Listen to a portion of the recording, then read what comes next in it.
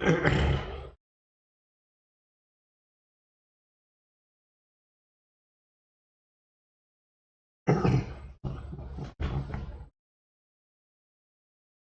evening, Roll Nation.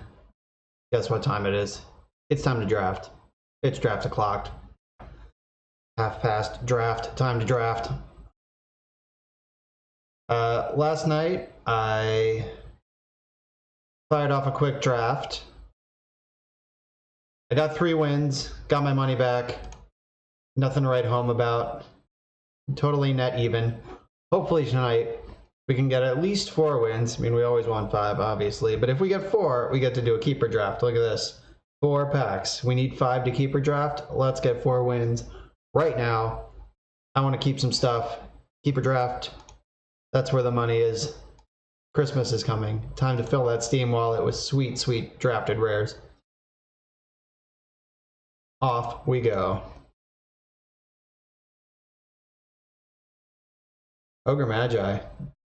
Don't mind if I do. I'm normally not super quick to get into blue, but this is a top tier blue hero, top tier hero in general. Ignite is a sweet spell, so I am not upset that Ogre Magi is the first pick. It's been a long time since I got to just slam a sweet hero. Like normally I'm fighting in the middle tiers, just hoping for something good to come in the next pack. So Ogre Magi I'm definitely taking. Arcane Assault is like fine. Tower Barrage is bad. Bronze Legionnaire and Thunderhide pack are both very good. Pick Off is also very good. For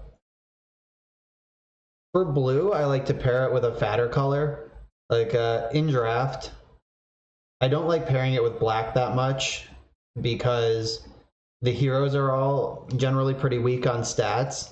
Like I want to fat up the board with green and red heroes to protect my blue wizards while they work in the shadows. And for that reason, I'm going to slam this Thunderhide pack. I'm always happy to have these. Never turn down a Thunderhide pack. Alright. Messenger Rookery is a totally fine card. I am not in love with any of these blue cards. Better Late Than Never is fine, but I'm not going to take it over a Demagicking Maul. This is a nice tool to have in your item deck. Lightning Strike, Cunning Plan. Alright, well, the best card in this pack by a lot is Tyler Estate Censor. So, there's that. And Cunning Plan is fine. It affects the board and it has the magic words on it. Draw a card. So Cunning Plan, I'm going to take because worst case scenario, it's pay 2 mana, draw a card. And it'll usually be better than that. And with my good friend Ogre Magi, there's a 25% chance that I'll get it back and get to draw another card. That's the combo. Alright, I like Sucker Punch. That's a strong card. Man. This pack's been unexciting. After that sweet Ogre Magi slam, the pack got real thin real quick. I don't want any of these. I'll take Trebuchets though. Wow, I don't want any of these either. I'll take the Diabolic Revelation is pretty close to unplayable.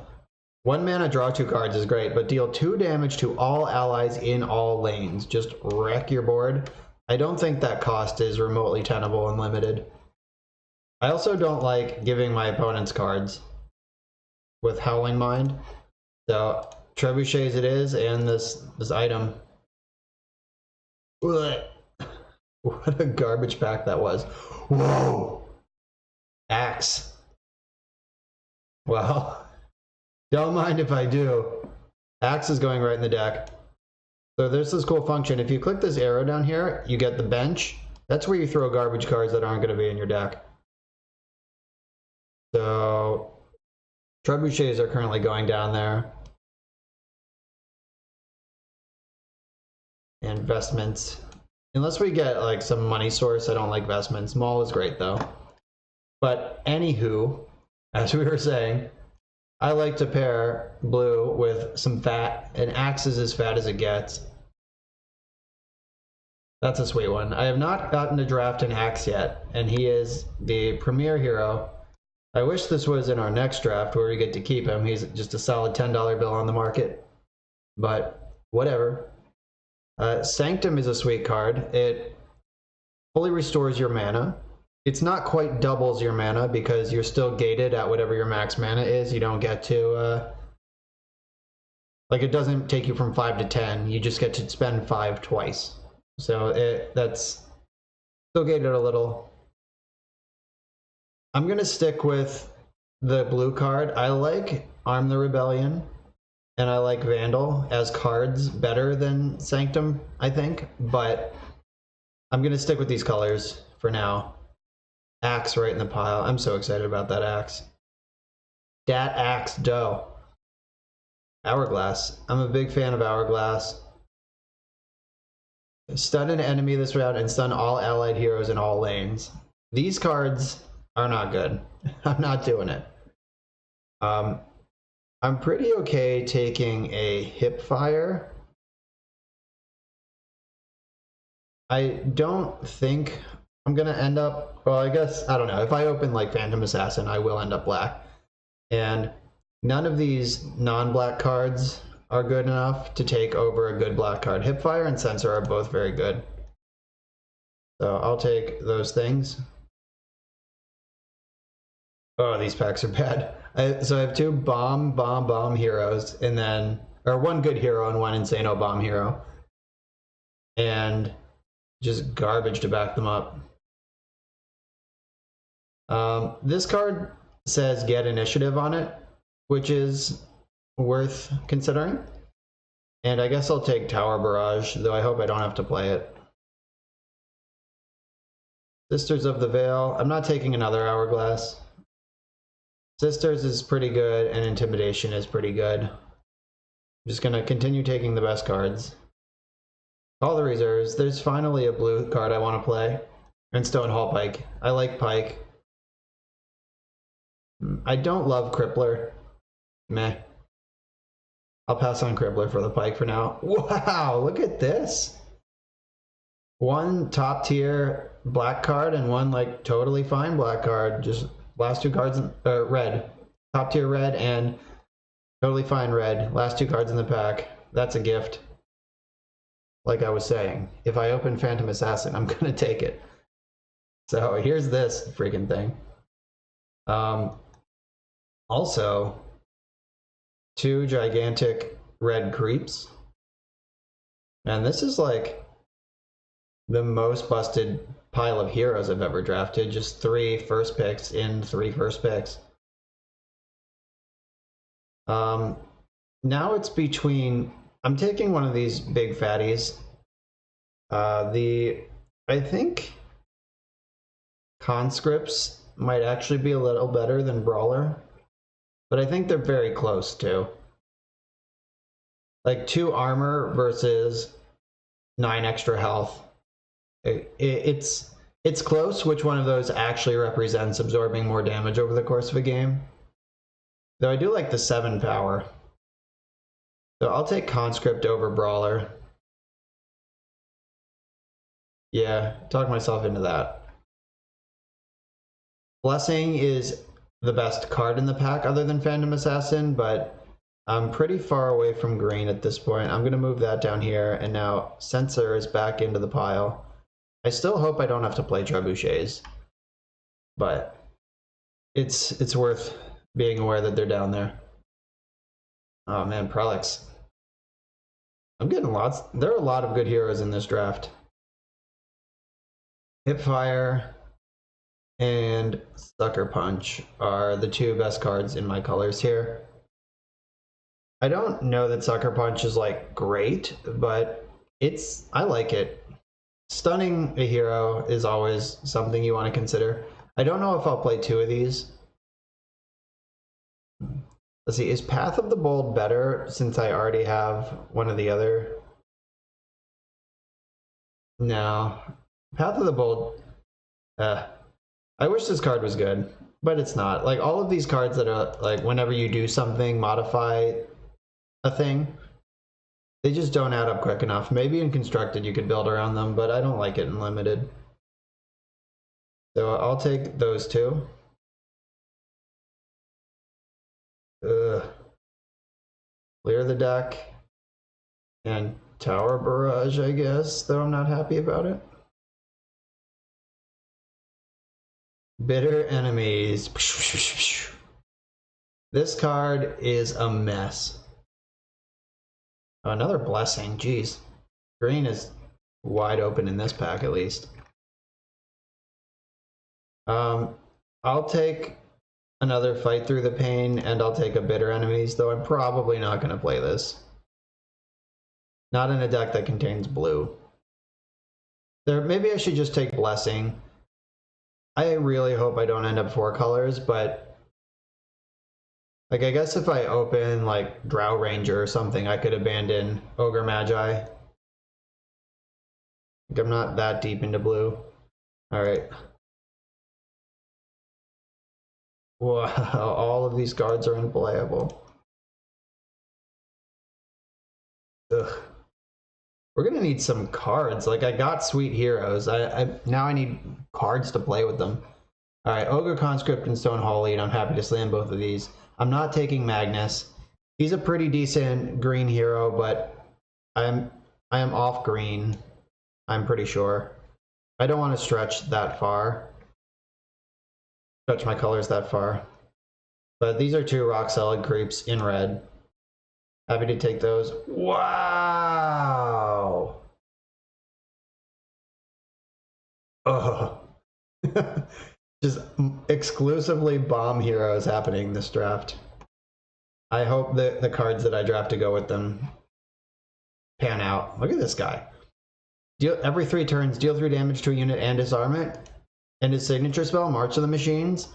It's an improvement that every turn deals 2 damage to every enemy and the tower in the lane. And you get to do that for 3 times. Messed up. And Red Mist Pillager is bananas. So, that's nice. Alright. I think it's time for a Crippler. And Ravenous Mask actually impressed me the other day when I was playing it. So I'm gonna grab the mask too. I don't think I'm interested in Payday.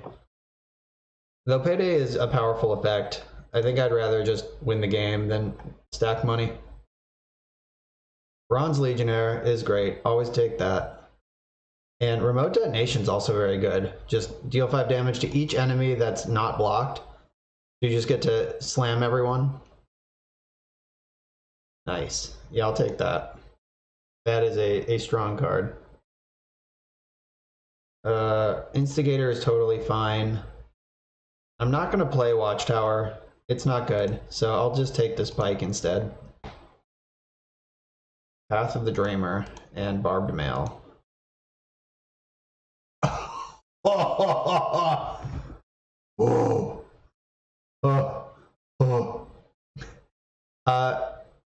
The battle for best hero is between Axe and Lich, and I have both of them.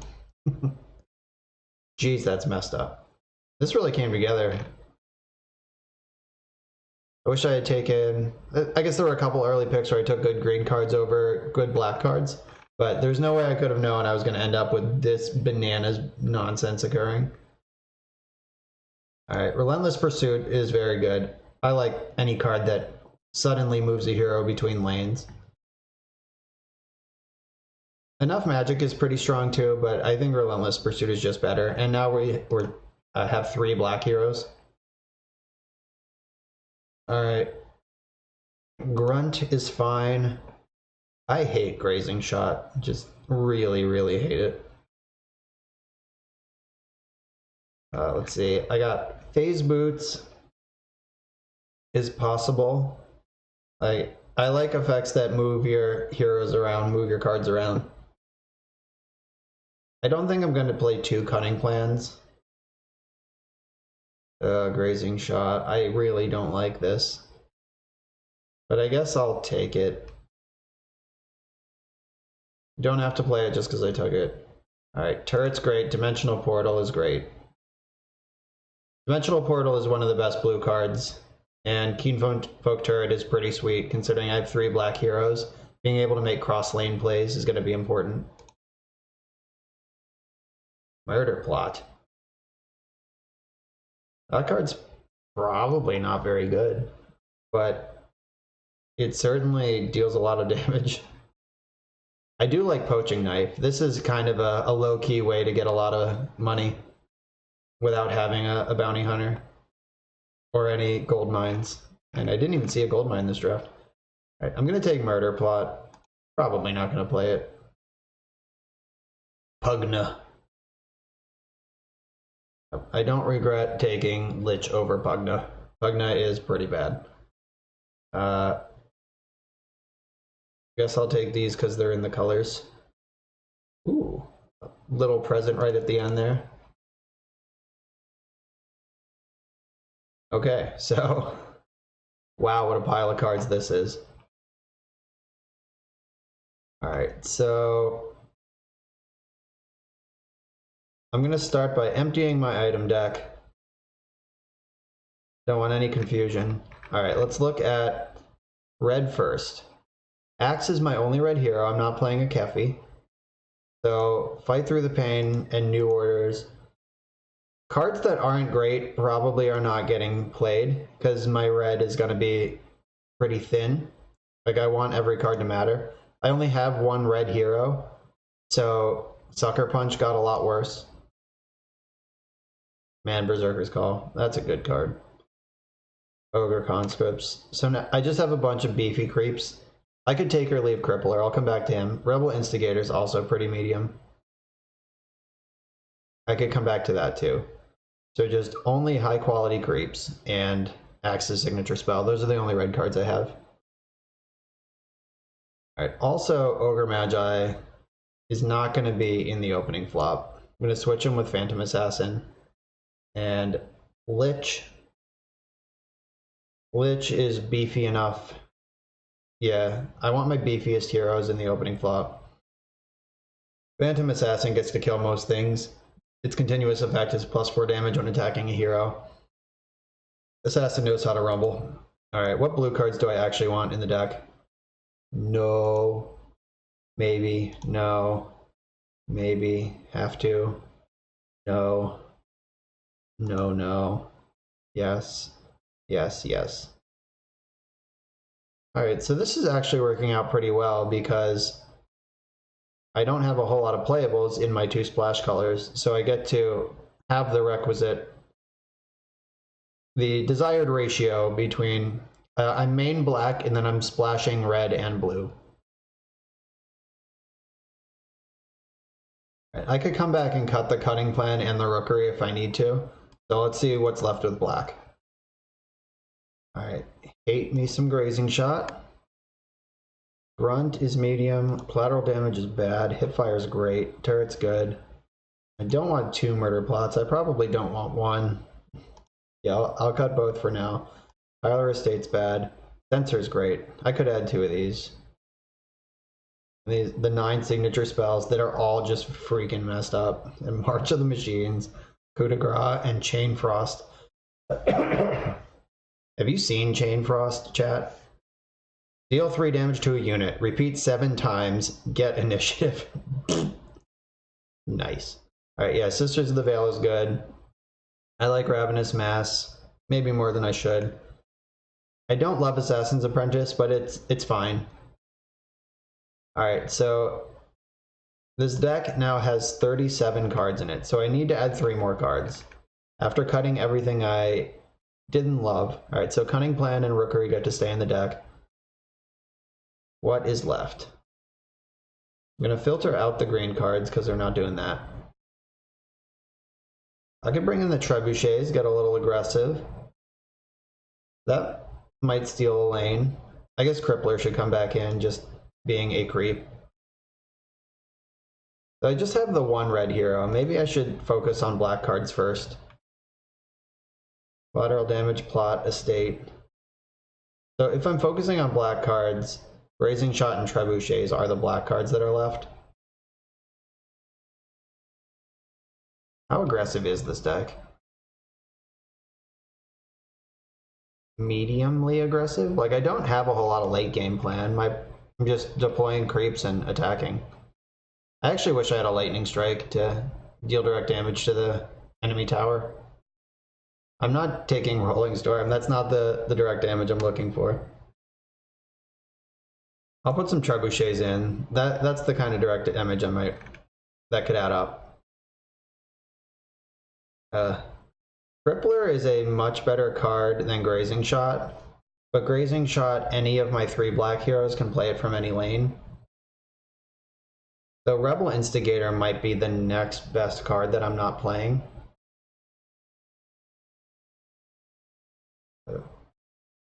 It's pretty close.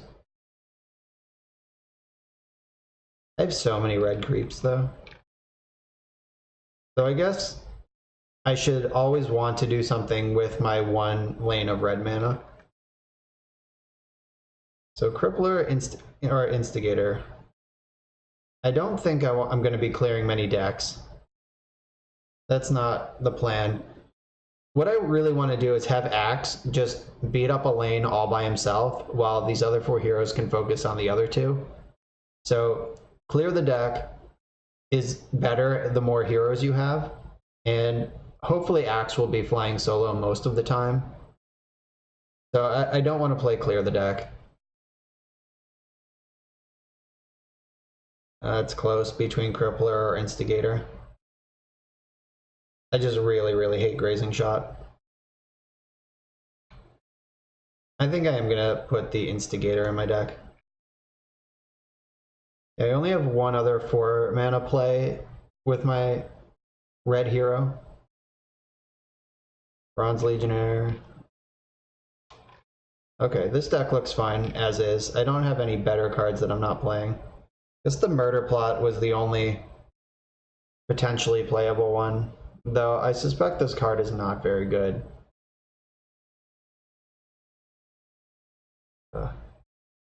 It can't be, right? It can't actually be good. Maybe with the 3 black heroes, it's better to try a Murder Plot over the Instigator. I know Instigator is totally medium fine. Like, that's locked in. I've played it a bunch of times. I've never put Murder Plot in a deck before. So I will play one of those. Alright, time to build an item deck. Alright, so beefy, beefy, beefy, weak, weak. Beefy in the front, weak back. So I definitely want the 3 cloaks. Every deck starts with 3 cloaks. Demagicking Maul is good. I like a pike. I like Poaching Knife. I like Hourglass. And I want to put a couple swords in this deck. It's okay that I'm gonna go over 9 items. I think it's fine. Like, sticking to 9 items in the item deck, I'm not sure how important that is. I like sticking to 40 in the actual card deck. So I have 1, 2, 3, 4, 5, 6 swords. 3, 4 extra items, and no armor in this deck. I wish leather armor was playable. Barbed Mail is actually pretty good. But Barbed Mail is not enough better. Doesn't fill a role that I need, that I'd rather buy it than like Stonehall Pike. Alright, this item deck looks fine. I'm not playing Book of the Dead, that card is butts.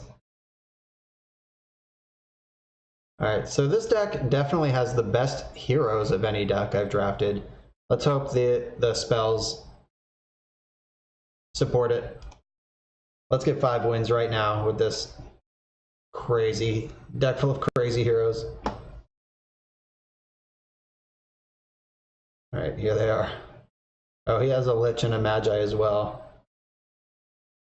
That is like a constructed spread of heroes, though. Alright, Axe versus Beastmaster. These are just trading off. Assassin's Apprentice. I can use that to kill Ogre Magi in lane 3. I could use it to kill this creep, but since I can... Oh no, I can't get a hero kill. I can just put extra damage on it. So putting the extra damage on it in lane 3 will make it dead to my creep next turn. I think I like that. Alright. Trades. Flat. Oh, I have Ignite too. That's gonna be sweet. I love Ignite. I have no plays here. Bash. And Axe. Axe is such a monster. Alright, they ignited my Axe lane. That's probably very smart. I'm gonna chip away here at the Magi. Unfortunately, it's gonna be a 2, so I can't ignite it next turn. Alright, what do they have coming down next? They have Lich coming down next.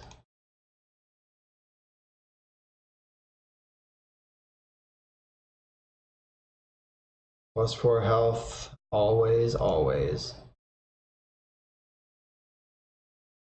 So they're dropping Lich, probably into lane 1, because that's the empty lane. I'll put Magi there too, and hope they don't end up facing each other. Alright, here we go. Okay, sweet. Magi is safely on the other side of the world. So I get to Ignite and Rookery this turn. Ooh, Jaden Frost. It's happening. I'm gonna put Rookery. I'm gonna Ignite lane 2. And then decide what I'm gonna do with this Rookery.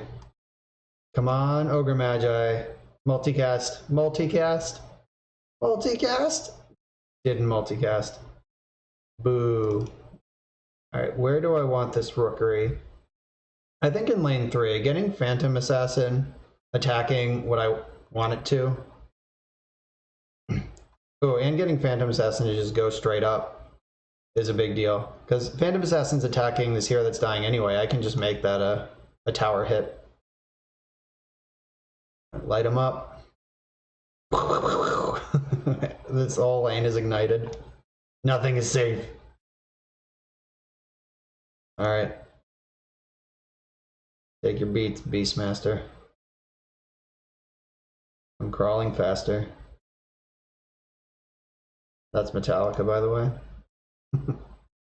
Alright, so Rookery lets Phantom Assassin go to the tower. Ooh. That was super smart. I'm gonna save this cloak for Tinker to wear. That was the best Tower Barrage I've ever seen in my life. That card's usually a brick, but it lets this live another turn. Live to fight another day. Heal a unit. Alright, here comes... Alright, so I have a March of the Machines ready. I can put it into lane 2 from lane 1 and just light up that lane. Just upkeep, kill everything. I'm definitely doing that. It's just which hero is going to end up where. I'm going to put Lich into lane 1 and Tinker into lane 2. Because Lich is the beefier one. I want him over there to help protect the Ogre Magi. And here comes a big old Zeus. Oh, they deployed. I guess they don't know about March of the Machines yet, but deploying a hero over there makes me very happy. Conscript and turret. Okay. Let's march these machines right across the battlefield. This is going to upkeep kill 2 of those creeps and the hero and Beastmaster. Debbie gets to battle on. Depending on what they do here, I can... Oh, murder plot. That's dealing 15, huh? Oh, because this is also attacking it. Okay. I'm impressed by murder plot right now. I'm not gonna lie. I'm glad there's one in my deck too. I'm gonna cloak up Magi. I can't save Lich, unfortunately. I can fully heal Axe, though. That's going to be brutal. Alright, they've started the card draw train with Lich. I'm not going to eat Ogre Magi. That's too good.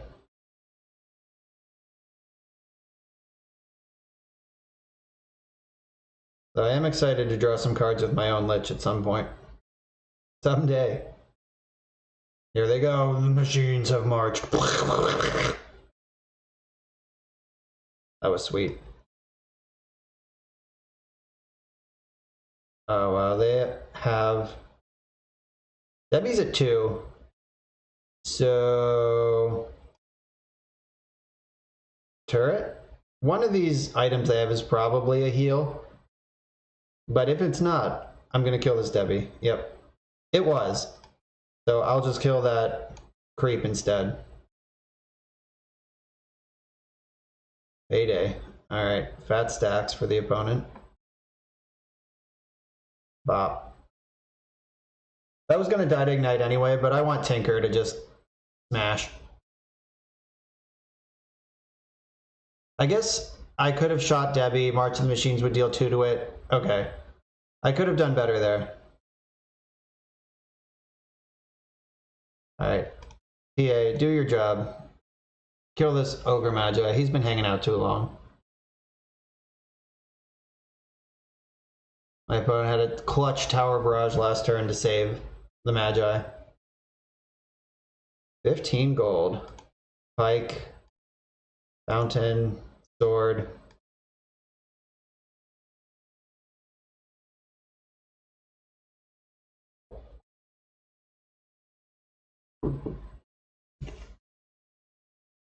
I hope I draw some blue cards. So I want to draw an Ignite and then multicast it. That's the best case scenario for this lane this turn. Come on, Ignite! Oh. Alright, no spells, no plays. Oh god, Hourglass. Pain in my ass. Yeah, I think Ogre Magi is the best thing I can put a Pike on because he is the weakest up front. So make my monster grow. Alright, let's bash. We're just racing in this lane. There are 2 heroes committed to my 1. So, I'm a fan of that. This Debbie is going to die to my turret unless they can heal her again. And they have no items in hand. So that seems unlikely. They could kill this creep. Ooh. I could also just laser it. Laser Debbie removal. And that lets turret shoot this creep and protect Tinker again. I want to save this sword for Lich because it has low attack. Conscripts, get in. I'm just going to bash this lane right now, get it done. And I'm also threatening the Ancient here, so they can't just ignore it. There's a lot of power in this lane. And Ignite is 2 turns away from killing anything. Is that a good murder plot to just put an extra 8 damage on this tower right now? I don't want to do that. I think I can do better. I will put the extra 2 on it though with that. Though, if I do this now, the tower goes to 4. Actually, okay. I'm convinced. Putting this tower to 4 in my deck with 2 trebuchets. Oh, they've conceded immediately. Wow. Yeah, that was worth it. Yeah, my deck with 2 trebuchets and 2 more March of the Machines, like, having a tower at 4 sounds great. Got him. That was pretty aggressive. And that lane that had Ignite and March of the Machines in it was so sweet. So nice.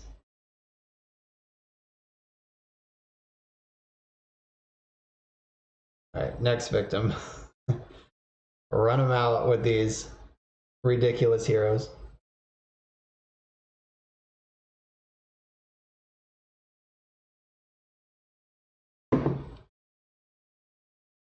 Oh, Farvon and Tidehunter. Unfortunate. I feel like Borat when he went to his hotel room and he was like, "King in the castle." Every time the like hero flop happens, I feel like I'm cheating a little bit, but I don't feel too bad about it.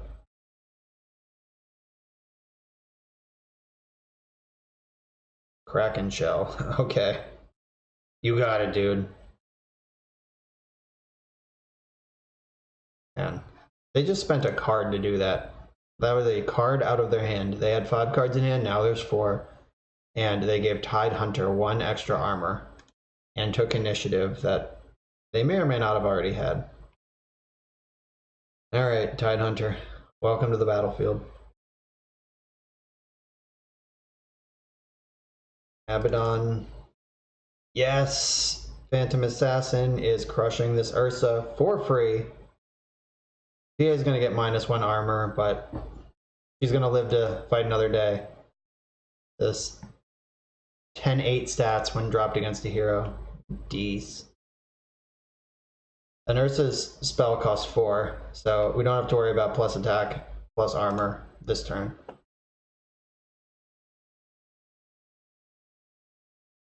It always feels really good when you get a free hero kill. Just 5 gold. Oh no! I spoke too soon. So that is a pretty early use of a really great card. So baiting out the blessing and gaining initiative because they did that. I've had worse things happen.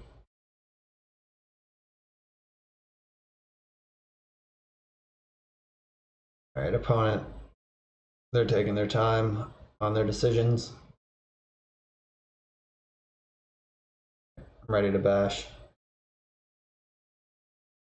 Kraken shell. Oh my god. They love Kraken shell. It is still gonna die on the same turn. Wow, nothing died. Nobody has any gold. That was a really lumpy turn 1. Alright, I'm gonna play Ogre Magi into... Where do I want this guy? So I don't necessarily want him lane 1. No, I think I do. Yeah, I'll put him lane 1. I was thinking because I would want to march the machines from lane 1, but that's not till next turn anyway. So, Ogre Magi, lane 1, top lane. I'm looking for those sweet, sweet ignites. I have remote detonation though, that's nice. Someday that'll be good. Darkseer went to lane 3. Alright, so I have 1 hero kill. I have 2 hero kills to their 1, assuming nothing else happens. They have 2 cards in hand. Remember when they played 2 Kraken Shells last turn and just had no cards left? Pepperidge Farm remembers. Alright, so what can I do here? I can play Rookery. And that does not a whole lot right now. Turret might do a lot. But do I turret this lane or a different lane? Everything here is so big.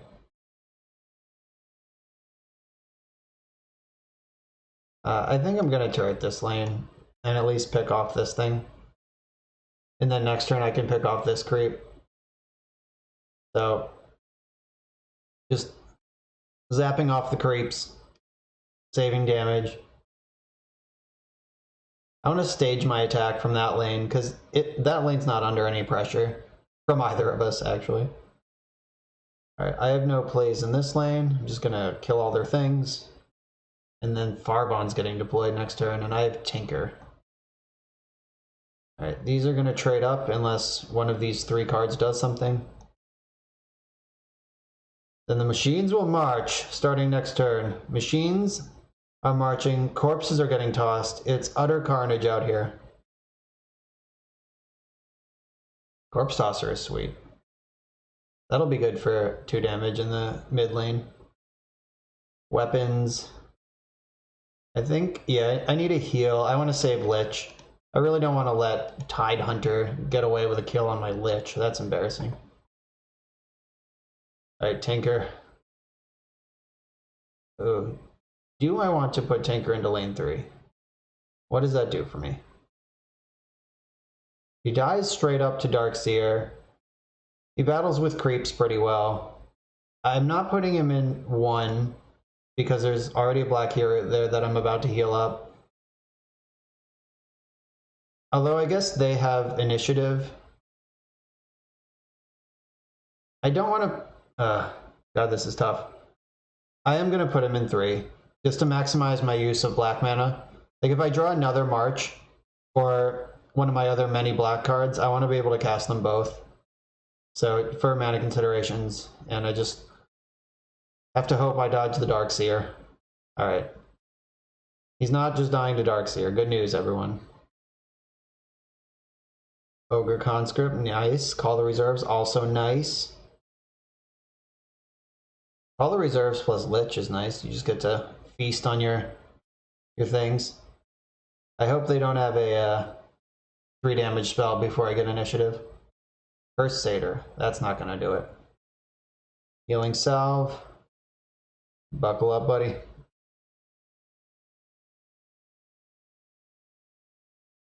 Teamfolk Musket. Okie dokie. Stonehall Pike. I can put that on Lich, and then we have an actual just like damage race. Alright, I don't hate that. I have a sword for the ogre.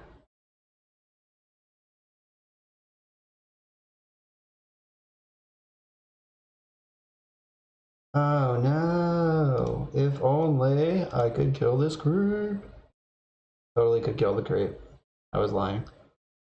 Alright, sword. So March of the Machines, I can deploy...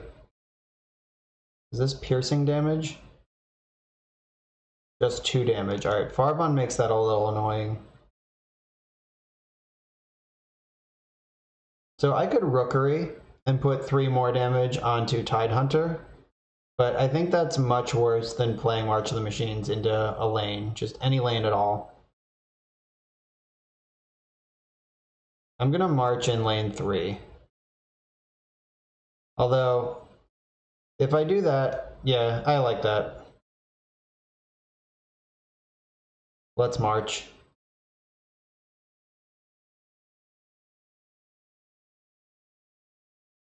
And I can remote detonate. Though the zombie's gonna block that, so they won't have any empty lanes. Alright, Ogre Corpse Tosser. Gonna come toss some corpses. Oh, Ion Shield. Bummer. That card's so bad. That's the real... I talk about this basically every night, I think, that every time Darkseer's in your deck, it means it comes with 3 Ion Shields. And that card sucks. Alright, chomp, chomp, chomp, chomp, chomp. So this March will clear every creep out of these lanes next turn. Unfortunately, I have no plays here. I am punishing the Axe lane, like I talked about. Like I talked about during deck building. I want Axe to just dominate a lane by himself, and he can actually do that. So like all these red spells are just hammering away at lane number 2, and I'm way ahead in it. And I get to just use my other 4 heroes to fight over 2 lanes. Roll, yes.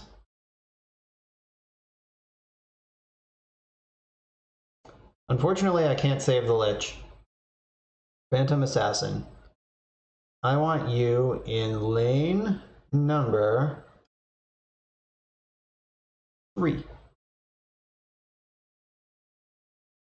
I suspect they'll split these between...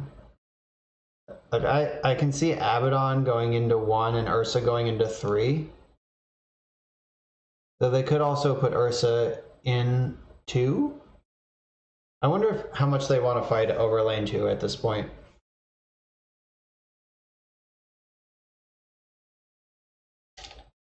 Putting Abaddon there would probably soak up a ton of damage over the course of the game because of his hero power.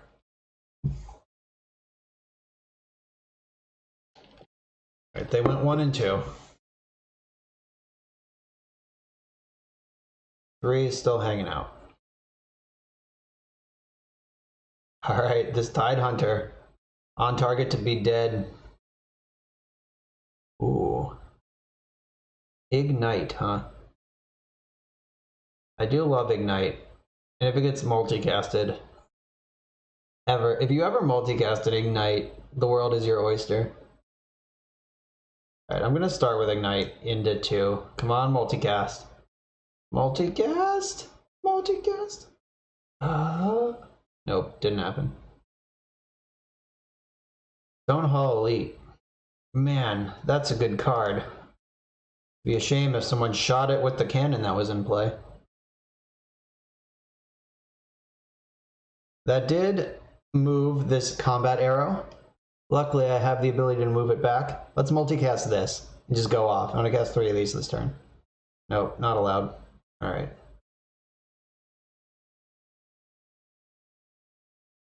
You attack you. All right, Lich should probably eat this creep.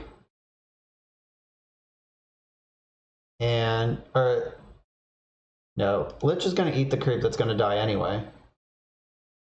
And draw a card. I should have done that first. You should figure out all your options before you start making plays. I'm okay with Lich. I could scroll Lich up so I can redeploy him next turn, but I'm okay with him taking a turn off to kill this Tidehunter.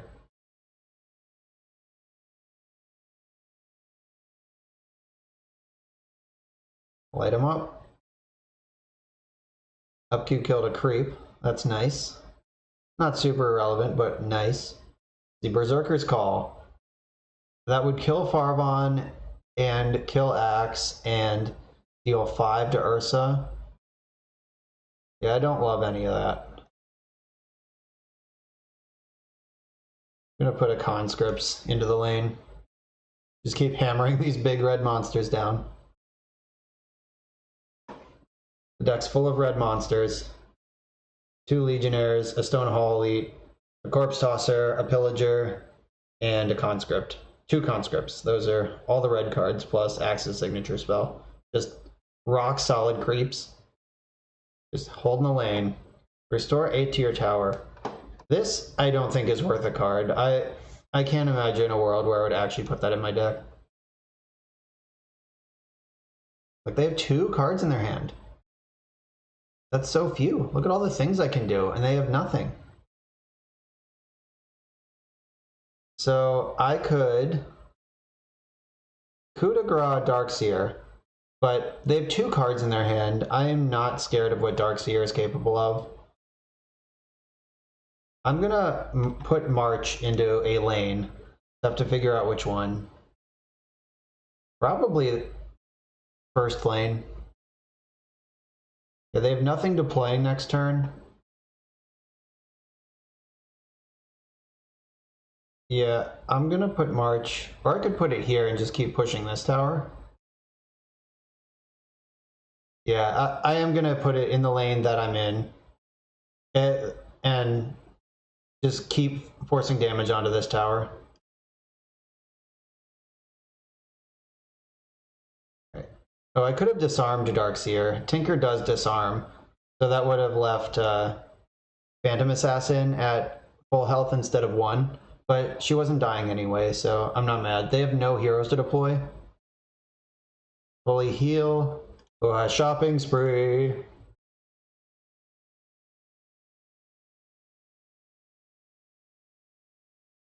Alright. They got a creep in lane 3 to block. I can call the reserves into lane 3. Abaddon got this unfortunate arrow for them. And Chain Frost. I got 2 of those in my hand right now. Gross. Ocean of Knowledge, sure. Zap this creep.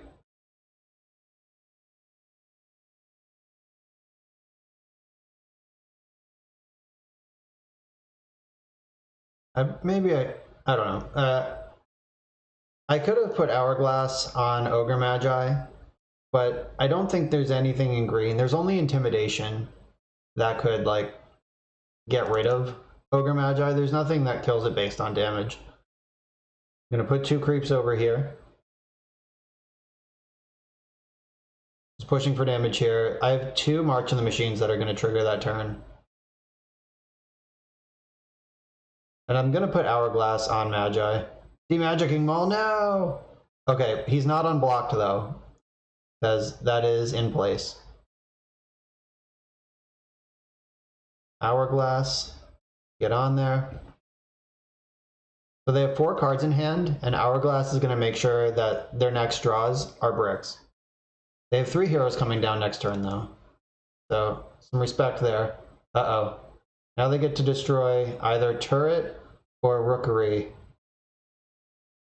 at random. Alright, that's going to be a pretty good Maul. Whatever. I can kill this Satyr while I still can. Alright, that's fine. I would rather have rookery in this lane than turret, I think. I'm pretty sure that's true.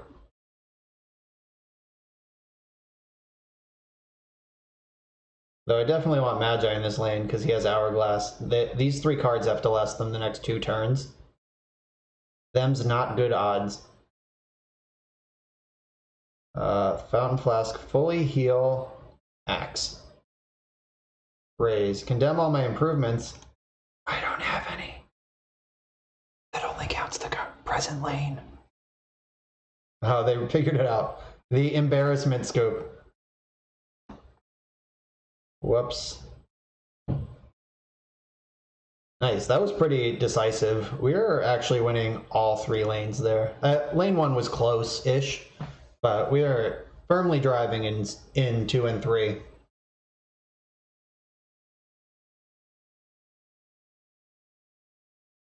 They have a Luna, a Legion Commander. They have 2 top-tier heroes. I have 5, in case you forgot. Lich, PA, and Axe hit the bricks running. Ooh, Trebuchets for the first time. Also, Bronze Legionnaire gets to match up against this creep right away. Alright. Free lunch. 4 power, 2 armor. 4 defense, 2 attack. That's what this card does. It eats melee creeps. And Axe eats heroes. Chomp. Wow! The turn 1 win here on Bosch and Roll stream. If we ever rolled anyone, that was it. They knew what they were in for. The tilt scoop against Axe. Jeez. I didn't even get to look at lane 3. I didn't see what happened down there. Wow. Alright, Chen, Legion Commander. They have 1 top tier hero. I had a Chen steal my Thunderhide pack the other day. That felt bad. I lost immediately, in case you were wondering. Alright, so I'm not going to have any plays on turn 1, just bashing. Kill a creep, kill a creep. Heroes bounce off each other. Alright. Oh, Rebel Decoy. Okay, that doesn't actually do anything right now. It just puts 2 damage on the board. And it's something to keep track of for later. Creep Smash. Creep Smash. And heroes bounce off each other. Duel is a trade. Combat training sucks. Alright, that was a very good combat training. See you later, Lich. Sorry, buddy. I wish you were tougher, but you're not. I didn't get to go to the shopping phase.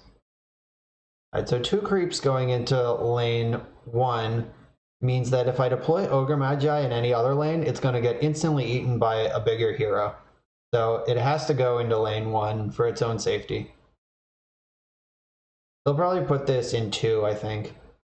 That's where I would put it. The Magnus.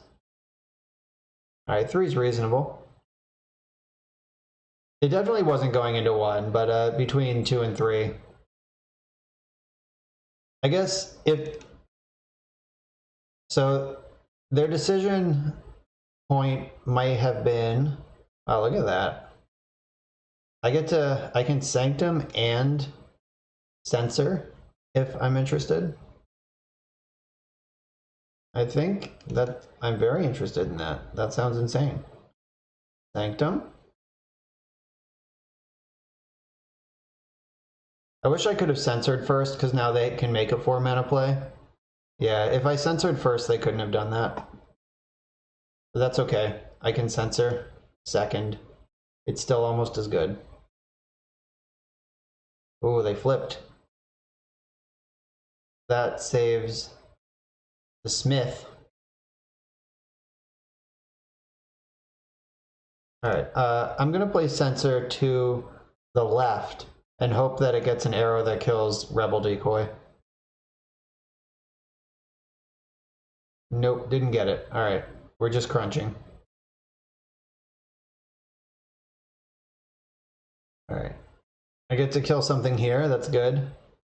Getting up to the magic 3 gold. Hopefully I can purchase a healing or defense item to save Ogre Magi. Not quite. Alright, so I get to deploy 2 things. Lich and Tinker are coming down. The Lich trades with Legion Commander and bumps off Magnus. Tinker... Alright, I'm gonna put Lich in 3, Tinker in 2, and I'm gonna play March of the Machines into 2 from 1.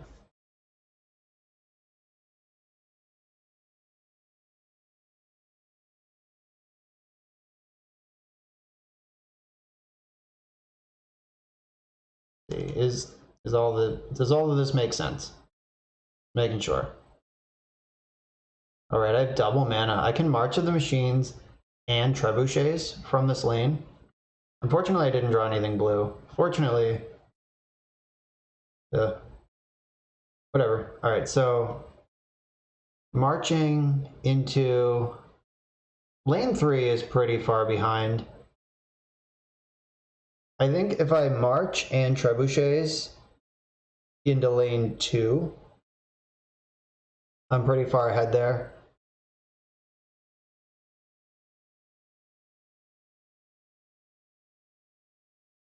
Alright, so march. Yeah, okay. I'm in. I'm actually gonna scroll my Magi so I can redeploy him next turn. I don't want him to just die for free.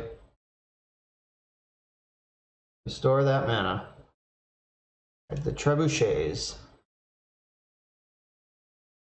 Okay, that makes sense. It saves Rebel Decoy. The Trebuchets are going into... Does lane 2 need the help? I think lane 1 might need the help more. Yeah, the lane I'm currently in. I think chipping away at this one, because it's so gummed up, the direct damage is going to be worth more here. I'm just pounding over here anyway. Oh, I could murder plot Enchantress. That sounds great, actually.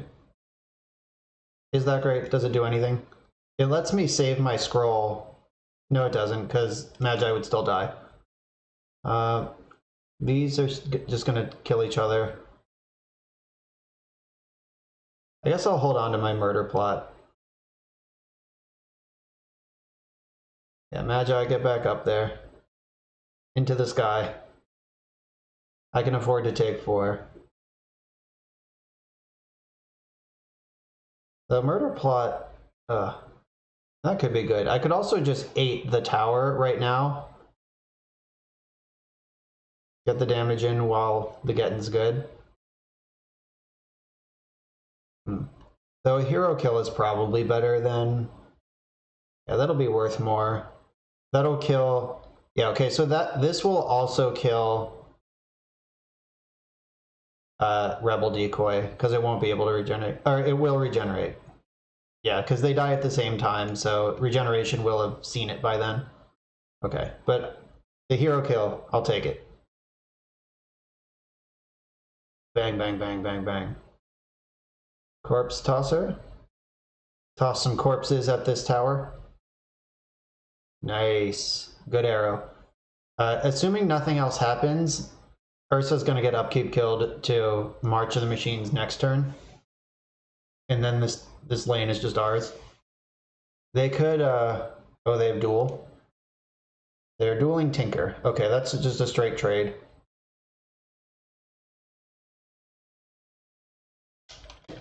All right. I'll take that. I would prefer them dueling over there to dueling anywhere else, pretty much. Just trading this Lich. That's good. That saves a ton of damage over here. God, we're both rich. Shopping sprees all around.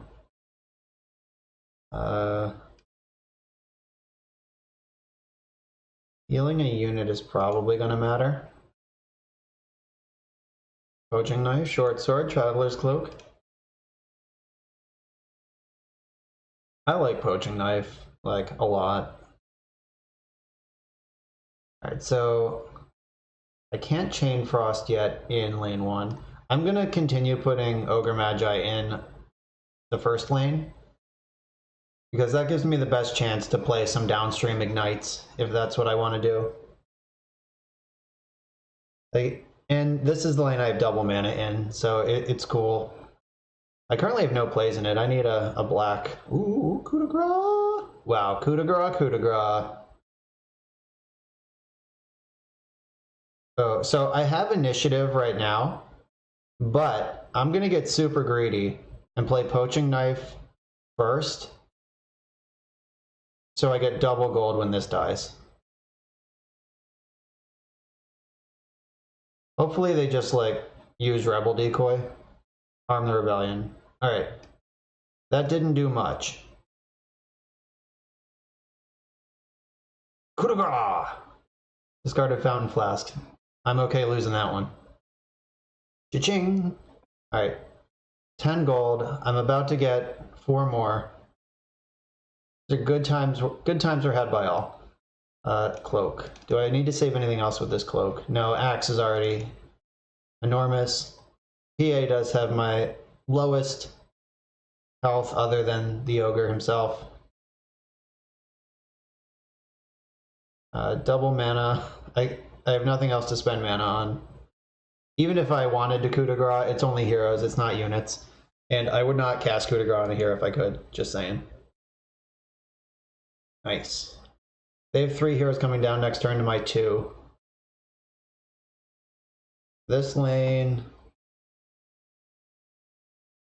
The short sword. I want Lich to have a sword more than Axe. Feel pretty good about this lane. And if they give me initiative, I'm going to get to Chain Frost lane 1. If they do anything. Ooh, Unearth Secrets. It's probably too little too late, and it very clutch gave me initiative. Yeah, I'm going to light up lane 1. More health. More health. Let's see, I could do armor, or I could scroll.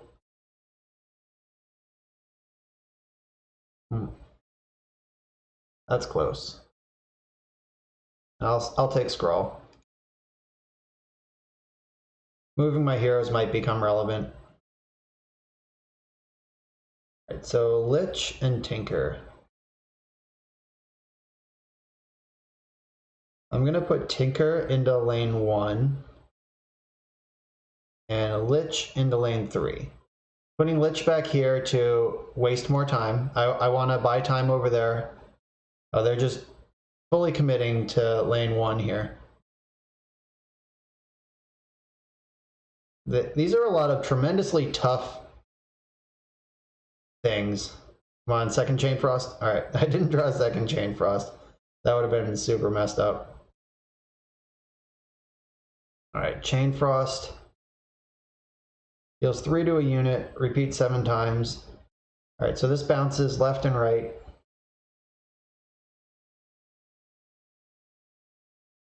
All right, and Tinker can still disarm this turn, so I'm going to start with that. Bang, bang, bang, bang, bang, bang, bang. Got 1, got 2. All right, that was sick. And I get to keep initiative, which means I can disarm Ursa. All right, that was insane. All right, I don't get to do 2 things now. Fair enough. Cloak up the Magi. So they could still play duel.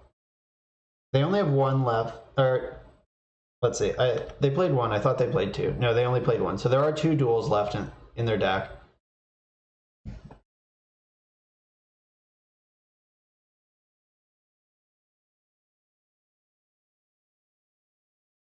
The Roar doesn't matter. Enrage. Enrage doesn't matter. Scroll. Alright, they're scrolling up Ursa, which leaves a lot of damage right here for me to take. Cloak up Tinker.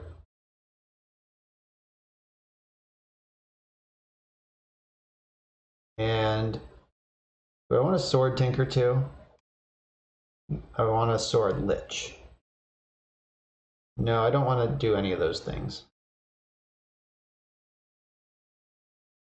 I think I want to sword. Yeah, I do want to sword Tinker. I'm going to push for this damage while the getting's good. There's a Trebuchets in this lane, so putting them to 6, they're essentially at 4. So I just need to find a way to put 4 more damage into that lane. And I have another Trebuchets and another and 2 more March of the Machines in the deck, and Lich is going to draw a card from this creep.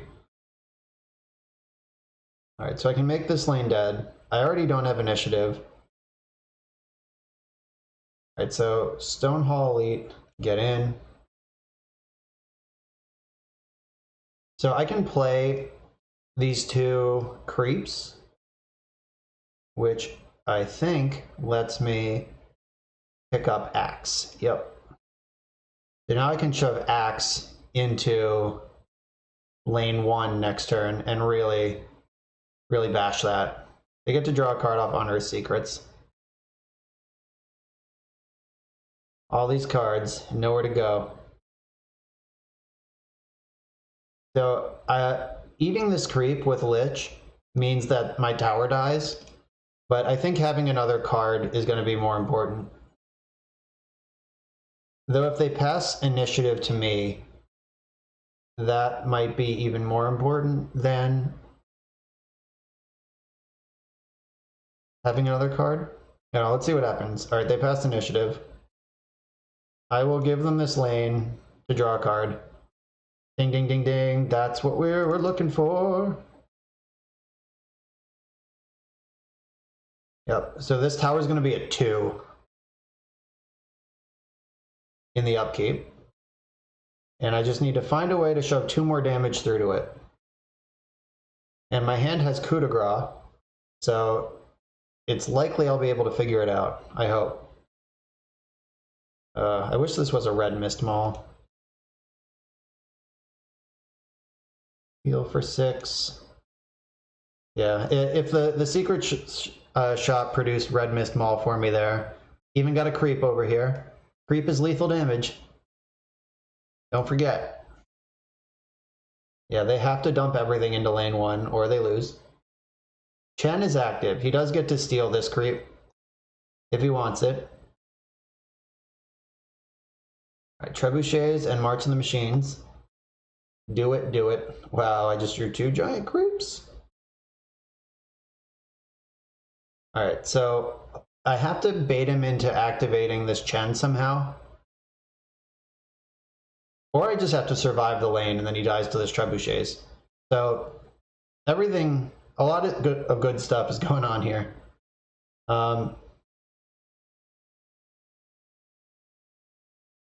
think I'm gonna put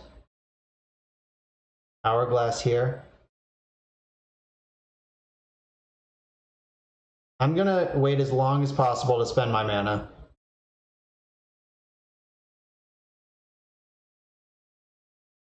All right, and that's why. So now Bronze Legionnaire can go here.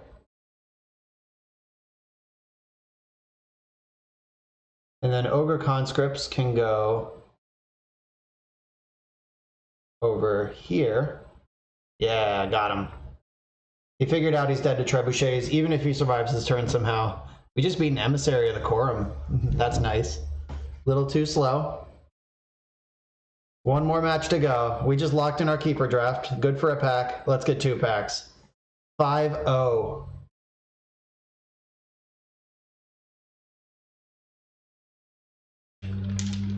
I'd be a little embarrassed if this spread of heroes didn't 5-0 draft.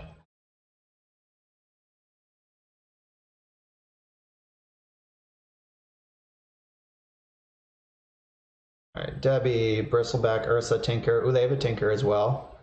Bristleback's also pretty strong. Bristleback can Tangle. Ursa versus Axe. Ooh, that's actually super annoying. Ursa is one of the few heroes that can Tangle with an Axe because it modifies with -1 armor. Softening up my Axe. Ugh. Boo, boo, boo. Alright, Untested Grunt. Kill this Debbie. Let's go. Arrow to the right. Arrow to the right. Nope, didn't get it. Couldn't quite grunt this Debbie to death. And Mazzy is their last hero. Just some significant crunching in this lane. No more spells to play. Bummer. So Ursa does trade up Strayed with Axe, assuming nothing else happens. Rock solid. Ogre Magi. So if I put it into lane 1, I'm getting a creep there, so it's 50-50 if Magi just dies or if the creep absorbs the attack. Oh no, that's their creep. So it's 100%. My creep is going here, so it's 50-50 if this just dies to Bristleback.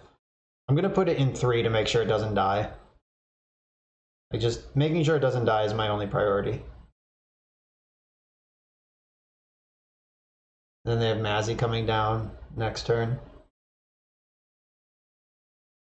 I have a March already.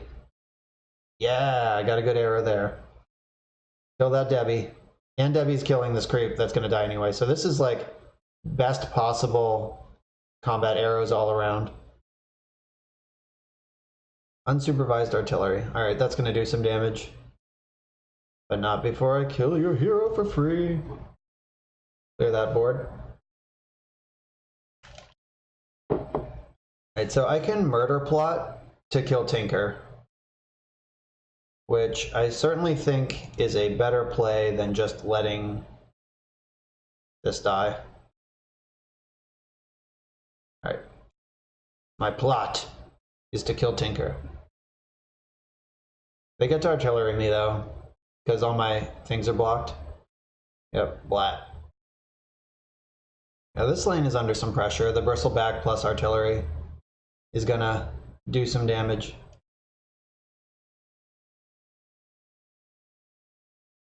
Legion Standard Bearer too. Okay, that's currently irrelevant. It'll be good for some extra damage next turn.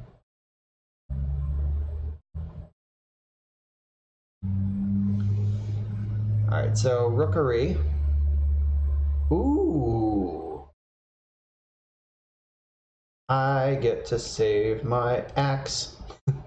Saving my axe. Draw on a march. Multicast! Yes, multicasting a card that says draw a card is the nuts. Alright, Rookery. I think I'm gonna put Rookery into first lane. Alright, so Mazzy is coming down next turn, and I have Tinker, they have Mazzy. I'm gonna put this into 1. I feel like I'm already dominating this lane pretty well.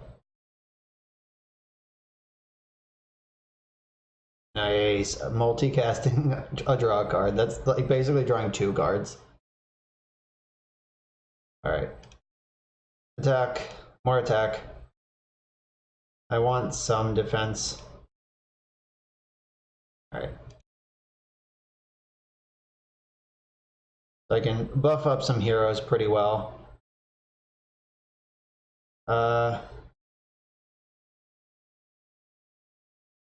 I think I have to let him have second lane. Or I could play Tinker there and just hope he doesn't land in front of Bristleback. Yeah, I'll do that. If he lands in front of Standard Bearer, I get an extra turn of playing black spells.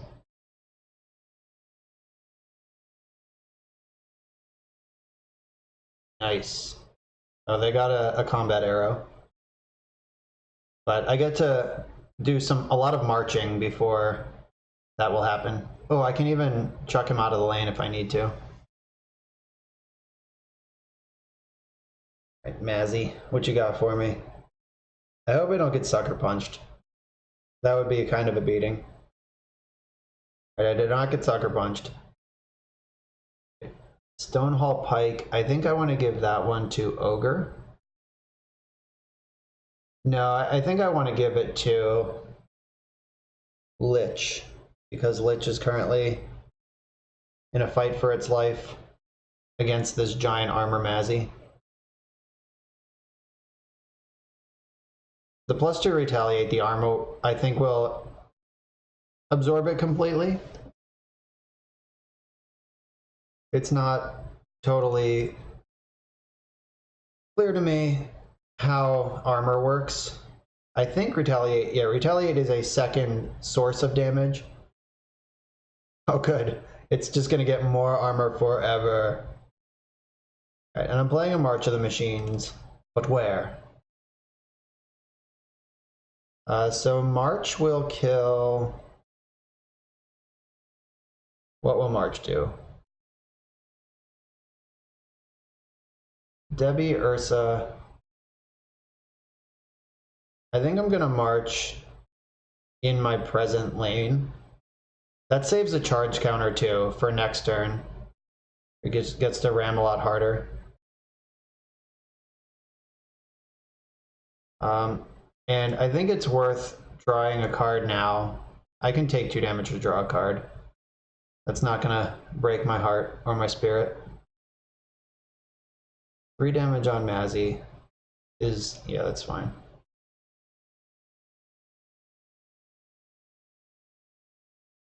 I get to march again. I could also Relentless Pursuit and save this. God, Mazzy is never gonna die. I'm just saying. I need some piercing damage in that lane real quick. I have Phantom Assassin coming down next turn in that lane.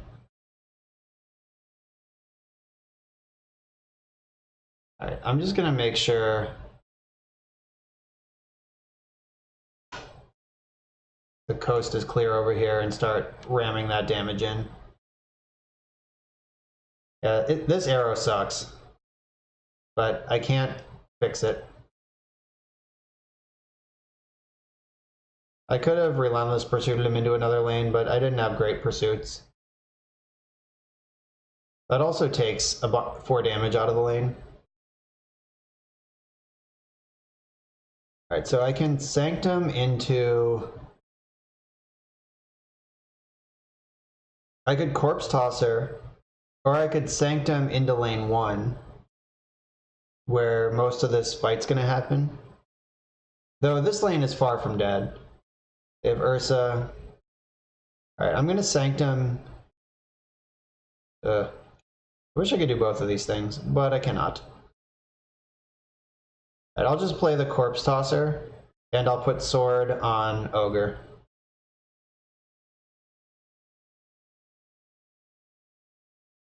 Alright, smash for damage. I have no money. Broke as a joke. Alright, PA, get into lane 1. Coup de grace. Coup de grace is a good answer to Madzy. Oh, they have initiative and they have Tinker, who's ready to zap. So that can zap Lich. And that is 3 damage is enough to kill Lich. Bummer.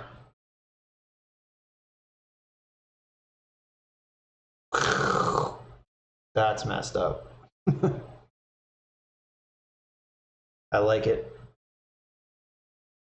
So I can Rookery to kill Ursa. And Coup de grace to kill Madzy. Yeah, they were definitely going to do that.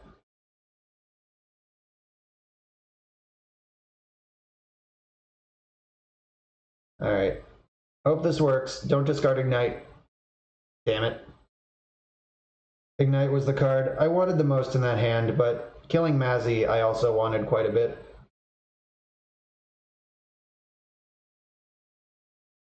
So their whole board is currently dying. They have a lot of cards in hand though, and 6 mana. So we'll see what happens. Ogre Conscript. Bummer. I'm still gonna move this over to Ursa. Clearing the heroes. PA's not dying to this anyway.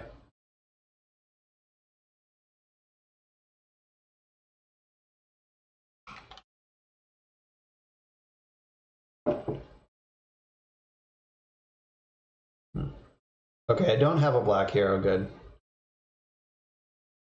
Yeah, if I had a black hero in another lane, I could have Relentless Pursuited it into this lane to deal 2 to Ursa. That doesn't do anything. Upkeep, kill. Upkeep, kill. Do I need initiative? No. I have no place here, and they have no place here, so initiative is not going to help me.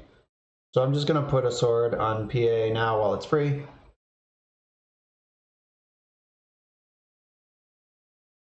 And I hope they don't heal this. Damn. Alright.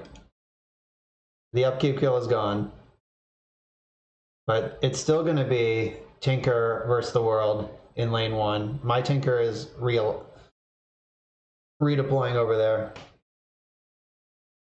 Yeah, this lane's super dead.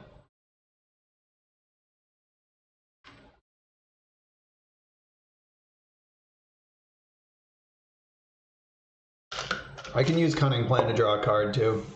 Oh no! Now I'm getting upkeep killed.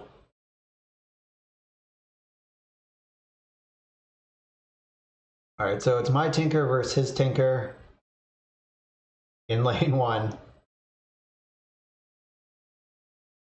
Alright, I'm gonna draw a card.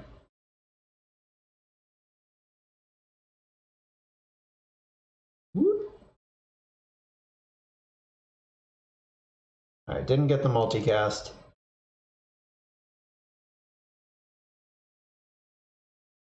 So I could Red Mist Pillage this lane. No, this lane's just dead. I want all the help I can get in this lane. Just all my improvements are right where they need to be. This lane is already dead because they have no heroes to deploy, unless they have a Blink Dagger or something. Which I really hope they don't. That's going to be clutch. Alright, lots of health. This Town Portal scroll is going to be huge. Oh good, my creeps are going to the lane that's already dead. Tinker's going over here. If I get initiative, if I still have Tinker in play when I get initiative, I can hip fire his Tinker. And then everything's good. Oh, another march. Is all 3 March of the Machines in the same lane? Oh, the machines are marching so hard. Alright. Ah! That sucks.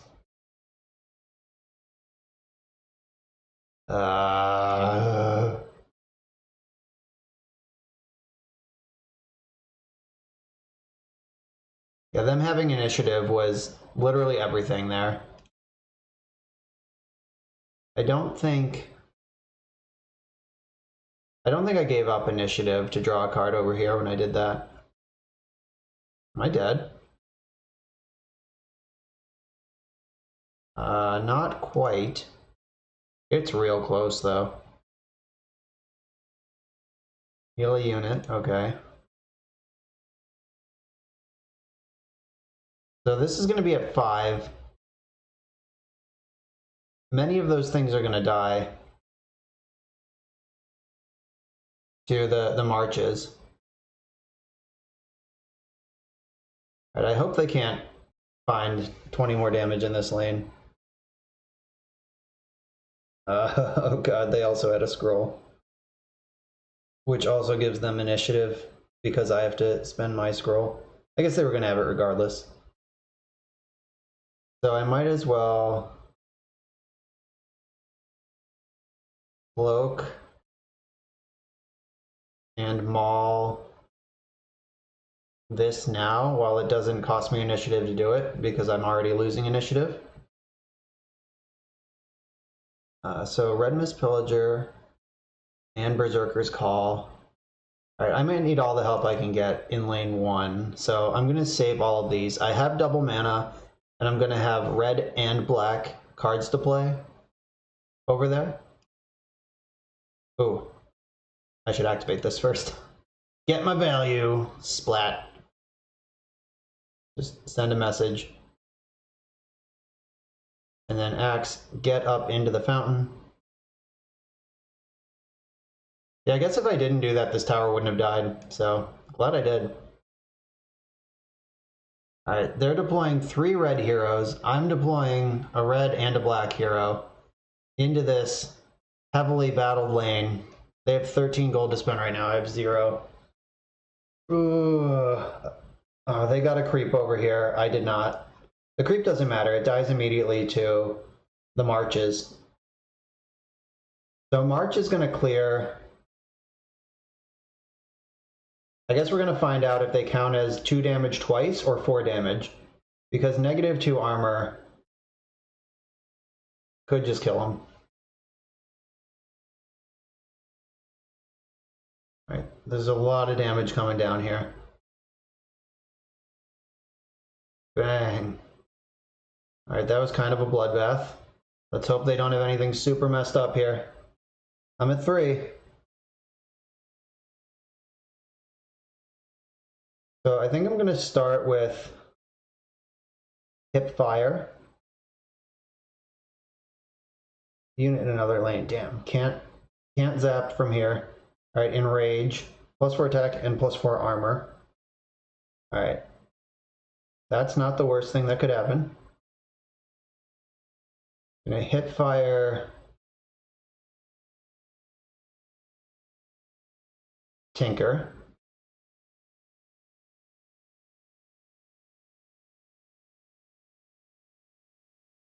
I don't know that I have enough to do everything I want to here.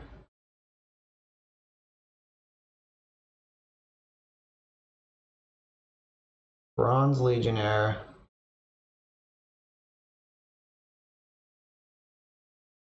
I'll smash that.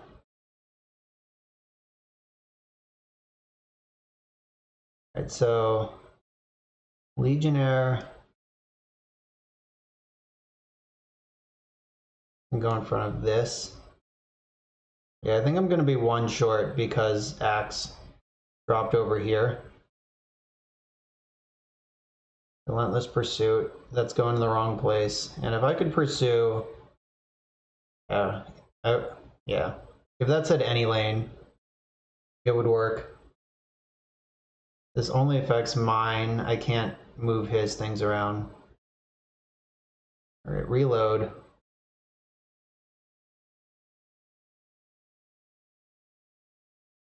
Yeah, I know, Imp.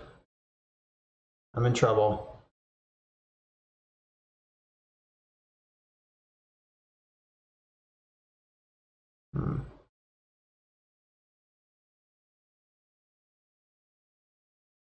Was there a way to do this? Yeah, I can kill Ursa, but that, yeah, if Axe landed here instead, I would be okay. Do this, and lost my creep anyway. Yeah, that upkeep kill that they had was clutch. Do I still have a untested grunt in my deck? Nope. It's gone. Oh, I still have Assassin's Apprentice. So I can sacrifice Axe to draw 2 cards and hope to hit Assassin's Apprentice. Maybe I should have done that earlier because the Chain Frost would have been an option. Alright, opponent. You got me. Damn. That was really close. Yeah, they were able to, they had initiative in some clutch moments. I wonder if I could have done something to have initiative in those spots. Might have to rewatch the tape later. That was super close. Yeah, the turn before the last turn, if I had initiative in lane 1 instead of them, I would have won, but instead they won. Alright. Definitely have this opponent outclassed on heroes. They don't also have the busted Tinker.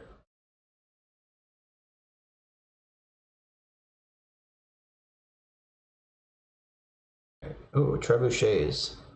Starting off early. These are gonna trade. I think I'm okay with that. I'm gonna put Trebuchets in lane 1 because Trent Protector is there. And there's Trent Protector here too, but Axe can handle that on his own. He'll just beat that thing up.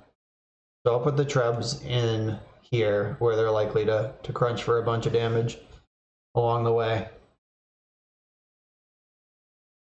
And I lose 2 damage by putting it in lane 1. Like I could have dealt 2 right now. So over the course of the game, I've dealt 1 less damage total, or 2 less damage total with Trebuchets by not playing it into lane 2 or 3. I hope that doesn't matter. Alright, so they have Venomancer coming down, and I have Ogre Magi. I'm going to put Ogre Magi into center lane and Dimensional Portal immediately. That would be a huge advantage right away. Magicking Maul, yes. Venomancer is a 5. Oh, it's a 6. Okay. Ooh, 2 creeps. Alright. Let's see if they want to have the blue on blue battle in lane number 2. They do not. Alright, cool. I will happily take lane 2 as my own.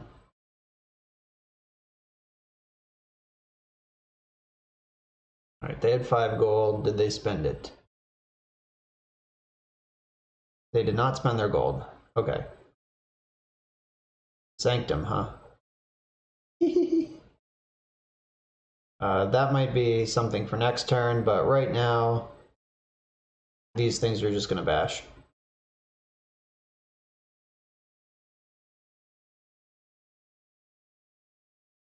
Yep. I can't actually kill anything, so none of these spells make sense to play. So Venom. These only zap their neighbors, right? 2 damage to a neighbor. Alright, they have no neighbors. Alright, hopefully I get to... Oh no, they're gonna upkeep kill that Lich. Because Venomancer summons a... Come on, multicast this. That would be messed up. Yeah! Multicast the best card I got. That was sweet. No plays, just crush. Axe don't play, Axe crush.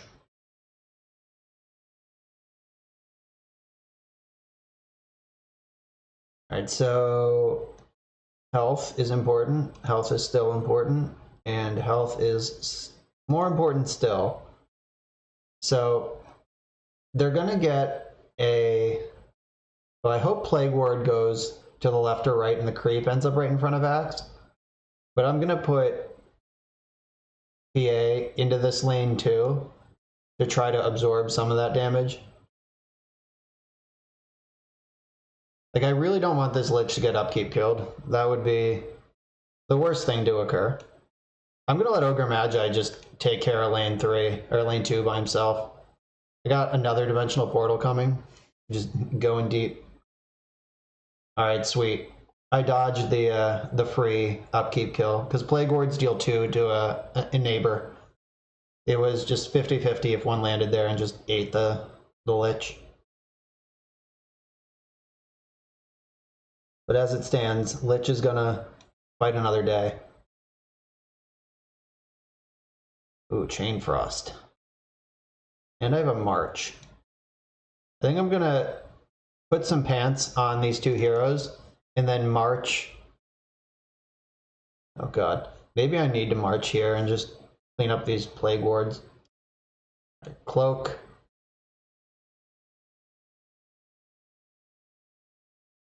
Re-Sanctum. Cloak. I'm dumb. I should have put Cloak over there. Oh no, Flask will work. Because Axe, yeah. Those are mostly the same.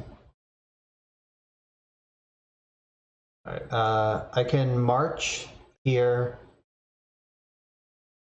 That'll start to mop up the Plague Wards.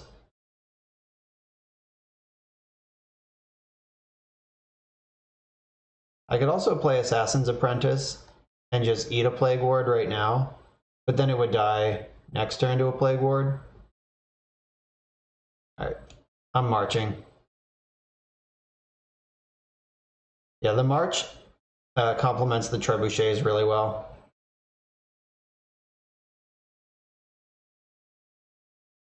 Oh, maybe I should have healed Lich. Oh, now I'm in the same spot where a Plague Ward kills Lich. Because it's not as bad because of the march now. I get to start working through those.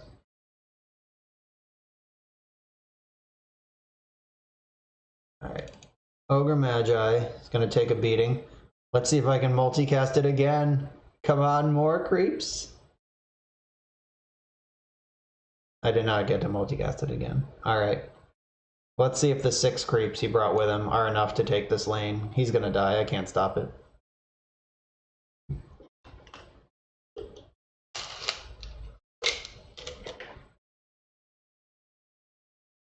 Pick off. Alright. Good news. I don't have to worry about the upkeep kill on Lich anymore. Because now he's just dead. That also lets him come back a turn earlier. So that was actually like way better than just... I would have taken my chances on the Plague Wards deploying there if I were my opponent. Alright, lots of damage there from the creeps. Hit fire, pick off. I'm going to heal Axe for sure.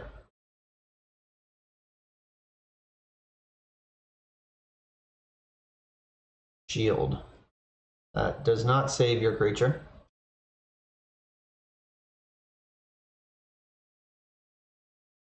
I don't really want to just pass here, so I might have to.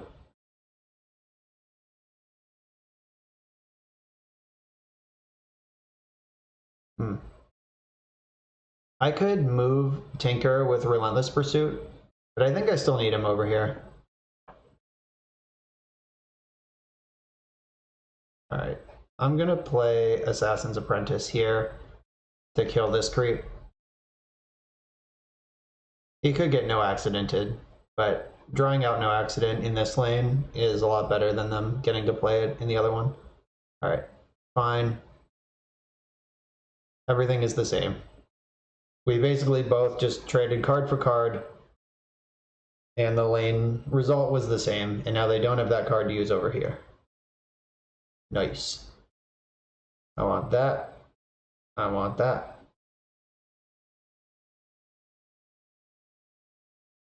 Alright, getting a creep deploy over here is a gift. Oh, yuck. Giving allies armor could be annoying in this lane.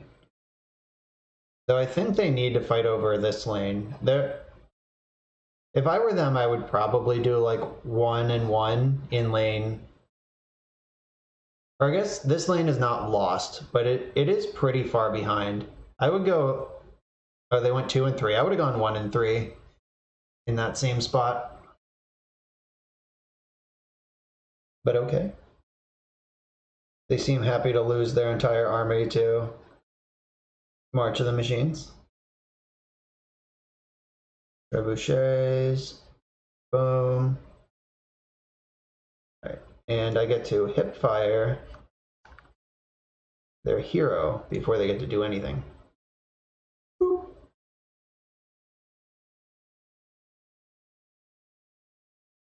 And I can sword this, I can maul this. They have Debbie coming down next turn. I'm gonna put maul on this now. So it only takes 1 initiative to kill their mana tower next turn instead of 2. To both play it, then activate it. Alright, cool. That lane feels good. They have to play... That's not going to help them win this lane. Alright, got this lane. So I've already won lane 2, and I'm ahead in lanes 1 and 3. So I don't hate my chances here. And I can disarm this Trent, which will save Tinker and kill Trent. And I can play, oh my god. This is gonna be a messed up Berserker's Call. Splat. Just kill their whole board. And cost me nothing.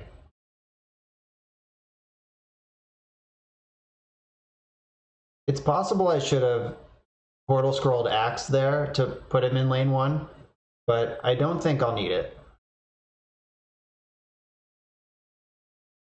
Heal, sword, lots of items there.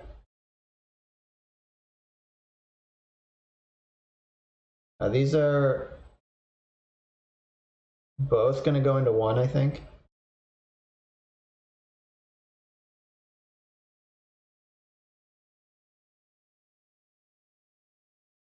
I hope things don't just die from a machine gun of Plague Wards. That seems unlikely to happen based on the positions I got, but this lane is pretty dead. Did they put Debbie in a different lane than this? Trebuchets, marches, bang. And they put Debbie in lane 3? Did they not realize this lane was dying? Clear that out.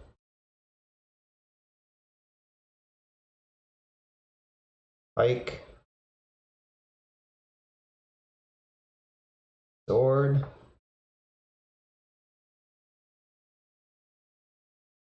Cloak. What's going on? Lane 3 doesn't even matter. I won lane 2. Okay.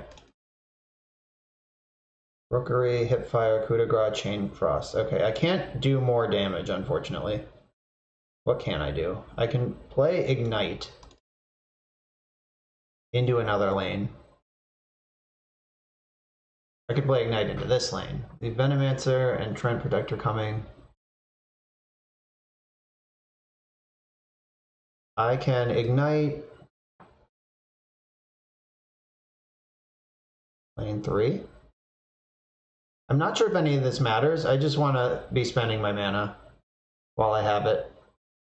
Like, I can't kill this tower right now, but I want to do as much as I can. I already don't have initiative.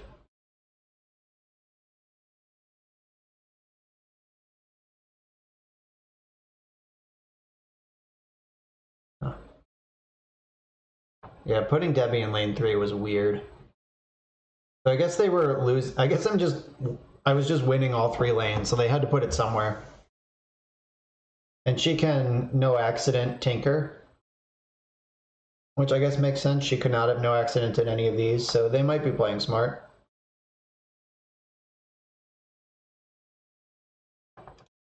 We have another black hero. No, it's just tinker over here. So if they do have no accident, then I can't hip fire to get initiative back. I'm going to put Rookery in this lane now, because this is the lane I'm going to want the most control over.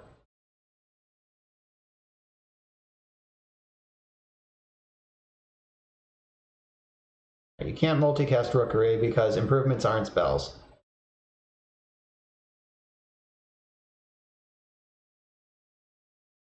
All right, that looks like a, ooh, I can eat this creep. This 2 damage is not going to make or break me. Ooh, just upgraded creep to grunt. All right, now they are dead because Trebuchets and March of the Machines puts 4 on this in the upkeep. Upkeep kill the tower. All right, that was awesome. That was like the best draw off of Lich possible. I think this is just a complete mashing, just winning all 3 lanes.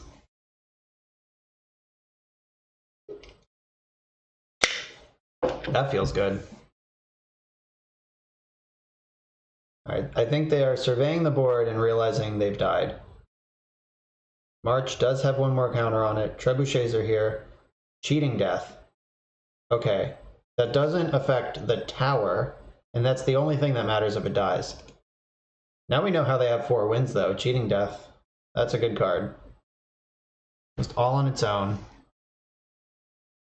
Winter Wyvern is attacking a different creep now. Okay. And that gives me initiative. What can I do with it? Probably nothing. Alright, doesn't matter. Hipfire is not piercing damage, and this Debbie has 2 armor. I can coup Debbie and just make sure I never lose. I can also Chain Frost, which I think does the same thing. Now, Chain Frost deals 1. So it does it 7 times. So 4, 5. Yeah, this is good enough. It'll deal 1, 4 times to that thing. Oh, it has to go left or right. Crap. Okay. Now I know how my card works. I've only drafted Lich once before, so Chain Frost actually needs another target to bounce to. Alright, that is irrelevant. I'm glad I learned that in this situation where it didn't matter, and not one where it would have been everything. Money Dagger. It doesn't matter, no one's going to get the ability to play any cards because the game is over. The tower does not have armor, the tower does not have regeneration. They can't heal the tower without having initiative. I believe they are just deceased.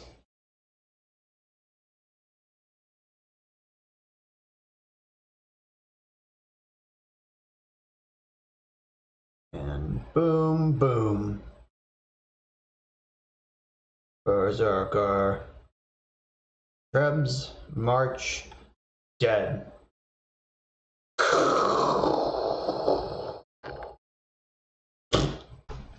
Out of there. Back to the menu. That's 5 wins. That is a perfect run. There was a loss in there, so perfect by, as in, I ran out of wins before I ran out of losses. Let's look at this deck one more time. Look at these heroes. Axe, Lich, Phantom Assassin, Ogre Magi, and Tinker. Just constructed deck right here.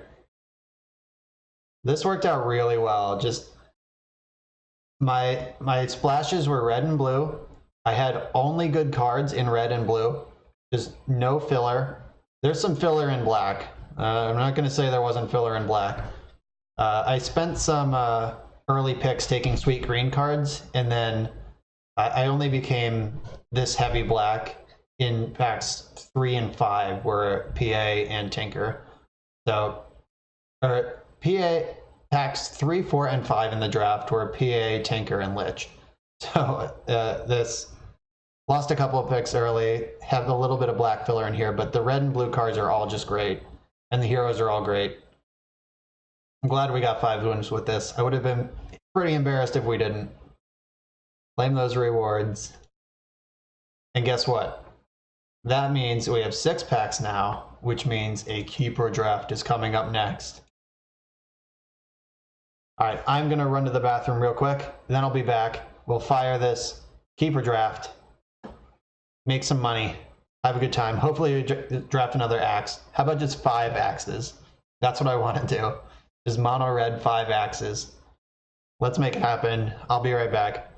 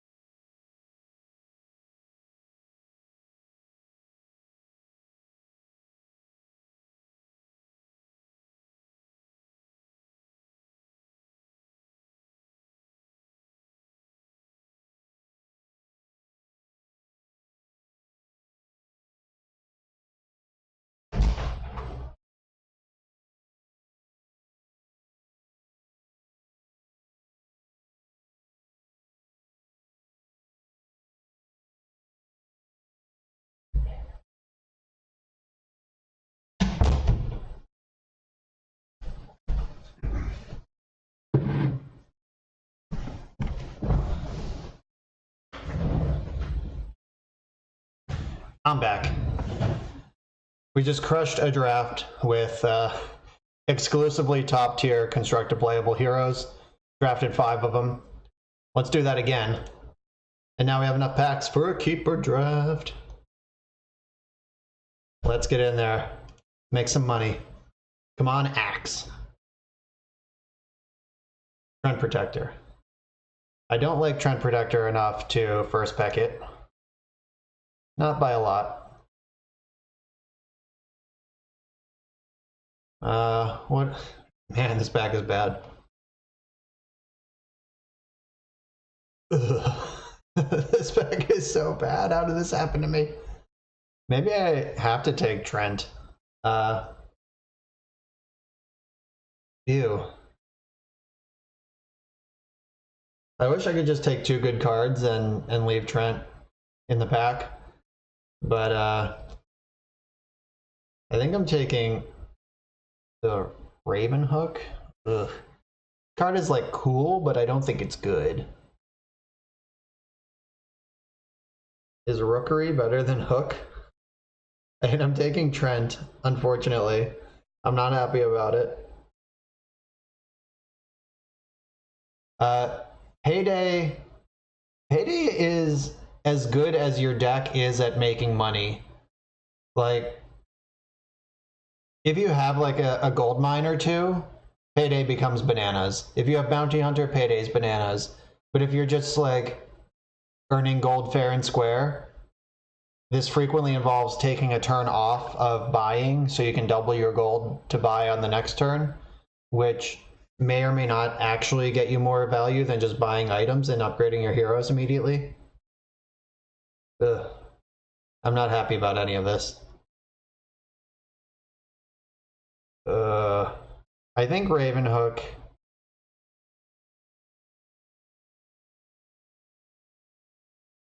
I think Raven Hook has a higher ceiling than Payday. Payday will be consistently better, but Raven Hook could be a good swing. Though I'm not excited to be first picking any of these cards. But Trent Protector, I could do worse, I guess, if I'm forced to take a hero. I'm in. Okay. Immediately paid off a little bit. I'm very happy with Satyr Duelist, and Rebel Decoy is fine. Maybe Thunderstorm. Thunderstorm's better than Rebel Decoy by enough that I'll take that instead. Satyr Duelist I'm slamming right into the deck though. Yeah, 4 damage is the magic number. That does kill a lot of things. Alright, Duelist is in. Rookery, Strike. Selamine's Favor. I like this card quite a bit. It's a good one. I'm going to tuck Raven Hook onto the bench because I hope I don't have to play it. Cover of Night is pretty cool, but I don't know if it's good, but it's just cool. I'm between Bellow and Altar of the Mad Moon. Mad Moon's pretty good if you're going wide. Let's see, Trent gives his neighbors armor. I could end up with some super tough melee creeps. I think I like Bellow better. Okay, so let me think about this a little differently. The only other card I'm happy with so far is Thunderstorm. And one of Blue's archetypes is going wide with creeps. So making the creeps tougher might make a lot of sense. I might just end up with 2 sweet black cards, or I might not end up blue. But if I do, I will be happy I have Altar of the Mad Moon. Like if I end up blue with a Dimension Portal or 2, I'm going to be happy I made this pick. Also, Altar is uncommon and Bellow is common, so I'm more likely to be able to get one of these later. Okay, I talked myself into it. I'm convinced. Cunning Plan and Juke are the best cards here. Look at this. This is the same card, but this one draws a card for 1 more mana. And since you start on 3, costing 1 instead of 2 barely matters. I don't want Juke. Cunning Plan. Maybe I want Blade of the Vigil instead. +2 attack and +2 cleave. If I'm on a go wide strategy, cleave could matter. I love forward charge. I'll take Blessing and charge. All the reserves. All right, it's coming together. The go wide creep strat. All right, this Obliterating Orb is a sweet one to have in your deck too. Relics. We were just talking about the go wide creep strat. This card goes real wide. Ladies and gentlemen, Mist of Avernus is in this pack. I drafted last pack specifically with the what if we end up in a blue deck that goes wide in mind. And here we are with Prelix and Miss of Avernus in the same pack. I could not be happier to slam both of these cards. I mean, Prelix is no Canna, but Prelix is still good. All right, Bristleback, sorry, buddy. Maybe next time. Dimensional Portal, one of the best cards in blue, certainly the best non-rare card in blue. And Intimidation or Ghoul Martyr. Intimidation is a better card, but Ghoul Martyr fits this strategy really well. The go wide plus go big. I think I'll take Intimidation now and try to get a Martyr later. Yeah, dude, if we also get Canna to go with Prelix, oh no. The Artifact Network is being updated right in the middle of my draft. But yeah, Mormagil, you were right. The Horde of 2/1 Hounds and We'll Be in Business. That is Canna's signature spell. And Canna is the best blue hero, and Canna is also Prelix's daughter. So we could have the whole family together. Though Canna and Prelix don't agree on how to treat the creeps. According to the lore, I've done a little bit of reading up on Dota lore, and it seems that Prelix wants to work with the creeps and be friends and respect all creatures, and Canna wants to just sacrifice blood for gain, just hurt all the creeps, and then capitalize on their pain. I'd be pretty happy to do both in this deck, not gonna lie. I would be really happy to do anything that Artifact is updating their network right in the middle of my drafto. I wonder if they schedule this. Like, I feel like this happens occasionally when I'm streaming. Do I just stream during update time? Or do they fire them off when they're ready? That didn't take too long. So, okay. Dimensional Portal and Intimidation are in. Friendly Fire, that's one of the best blue cards. Definitely in the top tier pretty cleanly. Blacksmith is not great, but it's also not bad. Ooh, Pike is pretty good. Pike might be better than Blacksmith. Yeah, I like the red one, the red Blacksmith that does +2 attack, but +1 armor is less exciting than that. All right, I'll take the weapon. Because in green-blue, your heroes are going to be pretty small. Oh, here, speak of the devil, +2 attack. Also, Satyr Duelist, slam that in the pile. And Restoration Effort, I can't imagine ever putting this in my deck. Heal your tower for 8. How about you just don't let your tower get hurt? Alright, I'll take Arms Master because I think it is the second best card. Though Keenfolk Golem, I'm probably not going to play any of these. But I'll take the Golem. Alright, Golem, get onto the bench. Forward charge, get on the bench. Shop Deed. Get rich or die trying. I'm not playing Rolling Storm. I'm not playing Crippler either. I'm also not playing Shop Deed, but I will put all of these cards right into the bench. Ooh, Sniper. I'm never upset to see a Sniper.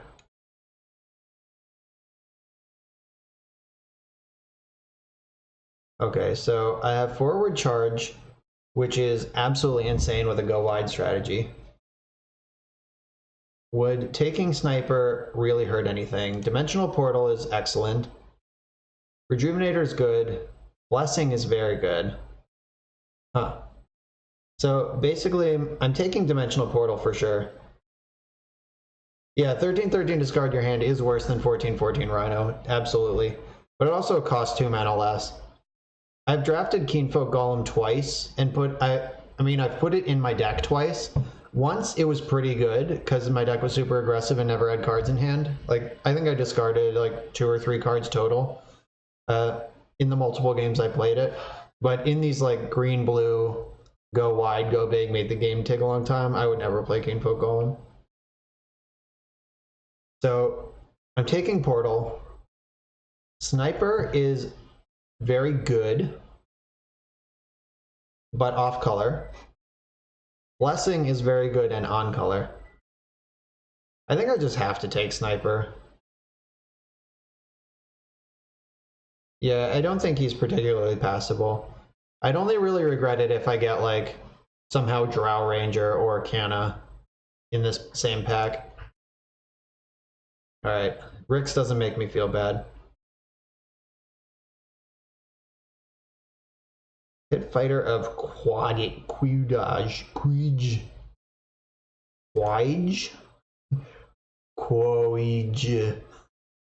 I don't know this word, and it's a tough one. Alright. Pit Fighter, I'm probably going to take. And Slay. Slay is very good. I don't even know if Pit Fighter is good. It's probably better than Relentless Zombie and Tower Barrage, though. Definitely better than Lost in Time. Yeah, I'll take these. Alright. Selfish Cleric is great. And it's between Rebel Decoy and Ravenous Mass right now. I think Decoy is probably better. It's certainly in a main color. Alright, Forward Charge is back in the deck. Ravenhook's still on the bench currently. I really want this deck to end up 2 green, 2 blue with black on the splash, but we don't always get to pick that. So if black stays a splash color, then Rebel Decoy is better than Mass. Decoy is actually better than Mass anyway, because Decoy is very good at fixing those opening flops where your hero just dies. Like he can sacrifice himself to another Thunderstorm. I will take it. I still don't want Payday. I'll take Relentless Zombie. I hope I don't have to play it, but I think it's better than other options. Alright, Bellow. I'm taking Better Late Than Never. So it's between Catapult and Bellow. So Catapult is cool in decks that could play Arm the Resistance, or Arm the Rebels, whatever that card's called, the one that pumps all creeps. Bellow is also good at forcing through damage though. Though I have an Intimidation already, which is a better Bellow. I'll take this Catapult.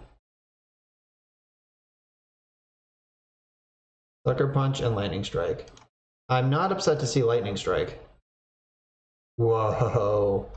Well, I'm not upset to see Tinker either. Tinker's going in the deck. Alright, what was the other card? Alright, Sucker Punch is out of here. I'm slamming Tinker. He is a top tier, excellent hero. This deck just got a lot blacker. Maybe blue will be the splash? Hopefully, yeah, I want green to be a main color, but we'll see what happens. Alright, so now that I have Tinker, Slay and Selfish Cleric are the competing cards here. Alright,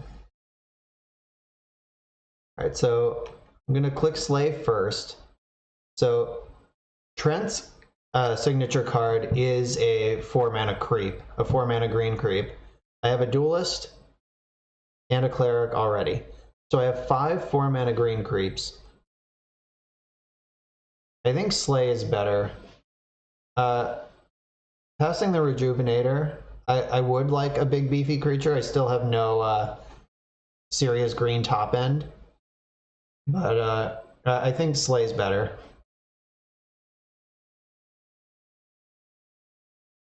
Alright, Steel Strength. I don't pass that card. That one's real good. Real good. This is generally good for a 2-for-1. You get to save something and kill something else. Alright, the third Slay or the second Intimidation? I'll take the second Intimidation, I think. See how this deck comes together. Slay all the things. Alright, we have a vote for more slaying. Alright, Arcane Assault and Trebuchets are the best cards in this pack, unfortunately, though I'm not excited about either of them. Though, the Trebuchets plus this Catapult plus Lightning Strike and Arcane Assault, we have a pretty good reach here if we can get some early damage and March of the Machines. So now I have this direct damage, this blue-black burn deck coming together. Relentless Pursuit's really good. Alright, Avernus's Blessing. I already have one of those. I can't imagine playing two. Do I have a better late than never? I do have one of those too. Alright. I think this is better than Blessing, though I'm not excited about it. And a completely unplayable pile. This shield might make the item deck. Collateral damage, I guess depending on how aggressive the deck is. Though self-sabotage is also kind of aggressive. They're both very bad though, but here they are. Arena and Plate Mail. And for the final pack, alright, I'm not taking Crystal Maiden. That is one of the worst heroes there is. Okay, Relentless Zombie, go into the... Just gonna clean up this pile a little bit. Pursuit, Slay, Damage, Assassinate. Shop Deed is not in the deck, neither is Plate Mail. The rest of these I think can hang out. Ooh, Horn of the Alpha, god, I wish I was in a money deck. 25 is a lot, but man, this card is unbeatable. I think Satyr Duelist and Favor are the best cards here. I have one Favor, right? Not two? Yeah, alright, this is the second Favor. I really need to get some Thunderhide packs out of this pack. Oh, okay, Blessing is great. And I'll take a Bellow. I'm not taking Lion. I am taking Soul of Spring.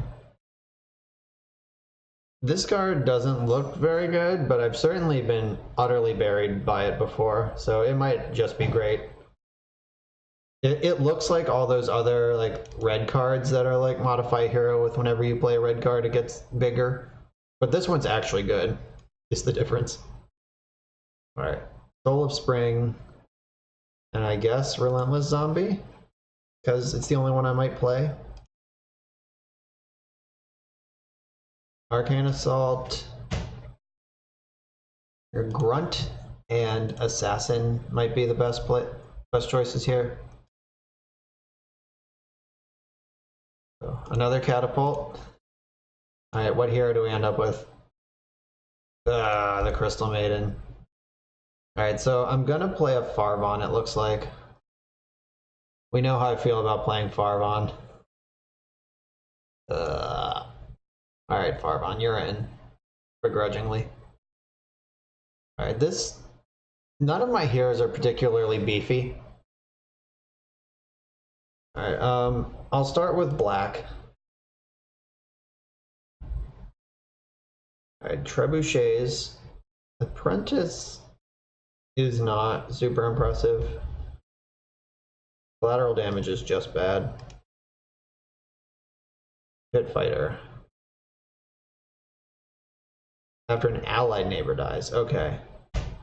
This is like a zombie who seems to be sewing himself up in the art with sewing extra pieces on from his fallen comrades. Ooh, that's grim.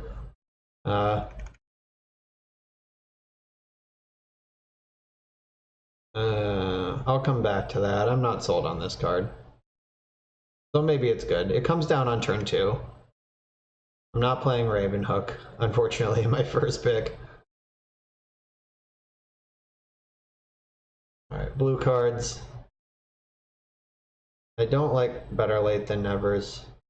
I definitely don't like Howling Mind. Yeah, he is just trying to pronounce his own name. What is his name?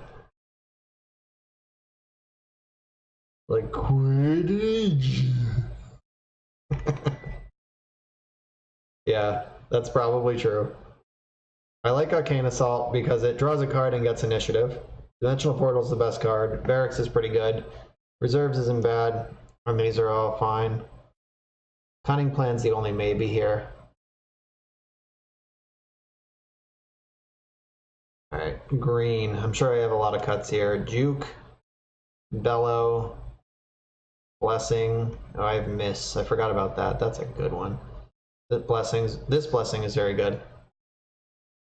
Yeah, 2-mana cycle is never the worst. Altar of the Mad Moon. That one's in the maybe pile. Prowler Vanguard. I'm so mad this is in my deck. Though Mists of Avernus makes it not a complete brick. It can actually gain some power and get to work. Soul of Strength, Steel Sprint, Intimidation. I don't think I need 2 Intimidations. Yeah, based on card count. Although this card count is fake news because if I cut Farvon for Jumwi, then this would be 16 and 16 because of the signature card. Though I don't think I can play Jumwi. Like then I just like don't have any beefy heroes. Sniper. Prolix can't be in the opening flop. Maybe Tinker can get away with it. I want Sniper to come out last. Tinker, you poor devil. Tinker is gonna die on the opening flop more than I want to talk about, but I just don't have 3 beefcakes to put out there first.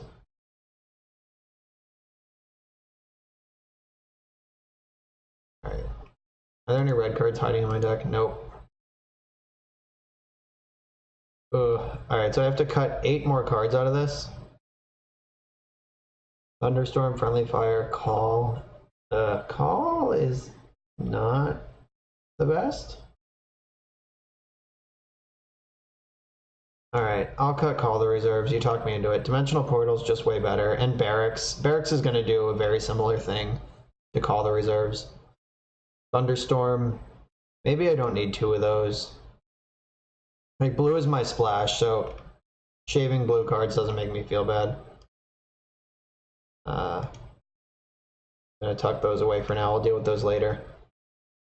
Let's see, the Trebs, and I have 2 catapults. Maybe this, like, burn theme is bad? Or lightning strike is bad. Okay. I'll cut lightning strike because trebuchet and catapults are better at doing lightning strike stuff.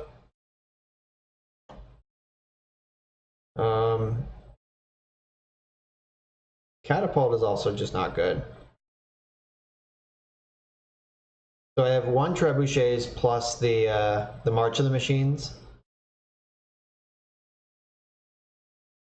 Okay, that's gonna have to be my reach, I guess. I didn't get any big green beef. Like I have no. My biggest creep is Selfish Cleric. And I got no Arm the Rebellions either. Like, they just weren't in the draft. I didn't pass a single one. I gotta cut 3 more cards. Assassin's Apprentice is not great. Pit Fighter's still in the deck, right? Yes, okay. Man, I'm unexcited about all of this.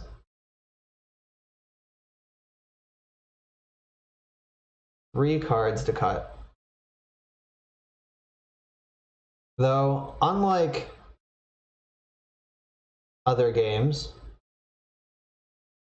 Artifact forces cards into your deck. Like, I would not play Prowler Vanguard if it was up to me. So it's not like you can always cut the worst cards, which makes the math of playing more than the minimum a little bit more interesting. Like in a game like Magic or Hearthstone or any other drafting game, you can always just like cut the worst card. There's always a card to cut that is worse than all the rest of them. And in that case, this is Prowler Vanguard, but I can't cut this card because he's attached to Farvon, which is part of why Farvon sucks. So I might just play more than 40 cards here. Like, I don't really want to cut any of these other things. I guess I could cut Grunt or Apprentice. I don't know. It's close though. All right, I'm just gonna play 43 cards and hope to get away with it. All right. My black heroes are gonna need a lot of health. my green and blue here. My green heroes are going to need some attack, and my blue hero is going to need both. Blade of the Vigil, shield, orb. That's a perfect 9 items, huh?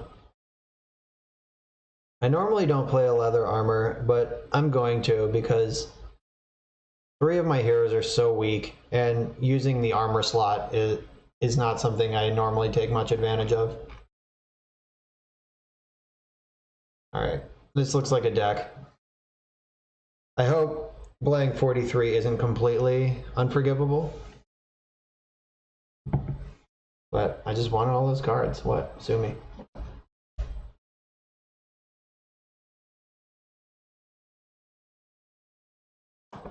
Alright. Hopefully I can at least get a couple wins off of this. I don't feel super strong on this deck, though I do have 2 really good heroes. My black heroes are really good, and Treant Protector and Prelix are both pretty good. Wow. Almost all of my opponent's heroes are bad, though, so let's see how this works out. Alright, got a good flop there. They didn't line up against each other. I gotta dodge a coin flip in the second lane. Alright, I hope this bounty hunter doesn't get bigger. Jet. They won their 50-50. I hope they don't also have track, just 16 gold going into the first buy phase. That's the nightmare. That's why Bounty Hunter is so good. God. They've done it. They had it all. Yeah, so huge early advantage here because of that coin flip.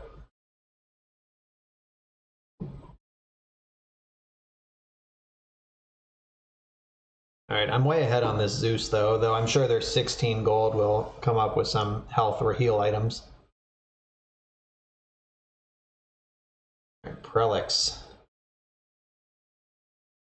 I think Prelix has to go into lane 3. Because if I drop her in lane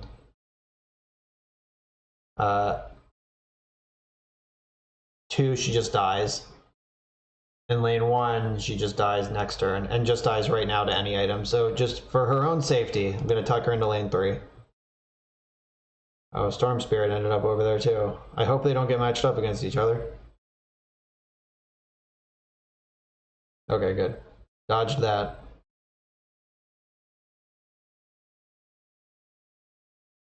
How about a black card? Alright, cool. Got a black card. Alright. Chen is now piked up. Treant Protector is going to show up next turn and hopefully help stabilize this lane. Sniper is still going to be 2 turns away. Alright, got a really good arrow here that saved a bunch of damage.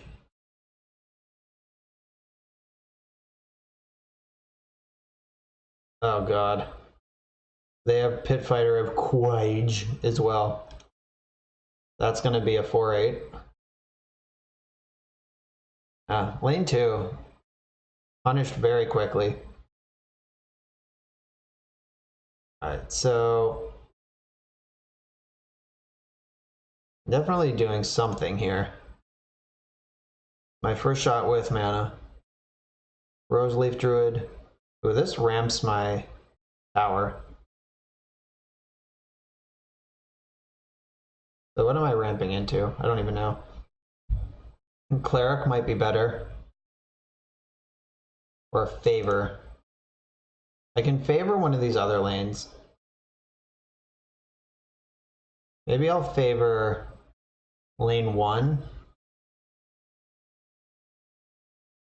Because I can, if I draw Assassinate, I can play it next turn by favoring that lane.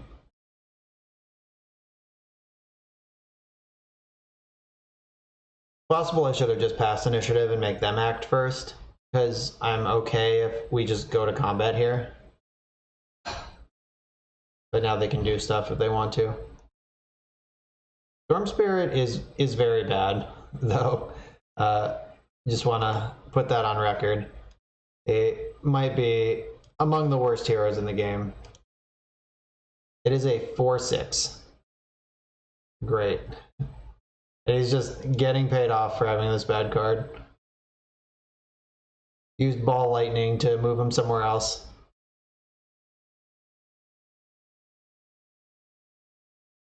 Yeah, a 4/6 is not a good card. And every time you play a black card, it gets bigger, but it's just not good. You heard it here first, folks.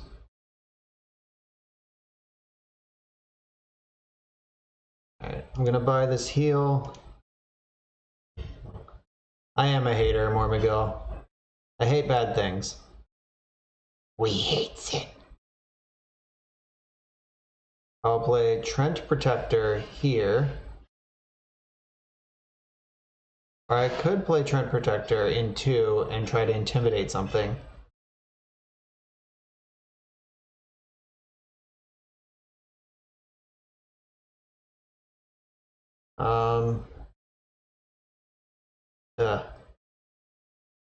I don't want to give him lane 2, but I also don't want to put anything in lane 2. In a tough spot.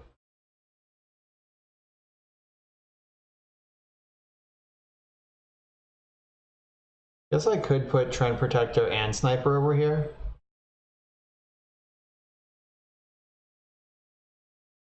Yeah, I'll try to put up a fight in this lane a little more than I have been. Alright, Jumwee. Luckily I have Healing Salve.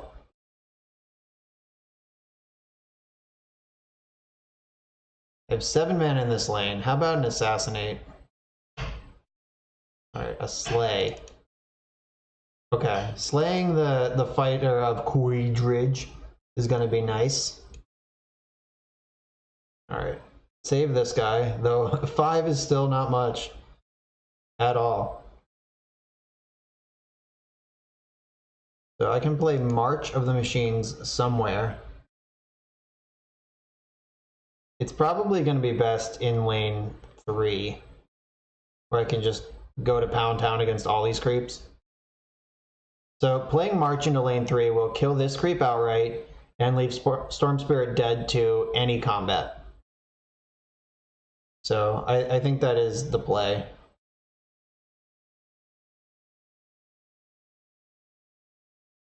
Then lane 2, I can Roseleaf Druid. And then next turn, Slay.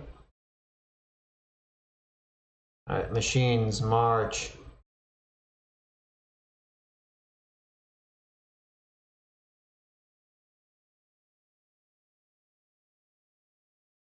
March of the Machines would have upkeep killed Jumwee too, but I'm okay with. I think it's better off in the other lane anyway.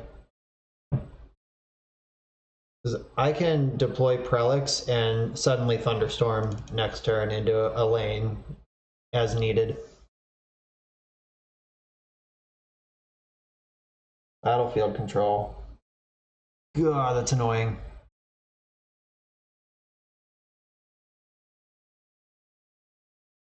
Yeah, we are learning all about having weak heroes right now. That is the lesson. So I could intimidate Bounty Hunter just out of here. I think I like that.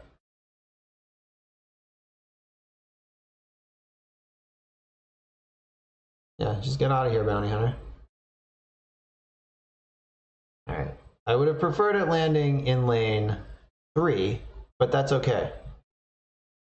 I can slay this next turn, and this lane's totally stable. They have no heroes coming down.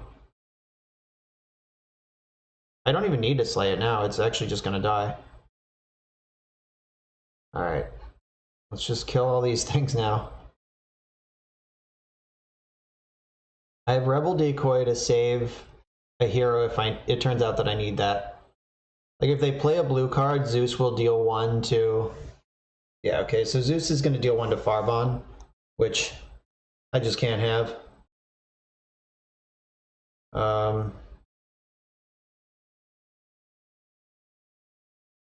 So Yeah, Zeus is going to die anyway. I was thinking about just leaving these heroes in play to get upkeep killed next turn, but that's not going to actually work.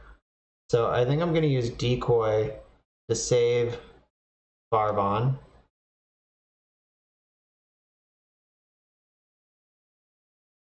This creep's dying anyway.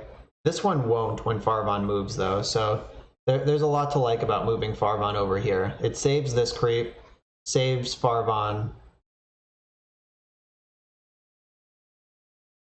Healing salve, crap. Alright. Zeus lives to fight another day.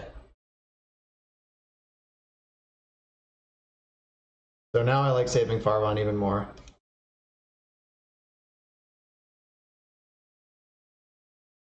Alright, I actually have money. 10 gold. I don't have initiative though, that sucks. Alright. Scroll, sword, orbs. Orbs. Lots of orbs. Alright, Prelix.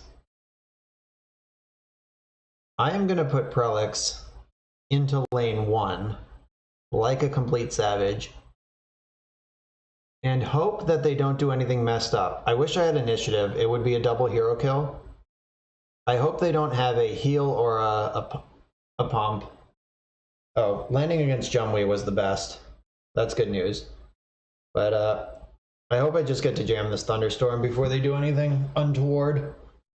That will kill their whole lane. Alright, please work. Play a Selfish Cleric. That's what I want you to do. Or a Satyr Duelist. That's the best play.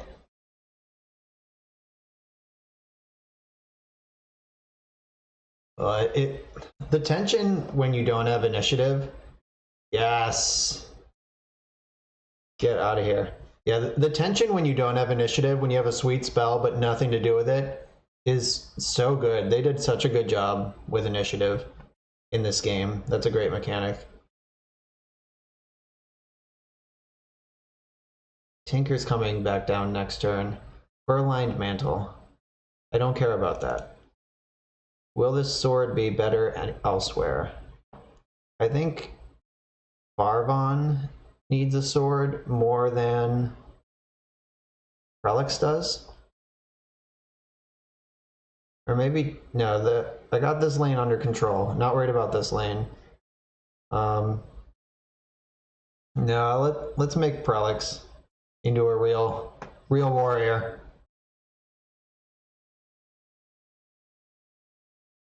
Okay, sweet. That was really good. That was a great Thunderstorm. Again, proving that 4 is a bigger number than 2 or 3. As if we needed more proof. Alright, I'm actually not going to activate Headshot this turn because these things are dying anyway, and I'm not worried about it. Actually, I guess I could Headshot this Quage and then play a new creep into the lane and pick up Treant Protector to fight elsewhere. Alright, I am going to do that. I'm going to kill that. I'm going to play Selfish Cleric. And then I'm going to Portal Scroll Treant Protector back up into the world. I get to play Untested Grunt too. Yeah, I'm just going to jam a bunch of pressure into this lane and then pick up my hero. You? I need some beef elsewhere. Like, Prelix is not going to hold lane 1 by herself. And Farvon is, like, about to die, like, probably right now.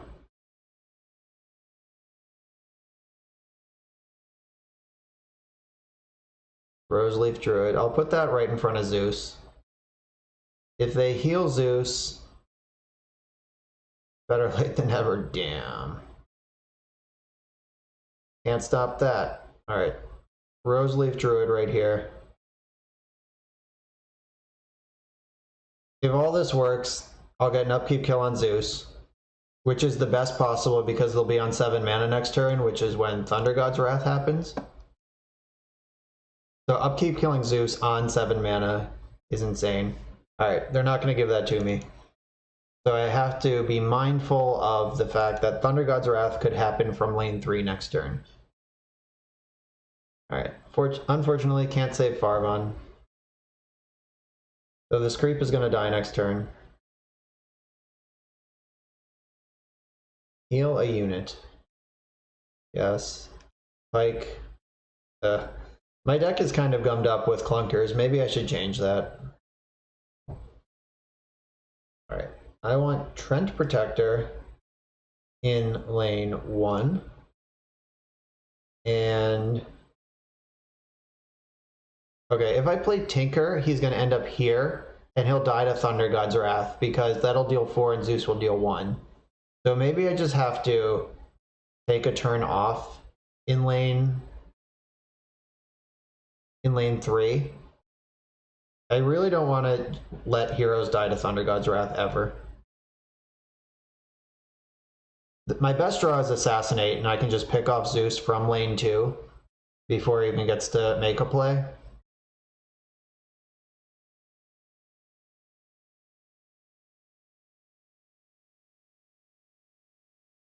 Blessing and Barracks. Okay, this can be a pretty cool turn. I'm going to damage and disarm Chen. They could play his spell, which is fully heal allies and they get damage immunity.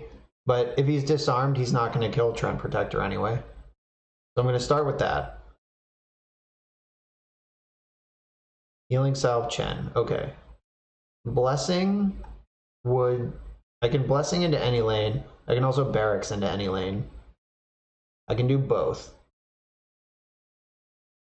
So Blessing would save Sniper from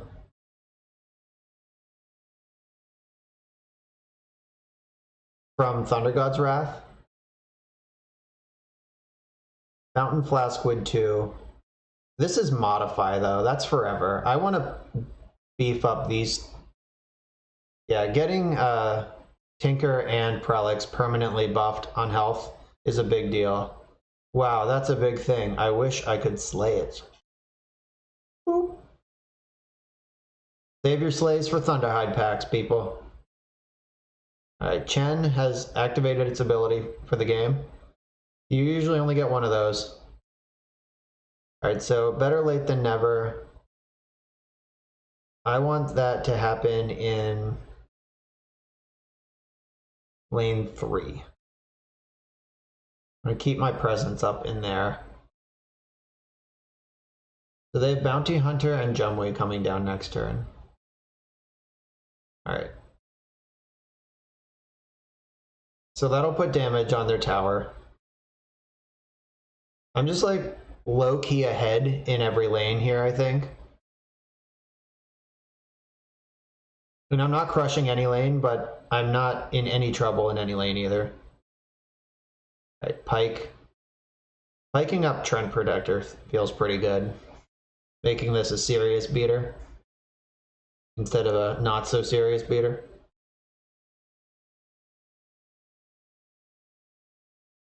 Right, I am going to heal Sniper if I get initiative to do so, so he doesn't just die to the Wrath.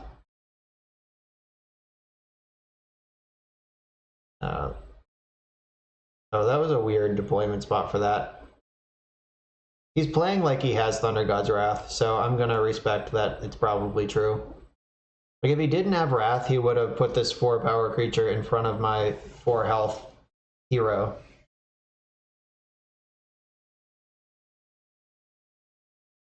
Okay, Ball Lightning. That'll do.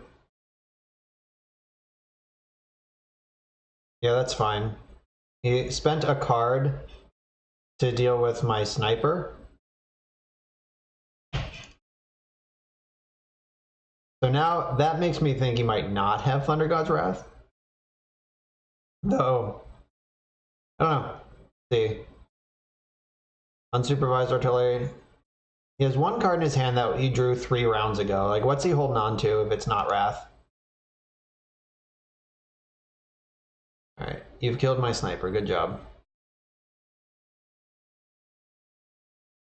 All right, march.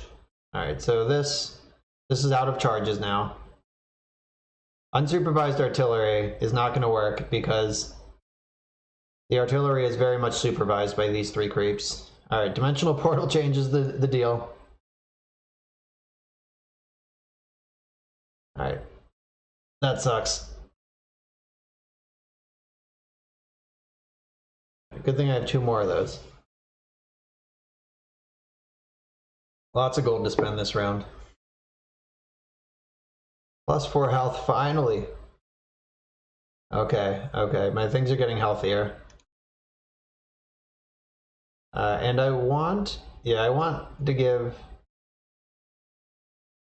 I don't think I need Town Portal Scroll because my heroes are spending plenty of time in the fountain in this game. They're dying. A maximum deployment in lane 1. I'm not upset about that. Right. I'm gonna play into lane 2 here.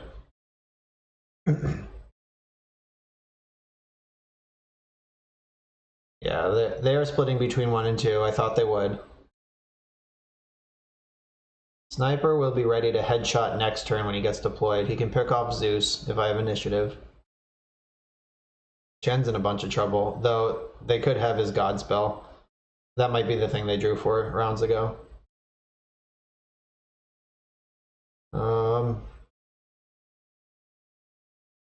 Guess I'll start with a cloak.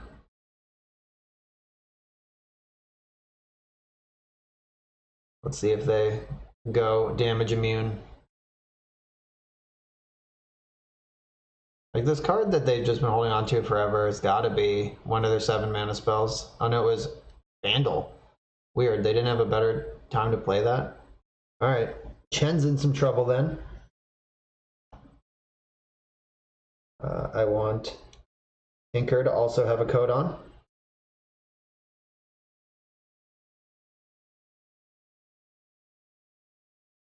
Steel Strength, not quite. I'm 1 short of killing Bounty Hunter with Steel Strength. Healing Salve. Alright, so I am probably going to kill Chen with Steel Strength. And I'm going to put a Barracks in lane 2. Barracks plus forward charge is going to end that lane eventually. And I think I want Farvon to get the +2 attack and cleave. Just give him a little meat. Satyr Duelist and Steel Strength. I could play both of those into that lane next turn. Just let damage happen here. I don't think I like that. Steel Strength. -4, +4. Alright, Trent. Let's kill this Chen. Been in play the entire game. This thing never died. It has Feralide Mantle on. They have 3 items. If any of them are a heal, Chen is gonna be okay. Alright, Scroll also is fine with me, because then the tower just takes a huge smash. Yeah, that was fine. Going wide is my whole plan, in case that wasn't clear. Satyr Duelist, go.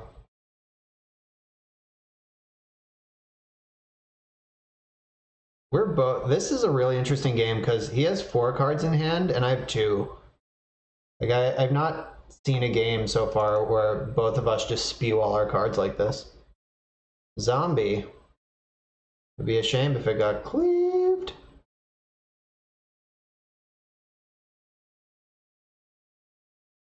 Jumwee drew a card. It's allowed to do that once a game.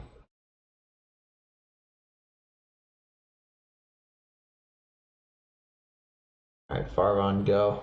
Get him. It's a shame Cleave is not separate damage or else this zombie would die, but it looks like Cleave and Combat are the same damage. Still working out the nuances to the rules. Because there are many, it's a complicated game without a well-established rulebook.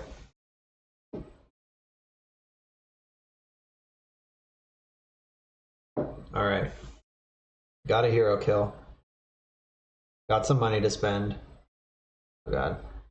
Oh no, Farvon would die to Thunder God's Wrath right now. Both of these cards were drawn randomly this turn off the top. So, if he's got a Wrath, he's got a Wrath. Wow, yeah, you can keep playing Relentless Zombies. I'm not mad about that. Gets to Artillery if he wants to. If he remembers to, I should say. He certainly wants to. Alright, he remembered.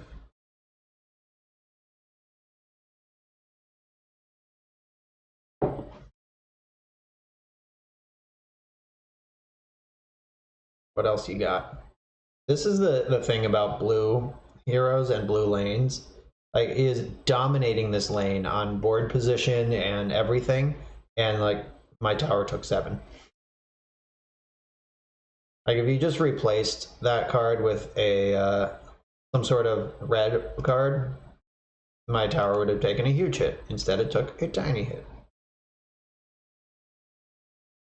Alright, Sniper's going straight into lane 2. I'm ready to push some advantages here. I think I can win lane 1 and 2 before we even get to lane 3. I don't think that's unreasonable to happen right now. Chen is large and in charge though, 10-17. Blah.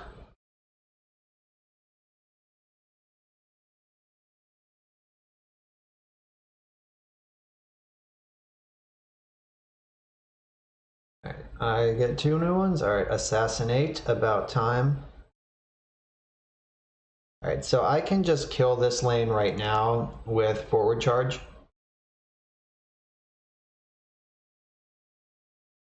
Bang. Arrows up. And then if he passes back, I can assassinate Jumwee, and then lane 2 is also dead. Alright. That should be game unless he has some sort of nonsense. I guess he could heal his tower for 8. He could have that card. All of these are new though. Like, all these cards are fresh draws. One's from last turn, but they activated Jumwee. Yeah, that's not going to do it for you, man.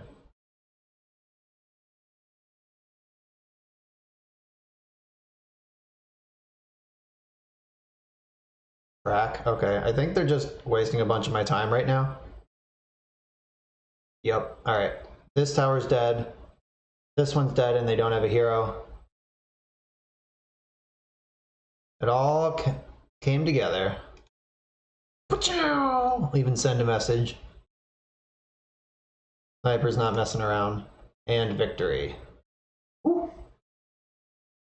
Yeah, that was a slog. This deck definitely signed up for some long games. Alright, let's get in. Next round.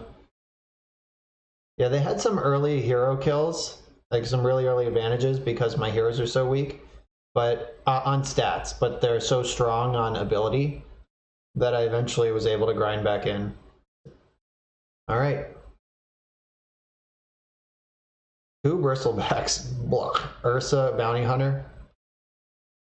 All right, so this is the might versus brains matchup.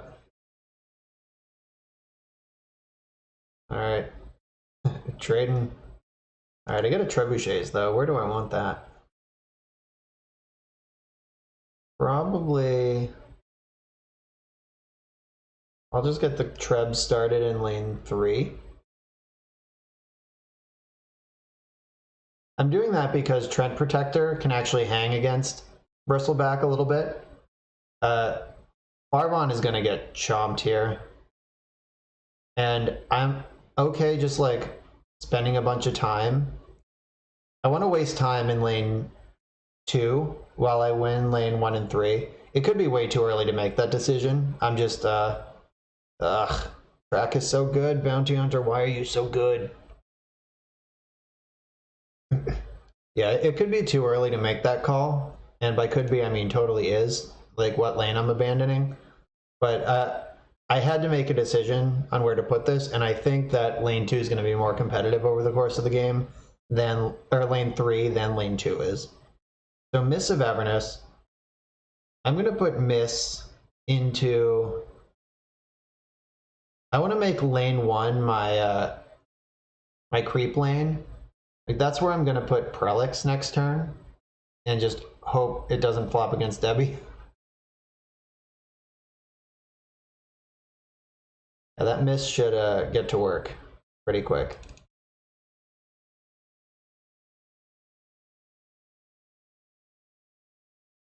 Yeah, I hope I get a creep deployed into lane 1 and have a chance of protecting Prelix. Alter the Mad Moon. Yeah, I can pile up into a Prelix lane in lane 1 with Miss and Alter. Alright, +4 health. +4 health again. Alright, those are good things to get. That still doesn't save Prelix from Debbie. Alright, I got a creep deployed. 50-50 if Debbie's gonna kill Prelix or if I'm totally fine. Ugh. Tight stuff. Alright, don't do it. Don't do it. Ugh. Yep. Debbie found my Prelix, unfortunately.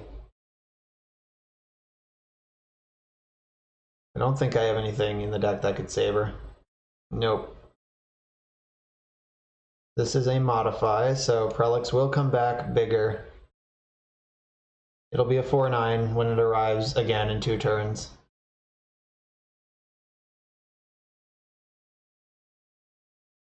Oh, Debbie is now enormous.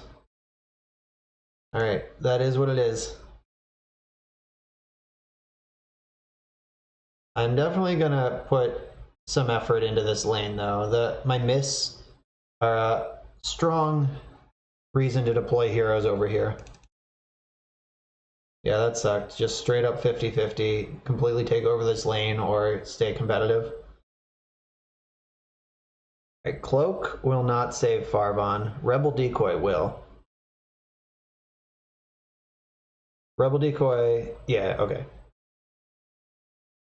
I have to cloak it first so it doesn't die to the creep that I flip it with. Hope he doesn't have nasal goo. Ugh. Though there's 6 of them in his deck, so it's likely that he does have a nasal goo.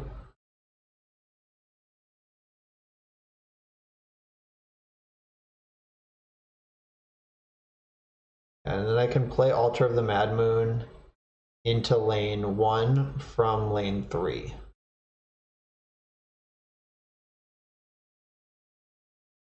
Whoop. Get him real far away from Bristleback. I don't want a good combat arrow to mess this up next turn.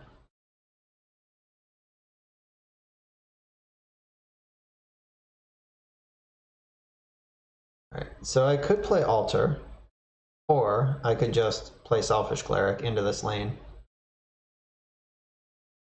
Rebel Instigator, okay. Alright, I'll play Cleric. I think it makes more sense to push in this lane than it does to turtle up that other lane. 3 gold. Alright, I got something for my trouble.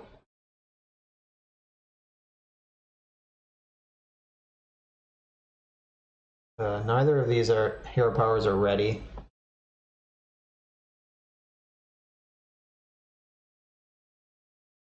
So this is ugly, and they have 2 heroes coming down too. Alright, I want Tinker in lane 1. No, I want Sniper in lane 1 because he can survive a Debbie attack if I put Cloak on him. And I want Tinker in lane 2. Or do I want Tinker in lane 3? If I put Tinker in lane 3, he's gonna end up matched up against Bristleback. So no, I don't want Tinker in lane 3. I'll put Tinker in lane 2 where he has a chance to survive.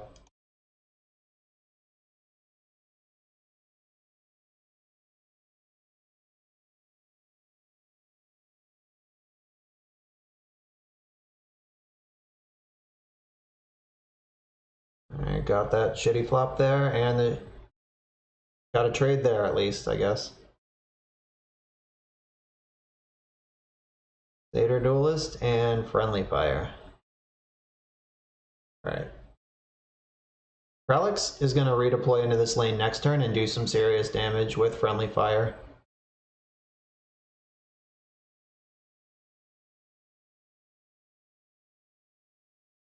So I'm probably going to play Satyr Duelist into right here and hope to get an arrow that kills Bounty Hunter. Like, my heroes are all dying in lane 2. I can't stop that.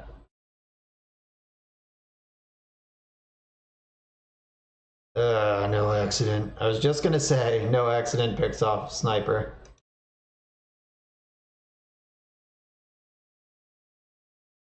Ugh. Definitely slogging through a lot of early hero kills with this deck. The Altar of the Mad Moon, does that... it saves this creep. No, I'd rather Satyr Duelist for sure. Try to get an arrow. Didn't get it. Alright. Yeah, that would have killed Bounty Hunter if I got the combat arrow. Just hip fire. Okay. That was dying anyway. That was not dying anyway. Ugh. Yeah, this is nasty. Alright, now I think it's time to put Altar into lane 1.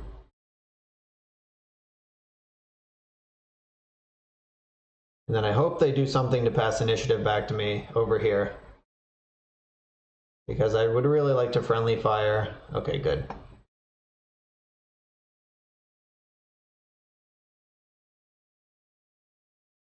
Alright. I'm not super scared in lane 3. Prelix is going into lane 1, where I get to Friendly Fire their heroes. Debbie will die. Ursa will not. Hopefully Prelix doesn't end up in front of Ursa. I should stop saying things like that, because every time I say that, that's what happens. Alright, dodged.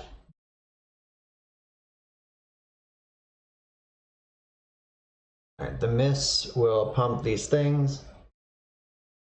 And then Ursa and Debbie will experience some Friendly Fire, which will kill Debbie outright and leave Ursa dead to combat. It also modifies Debbie with -1 armor forever. That's sweet.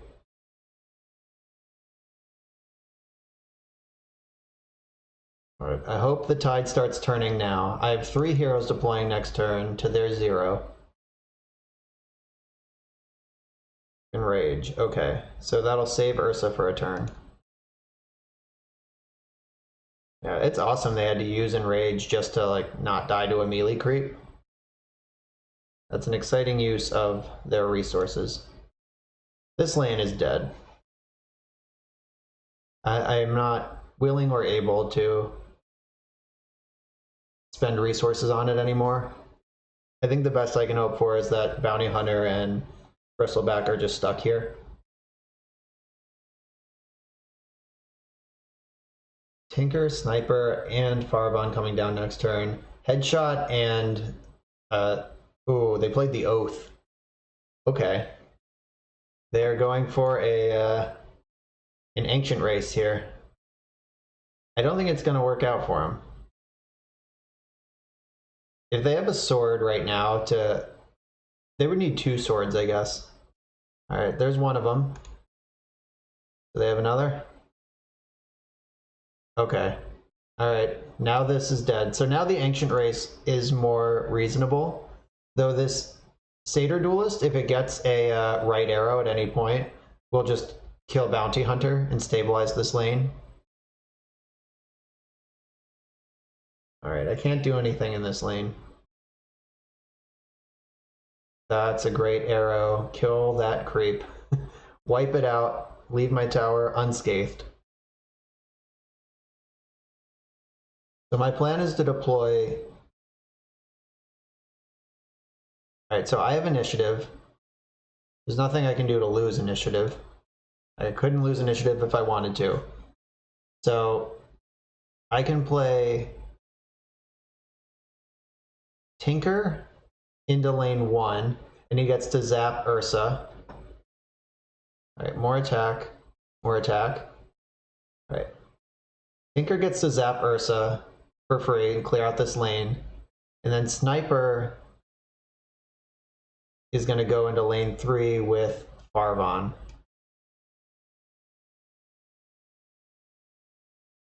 Oh god, they got 2 creeps deployed in lane 2. That sucks.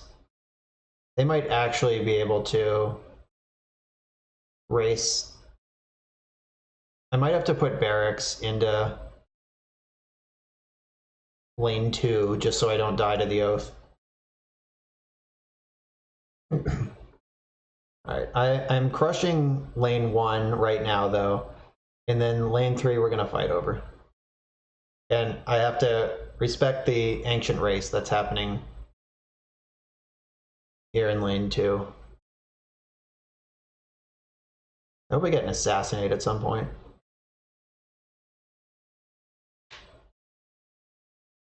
Laser. That kills this lane. Barracks should buy me some time in this lane. So I'm taking 18 in this lane now.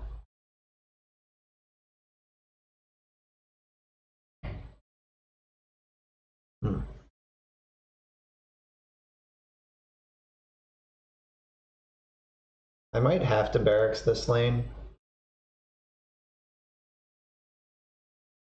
Yeah, because if they just play Debbie next turn into lane 2, then that's a whole lot of damage coming through. The Assassin's Apprentice could be useful over here. Okay. Alright, 1 down. The Oath is very, very powerful, let me just say. This is a very good card. Alright, got a excellent arrow here. This thing still has siege, unfortunately. Okay, picking up Bristleback. That's awesome. Yeah, that's really good. Now I'm significantly less scared of this race.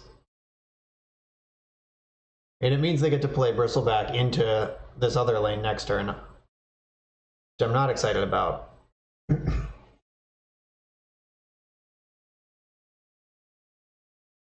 What can you do here? Nasal goo, I don't care about. Alright, I'm gonna put the Cleave Sword on Farvon. Oh geez, enough magic, that's a good one. Okay. It didn't do much, actually. Let's see, I think drawing a card is going to be the most important thing I can do. If I can find an Assassinate that I can play with Tinker, I'm going to have a good time.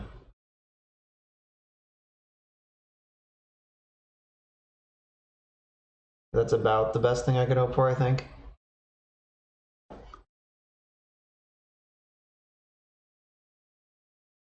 All right, 2 creeps getting deployed here. Their Ancient is also in some serious trouble.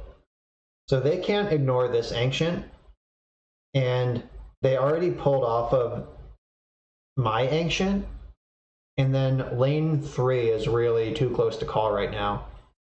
So Mists of Avernus could just crush this lane. They have to really think about if they can afford to ignore it or not. All right, they have an Ursa getting deployed next turn, so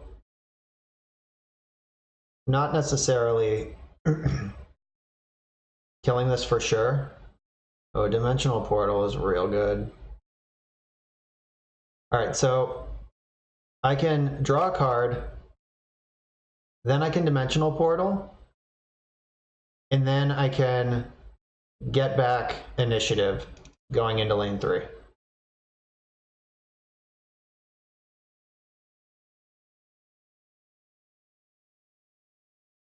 Portal's great.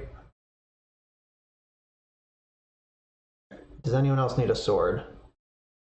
Sniper might need a sword.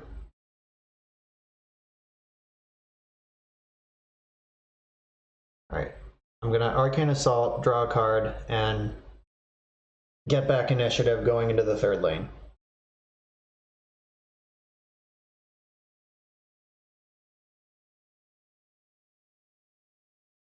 Oh, I guess I don't have to target the tower, just the lane.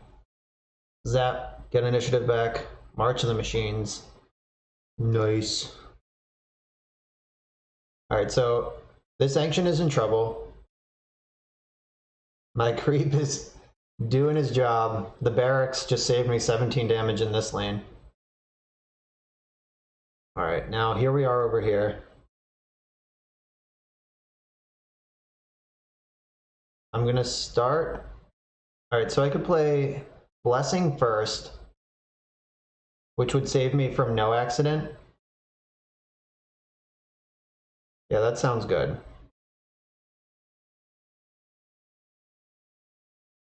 Yeah, I don't want to lose any of my heroes to no accident. Just, that's too easy. And make them earn it. Hip fire. Okay. If they want to no accident that now, that's fine. They spent 2 cards to do it. Yeah, alright. Alright, I feel good about that play. I'm gonna snipe Bristleback, make it dead.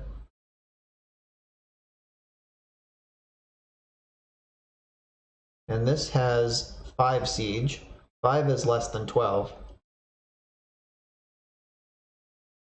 I can play... Selling means favor into this lane. Or I could play March of the Machines into lane 1. That probably sounds better. Like they're gonna play Ursa. Alright. I don't think there's anything they can do for 1 mana to deal an extra 12 damage in this lane right now. Alright. Looks like we're about to kill an Ancient.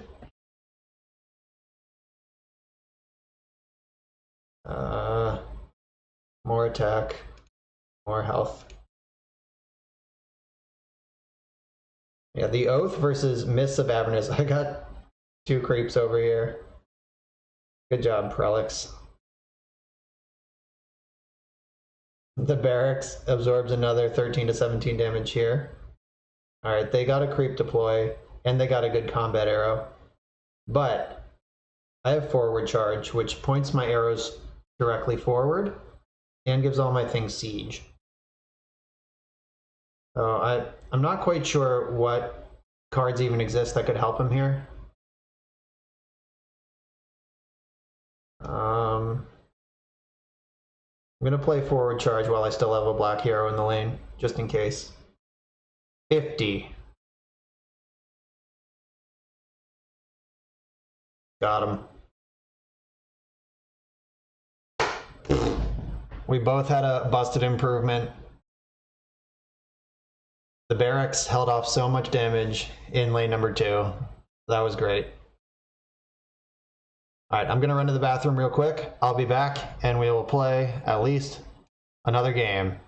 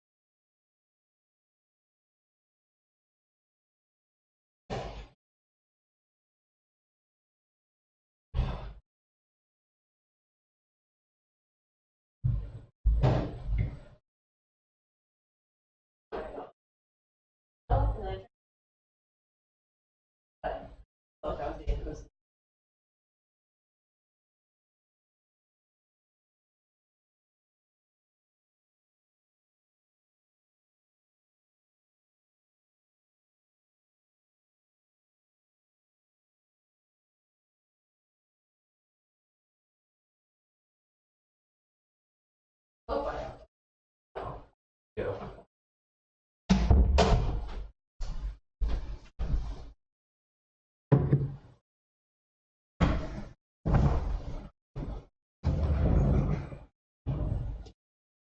Back. Let's battle. 2 wins so far.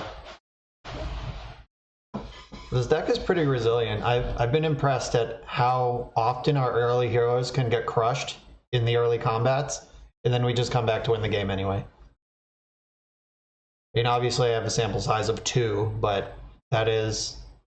of those 2 games, I'm pretty impressed. Turns out that Sniper and Tinker are just really good. Bees, is this Jarvis? Jarvis, is this you? Alright. Their heroes are not impressive, but they are big. I have to hope a creep protects. Yes, a creep protected Tinker. That's the best I can hope for, honestly. Alright, this is gonna get beat up pretty hard. Friend Protector is gonna get smashed. Nothing I can do about that. Relentless Pursuit won't do anything, so I'll just take the creep trades. Mazzy is luckily not actually big, it's just tough. Like 6 is not a big number on the front, but 3 armor is enormous. Alright, all my heroes survive the flop. For the first time in forever.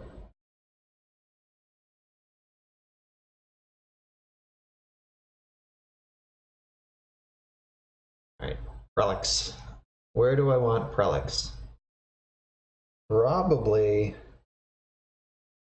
in lane 1, where she's not gonna die to guaranteed die. Yeah, if Debbie ends up in front of her, she is gonna die, unfortunately. Damn it. Ah, I got a good arrow though. Debbie's going down with me. Unfortunately, I'm losing 2 heroes to their 1. Alright, so do I want to ramp another lane or put pressure into this lane? Okay, I can ramp another lane from lane 3. I think I'd rather add pressure to this lane.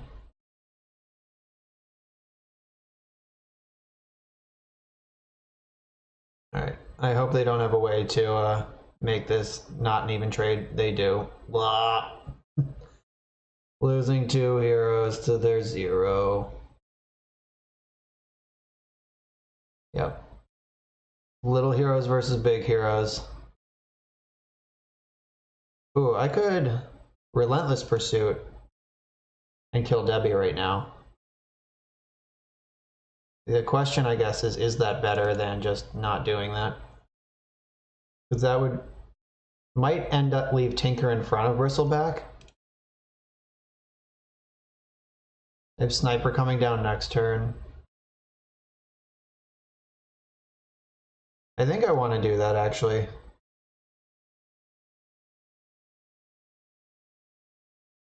Yeah. Gotta try to even this up, get some money at the store. And Mazzy dealing 6 to my tower is not, I'm not scared of it, is what I'm saying. Not good. And then I'm gonna favor lane 1. Heyday, jeez. They're passing turn 2 with 26 gold. They could buy Horn of the Alpha, and then I just lose. Where's my Raven Hook?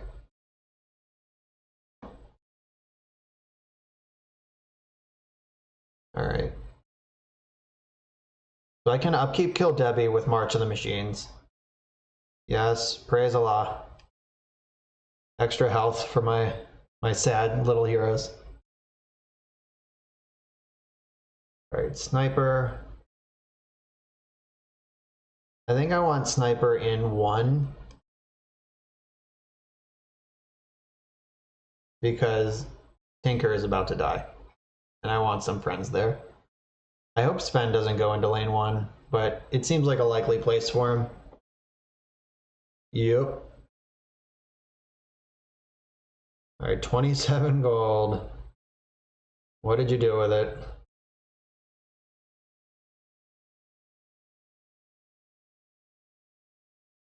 All right, they bought a million things, so they don't have Horn of the Alpha. That's good news.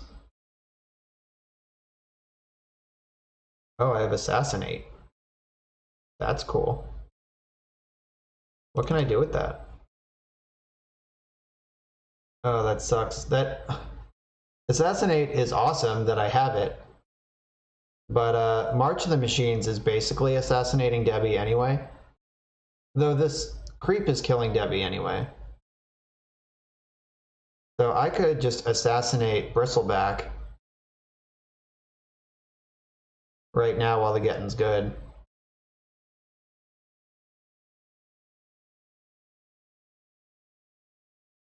Yeah, use that ramp. I ramped. I want to do it.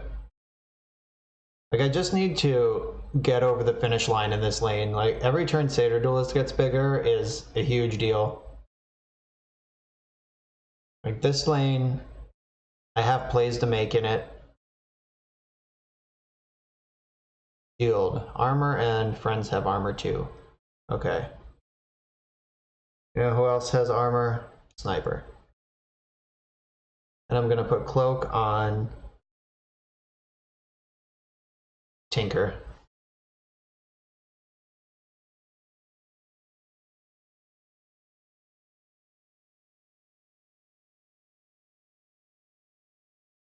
I want to protect these heroes. They need to do their job over here.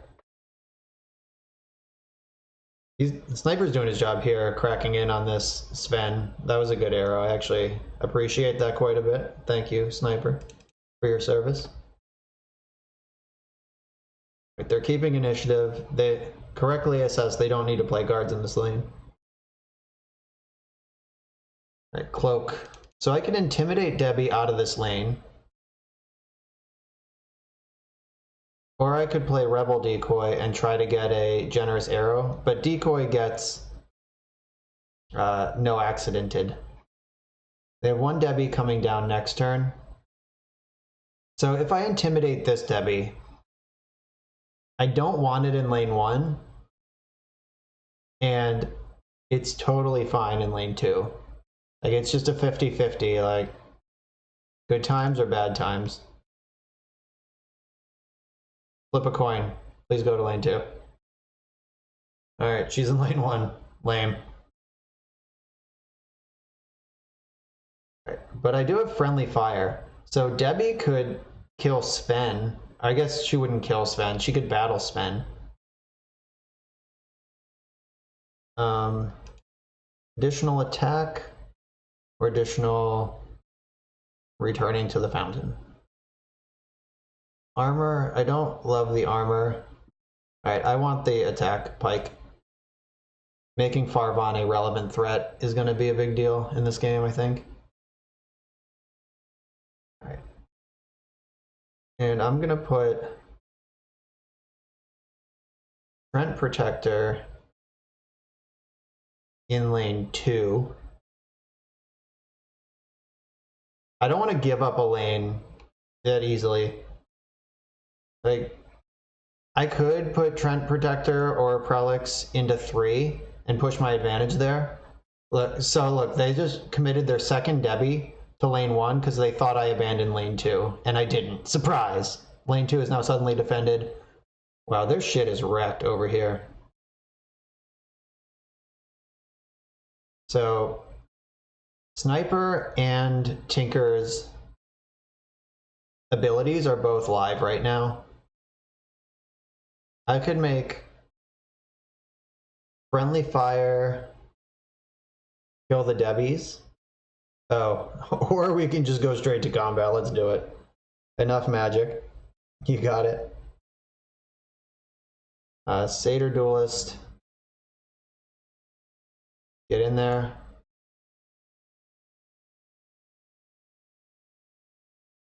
So Stonehall Pike would deal 3 damage to Mazzy now, and 3 damage to it next turn. That's a trade.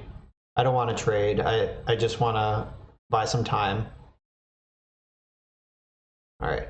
Yeah, I would rather have Pike on Farvon by a lot.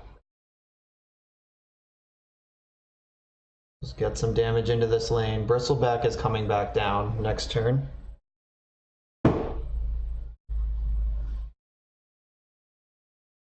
We both have 13 gold, lucky 13. They don't have any improvements, so I don't need Maul. Extra attack, extra health, and more health. Alright, lots of extra health. I have no heroes coming down, they have Bristleback coming down. Alright, they want to fight in lane 1 some more. Hope I draw some green spells. Or I guess I could march the machines into this lane. So does that actually help me?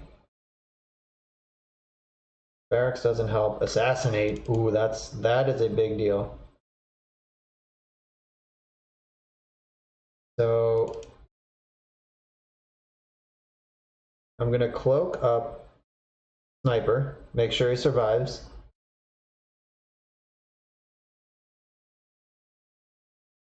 So this one armor on Sniper is actually stopping a ton of damage because it's stopping 1 damage from this creep, 1 from this cleave, and 1 from this cleave. So that's a big deal. Alright, so I have 9 mana. I can assassinate Mazzy. I could play Pit Fighter. I could march the machines in lane 2. I think I'm going to assassinate Mazzy. Yep. No free lunch over there.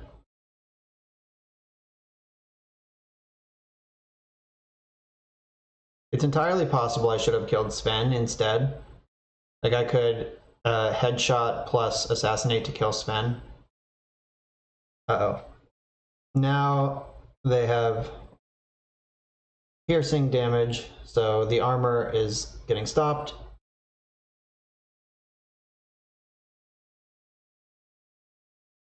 New orders. Alright. Sniper is very, very dead here. And so is everything else. I think I should at least take this creep down with me. Putting 2 damage on either of these is only actually good if I draw Assassinate. So I'd rather get some damage on this tower. Alright, go. So they have 2 Debbies coming down. I have Prelix and Tinker. This tower is just going to take a crunch here because I can't put something in front of this ogre this turn. That's unfortunate.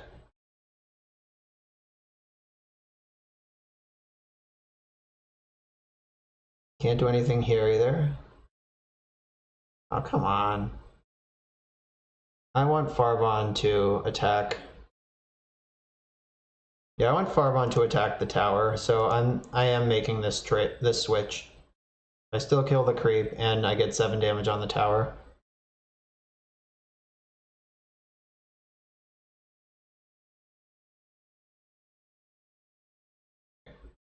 Fountain, or lots of armor. Or even more armor. The Shield of Tequila. Yeah, alright, Shield of Tequila's in. Alright, creep here. That's a good one. Ooh, this tower's still at 40. That's a lot. What do I have here? I have Friendly Fire. Oh, they could get really unfriendly. And is... Right. Tinker is ready to zap. So I guess the question now is, do I want to try to take over this lane?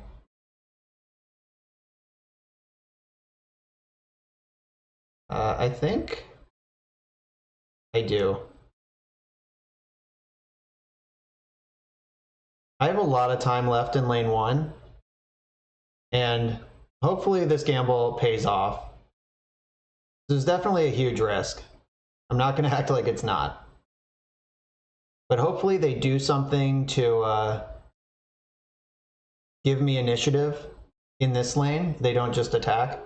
Because friendly fire smashing Debbie into Ogre conscripts is a big deal. Steel reinforcement, that's mostly irrelevant.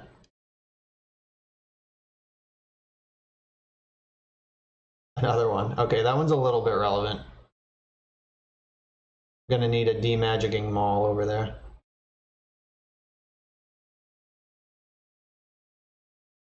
Alright, so friendly fire.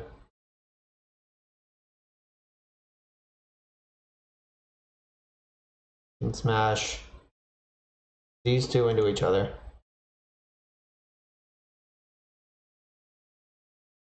And then Tinker can finish off Debbie if they don't heal her. Alright, they healed her immediately. That's not a surprise, just saying.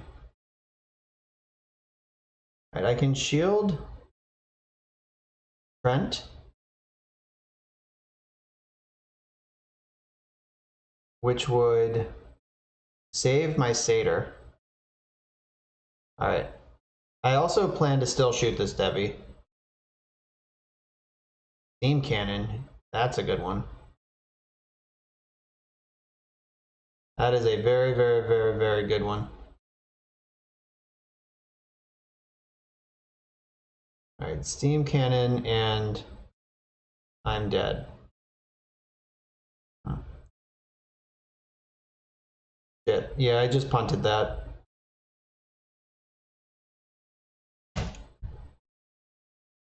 Yeah, I needed to disarm this. I should have seen that. That sucks. Bad plays get punished. I also could have slayed this at some point. What did I do this turn? Oh, I played friendly fire. Yeah, I should have just slayed this 7/7. Yep. I messed this one up. I deserve everything I get here. So Sniper has to hold the line against all 3 of these jerks next turn. All 4 of these jerks next turn, I should say. I guess it's not impossible.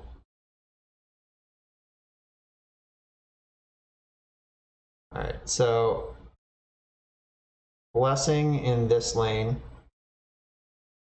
So now my plan is survive in lane 1 another turn so I can kill lane 2 and 3. I really needed to condemn an improvement for that plan to work. Getting a creep over here is a big help.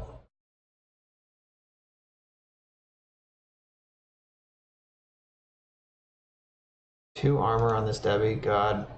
Yeah, they have a very well armored attack force here.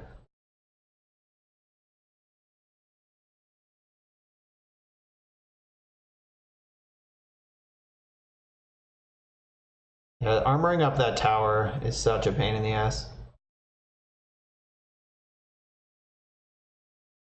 Trebuchet's is piercing damage at least. That's a start. So I can pit fighter in front of Debbie, which would save Sniper, and I can march the machines and trebuchets into the next lane. All right, Ravenous Mass.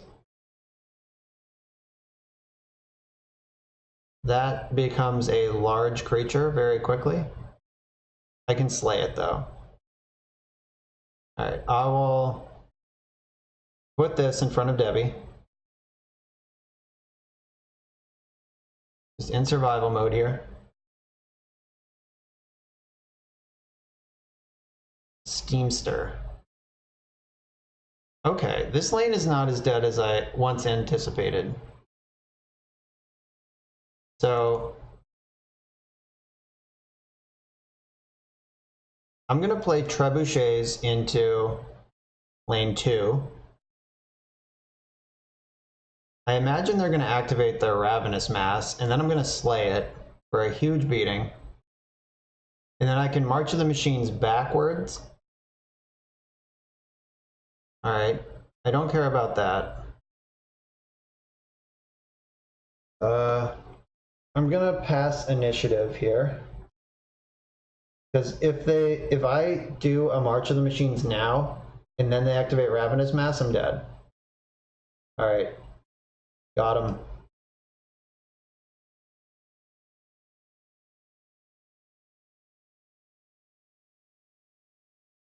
Alright, I have no heroes coming down.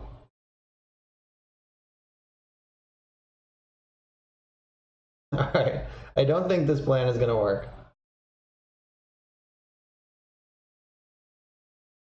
Alright, I can march or barracks. Yeah, I guess I have to barracks.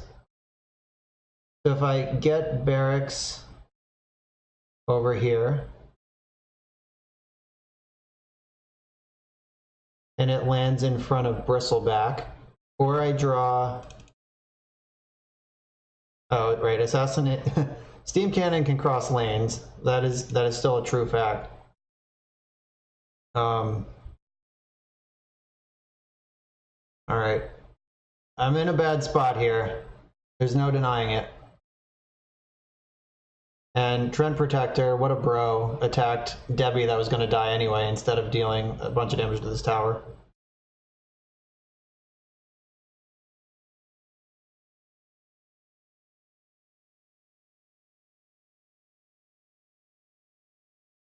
How much health does Bristleback have? 12. That's way too much.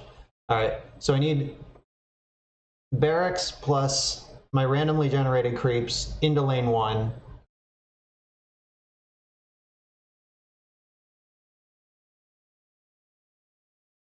Endowment improvement, yes, yes, yes, yes, yes, yes, yes.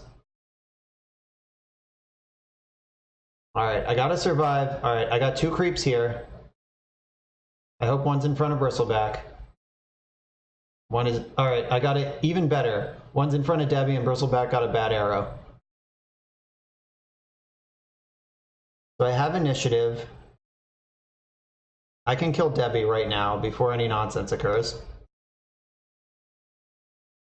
Alright, no black cards.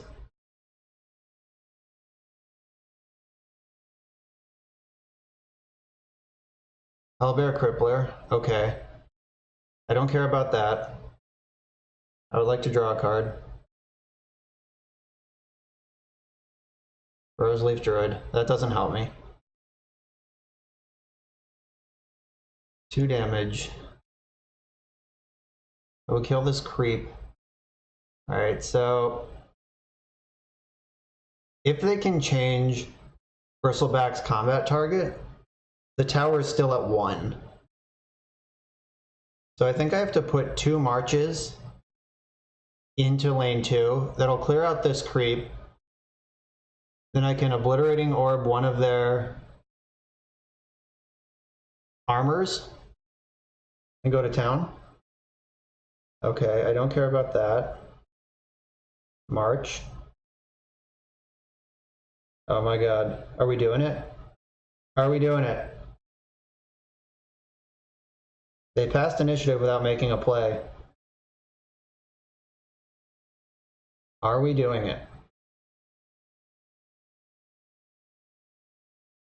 I hope they don't have new orders. Oh. That doesn't matter though. That's not enough. That's still only 17 and I'm at 18.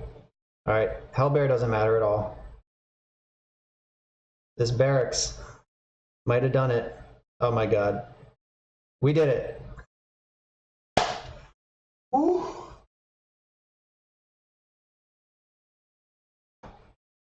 Alright. Sorry, friend. That's gone.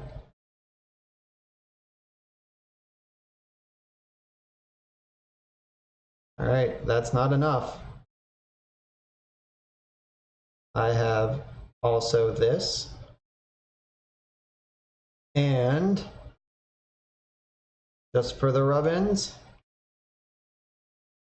Also this. We made that happen somehow. Oh my god. That game was awesome.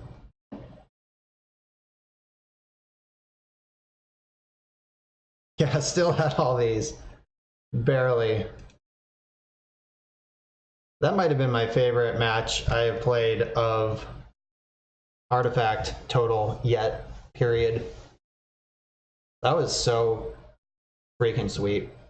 I needed a creep to absorb Bristleback's attack.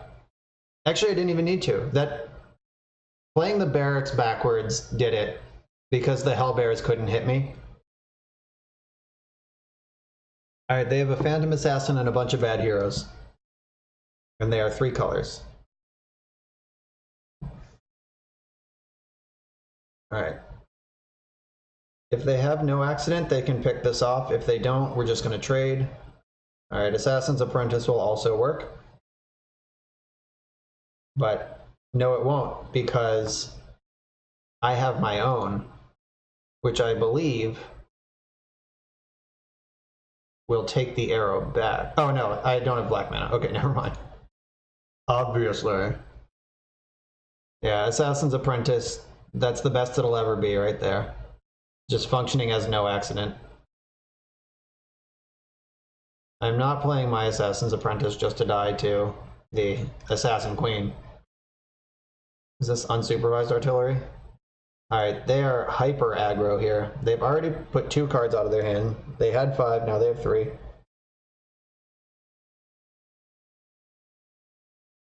going to be pretty interesting if the hyper aggressive strategy pays off against me.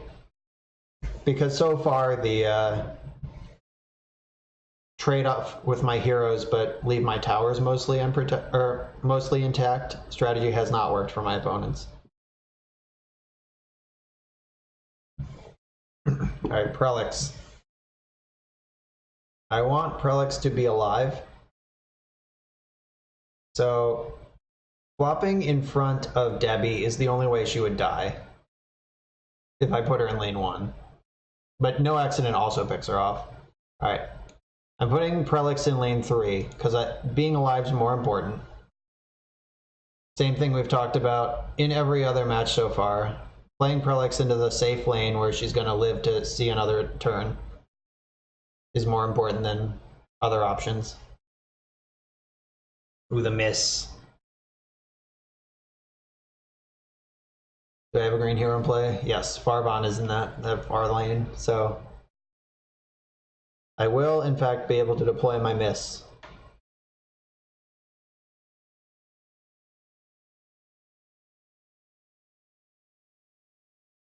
Alright, slay, forward charge, and apprentice. I'm not slaying. I'm totally apprenticing, though. They could no accident this apprentice. Look, I don't even need to change the arrow, it just did what I want. And now they can't activate artillery. Oh, yeah, this is blocked. Okay, never mind. It's in an empty lane, but it is blocked. Okay, game rules. You win again. Alright, let's see if they have anything here to protect the Venomancer. Yep. Oh, no accidenting the hero. That makes a lot of sense. And Traveler's Cloak, geez. Alright. They are certainly getting aggressive. Alright, Miss of Avernus is getting played into... Let's see, so I have Trent Protector coming down and Sniper. I'm going to play Miss in lane 2 because that is the lane that I think I'm going to have a better fighting chance in. Lane 1 is under serious pressure already. Not that it's necessarily dead, but I think I can do better with my resources than fighting the losing battle. Arrow to the fountain. Alright, they're getting a creep here. Front Protector is definitely going lane 2. And Alright, so I have Slay and Forward Charge. None of these cards kill Debbie. No, who does kill Debbie? Tinker's activated ability next turn kills Debbie. Right, I think they're probably going to go to lane 3 with this Wyvern. Unless they really want to push in lane 2 and just ignore lane 3. In which case, I would rather be in lane 3 or lane 2.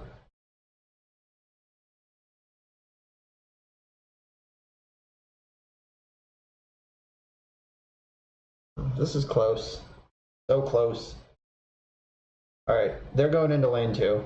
Alright, he went into lane 1. Make sure he's made very sure he's winning lane 1, so I'm glad that I did not deploy there. Wyvern, with its activated ability, can just pen the tower. The tower's not dead though. I'm just saying. He does have to activate this to make it happen. Alright, they did it.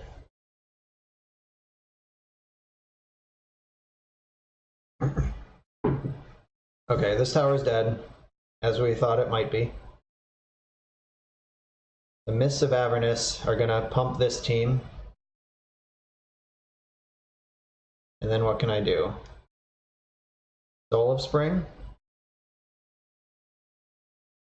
Soul of Spring would save this and be pretty annoying for my opponent to deal with for a while. Alright, that sounds worth doing.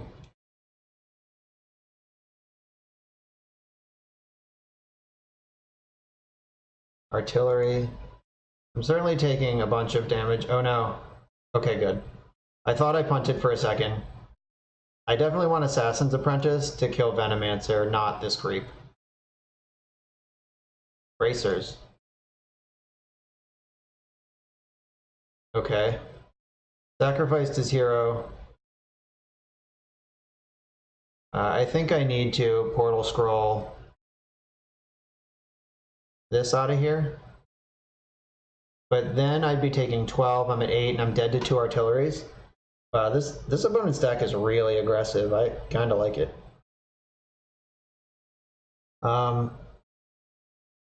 Maybe I need to Portal Scroll Prelix up and then Thunderstorm their board. Yeah, I think that's a more winning line.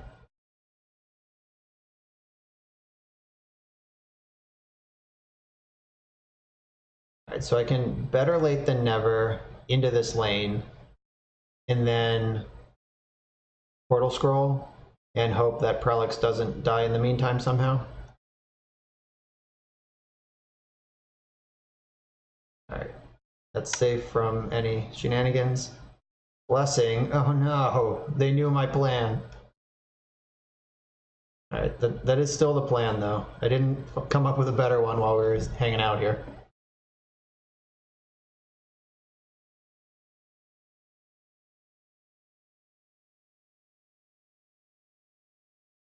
Attack and health. The two, yin and yang, attack and health.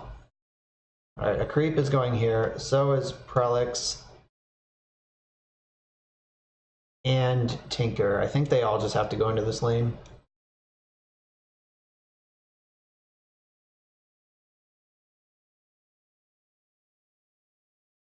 The unsupervised artillery is going to put me to 10 because I got this arrow.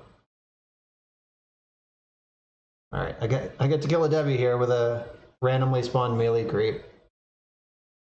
Not that I want Debbie elsewhere. Okay, sure. Alright. They spent a card to deal with that. The race is on in this lane. There's a reasonable run on the Ancient possible. Alright, what do you got? You have a coup de grace? If they don't coup de grace, also no accident does it, I guess. Assassin's Veil, huh?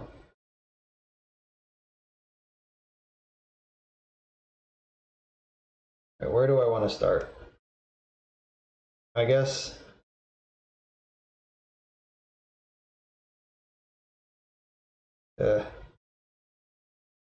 This is bad times all around. Thunderstorm is not good anymore.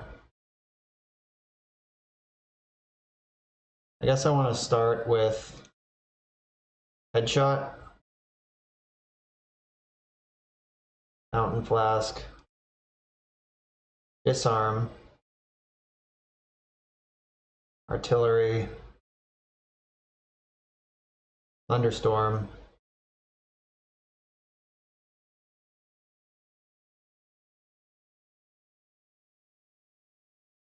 I'm gonna Traveler's Cloak. I'm in a lot of trouble. I guess I'm gonna cloak Sniper. Let him live another turn, at least. And maybe I'll use this sword on Farvon to actually pressure this lane. Alright. I don't love this.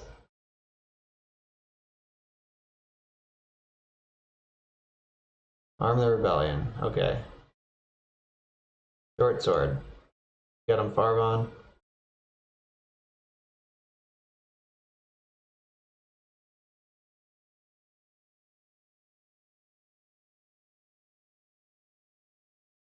Bash. I didn't play Selfish Cleric there because Viper was already attacking a creep, and I would have just been sacrificing the Selfish Cleric for no gain. It would have put 4 damage on Viper, I guess, but that's it. Alright, Venomancer is coming back this turn, so is Treant Protector.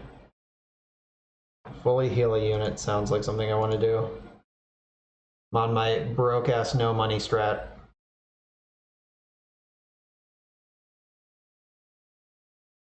Lane 1, my Ancient might just die, even if I do manage to piece it together in lanes 2 and 3. Like, I don't have 2 turns left on this. Ooh, that's a good arrow. That creep absorbing Debbie damage. Big fan of that. Altar's not going to help. Satyr Duelist, also not a big fan. Okay, they gave me initiative. That's good. Very good. So, with my initiative, I can Friendly Fire. Friendly Fire doesn't do anything. How does Friendly Fire not do anything? That card's so good. Alright, they're unlikely to be able to artillery me this turn. Selfish Cleric, Altar of the Mad Moon, March of the Machines.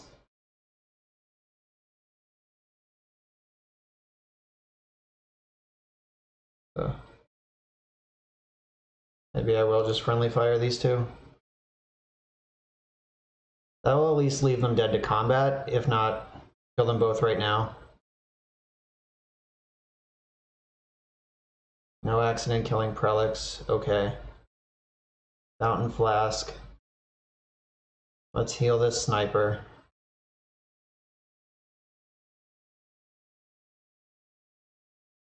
Live to fight.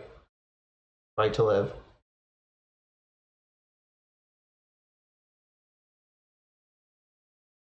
Assassin's Veil. Annoying. Okay. But I don't think it matters much. This is still dead. They don't have any heroes coming. Alright. Got a pretty sweet arrow there. So Viper is dying.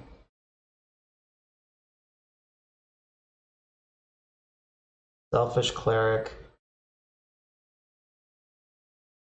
Ugh. I do need to kill this lane. Alright, Selfish Cleric. Deal with this creep.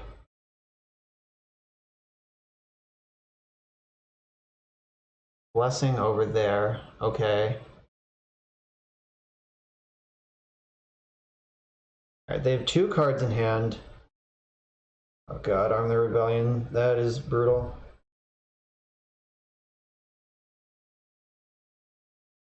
Alright, so I think if I survive lane 1, it's currently taking 26 damage. Draw a card is the best thing I can do.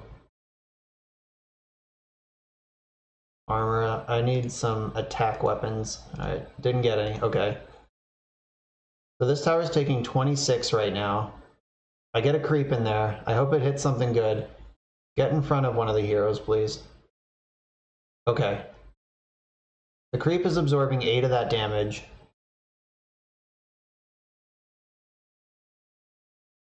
Portal, Druid. I have initiative, that doesn't matter. Assassinate, okay. Traveler's Cloak. Did we do it? This lane's dead. And I can kill, I can assassinate. Alright, I just gotta not take 15 more damage here. Alright, that's not enough. I think we might squeak out another one here. Alright, this lane's dead, and I don't need to think about it except... So if I assassinate this creep, then I can play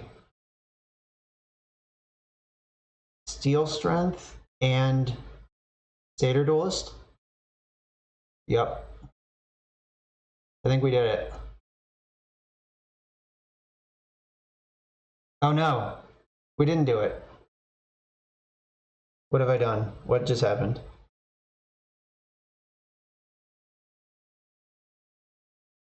I forgot I have to play the creep in front of the other creep. So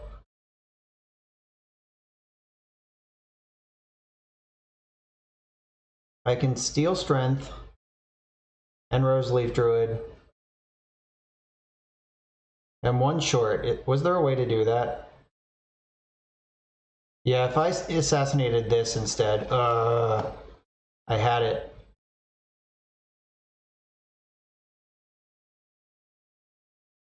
All right, Altar of the Mad Moon. All right, so I'm playing 2 heroes next turn over there. I'm gonna steal this thing's strength.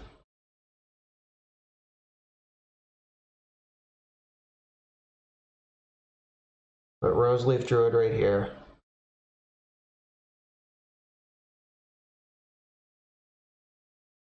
None of these pump attack. Ugh. I will protect this at least. Alright, so they have 3 heroes coming down.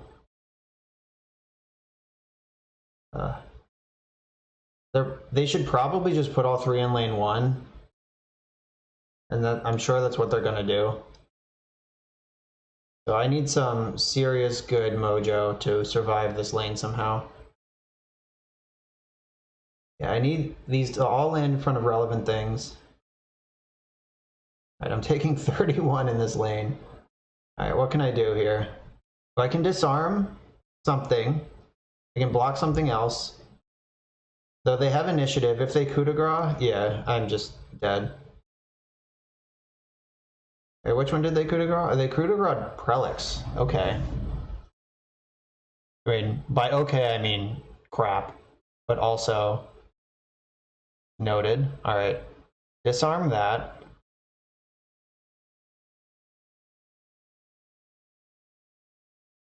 Still taking 33. That's a lot more than I have. Pit Fighter. Get in front of this. That'll... Ugh. Yeah, I punted this game. This was totally on me. I had it last turn. If I assassinate this creep instead of the empty lane, I just forgot that I can't play a creep into that empty lane now. Yep, if I just killed this, the game would be over.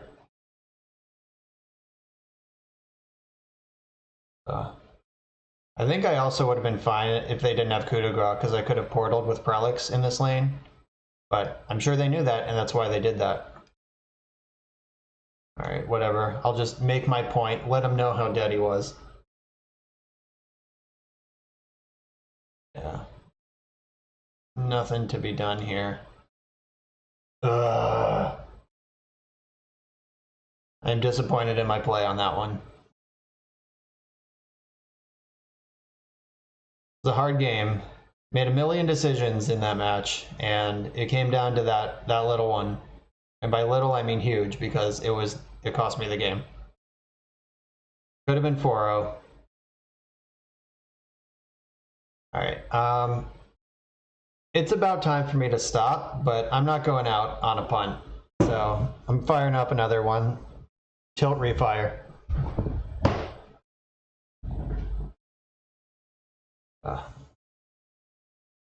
Yep.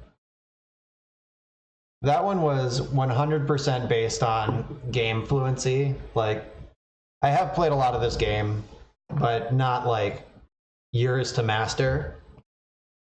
Like, just forgetting that I can't play a creep into that open lane is not something someone who's been playing this game for a year would have done.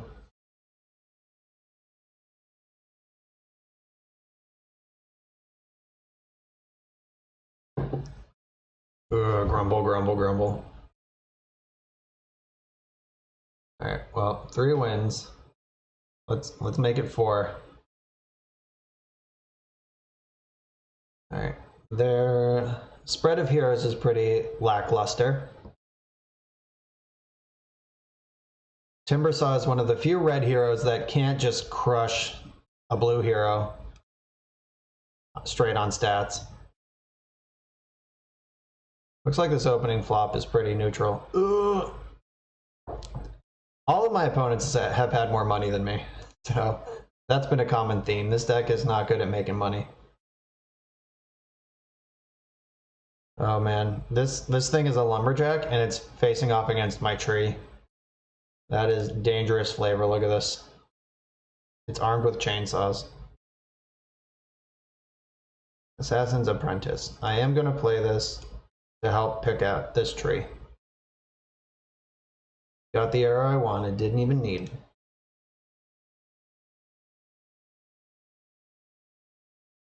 Alright, Prelix.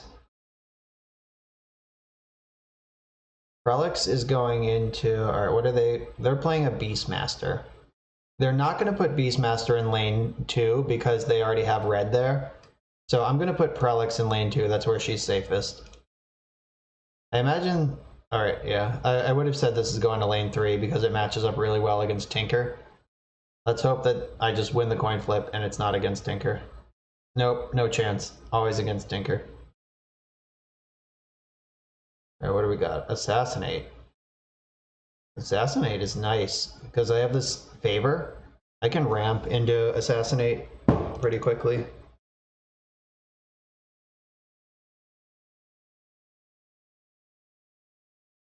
Gank. Oh god. They got to kill Prelix for free with a gank. That's messed up. Alright. I'm not letting it be totally free. Let's kill this Debbie. That sucked. That was a very, very good gank. Once again, highlighting the weakness of blue heroes. God damn it. No early exchanges. Prelix, you poor, sweet, weak little lady. Alright, I'm gonna favor this lane so I can play March of the Machines this turn and Assassinate next turn. And assassinating from the back lane doesn't feel good. Alright. Timbersaw. They're just spewing early value here. Alright, March. Where is March going to be at its best?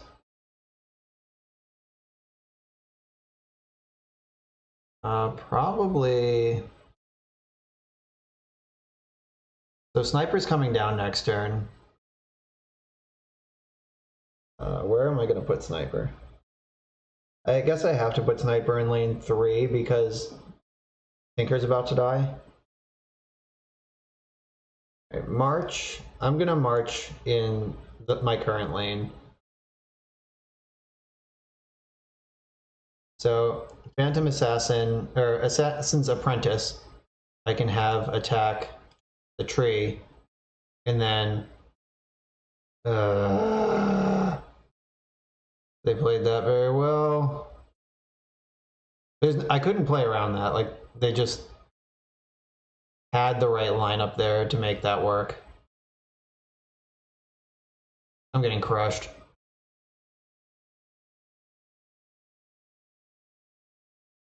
All right, Sniper. Get over here.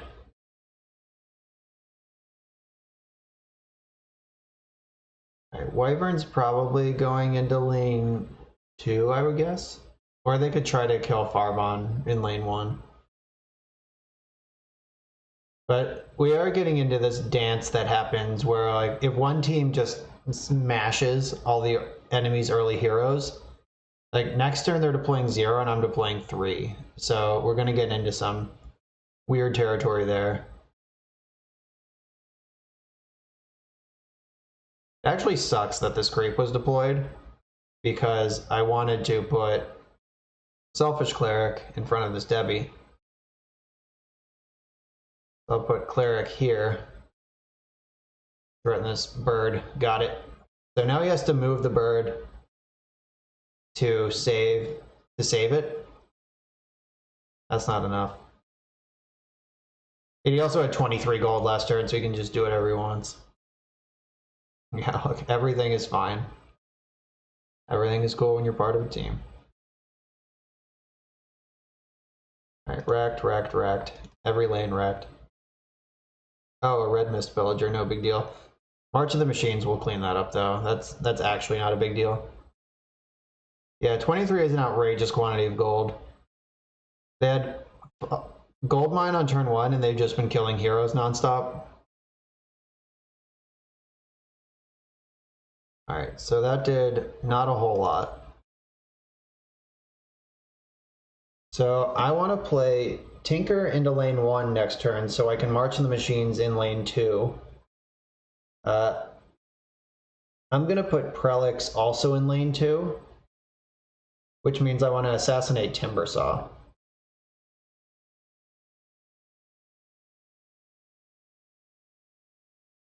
Yeah, I think lane 2, despite being so heinous looking, is actually where my best chance to win this game is. The rebellion's been armed. They still have all these items, including Traveler's Cloak and Scroll. Yep. Alright, the money's been spent.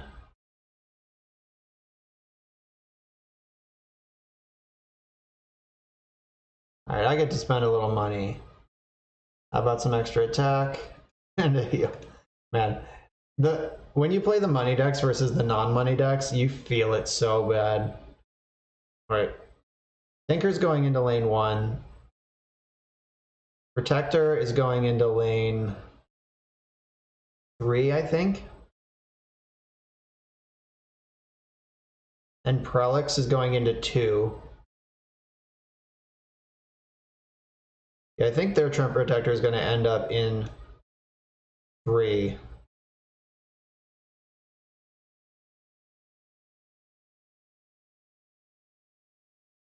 Alright. Oh, they put it in 2. Shit. I guess that makes sense. If they think they've already won lane 1 and lost lane 2, then that's the perfect play. Or lane 3. Ooh, Relentless Pursuit. I can march and then pursuit. Pretty sweet.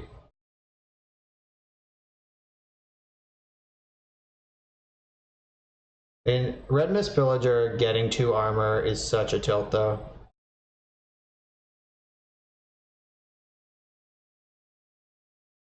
Alright, so Pursuit. I can deal 2 to one of these creeps, which would kill it. I could deal 2 to Trent Protector, which may or may not do anything. I'm gonna assassinate Trent Protector next from lane 3. So I think I just need to pick off a creep.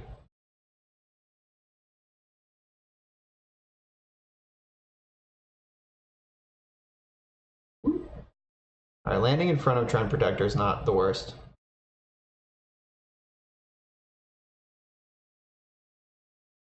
So March of the Machines is going to clear this, this immediately and leave this and this dead to combat. And I can put a barracks into one of the lanes also.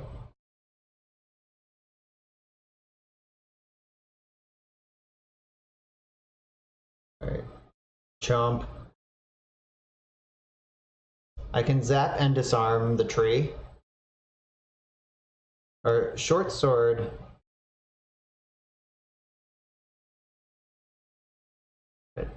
So the question is, where do I want the barracks? Probably here's. I think I'm gonna need more help over there. Yeah, because Prelix brings a creep of our own. Try to bait out a play here. Those Pillager is such an asshole. But Pillager will die to the next sweep. And I get to keep Laser up for next turn. Yeah, I like this line. Yeah, the next March of the Machines will just clear out all the Pillagers. Alright, I don't have initiative, but as soon as I get it, I can headshot. Just kidding, no I can't. I can headshot something. Probably...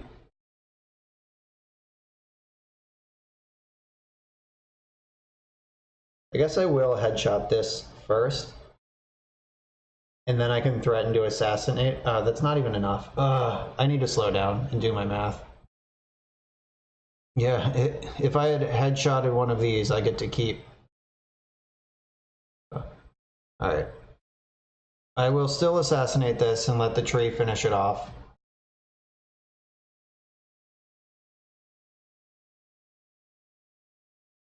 Hopefully Sniper helped enough to get through this. There's a March of the Machines in this lane. Burning Oil. That's going to be annoying to fight through. But worse things could happen. Whirling Death, okay. Alright, that didn't do anything. Great. Alright, now it's a trade. Great. Alright, now it's not a trade. Great. Oh, this has been a mess.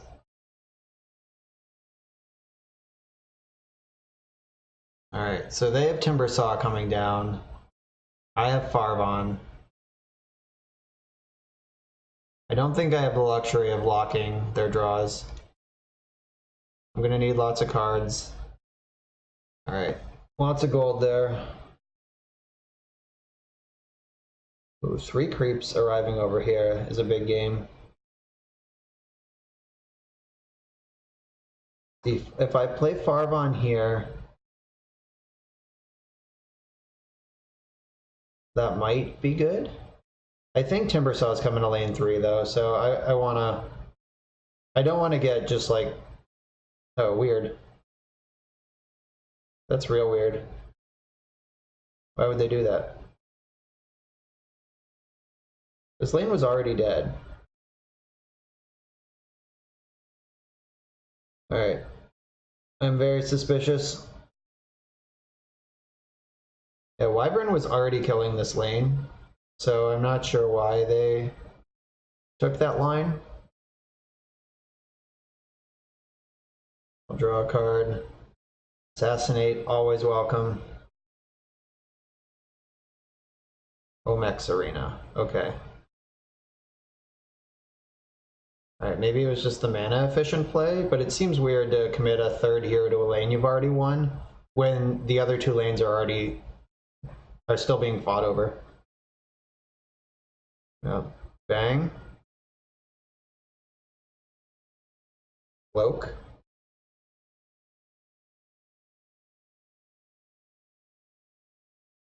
Pike.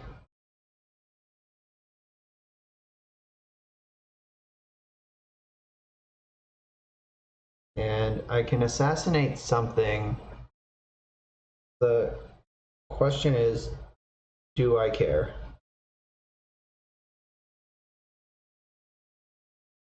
So I could assassinate. I really don't want to spend assassinate on a creep. Yeah, next turn they'll deploy both of their heroes into this lane probably, and I want to save this assassinate for that. Alright, I'll just draw a card right now. Cunning Plan's not getting better. Ooh, miss. Miss is very good. Alright, crunch to that.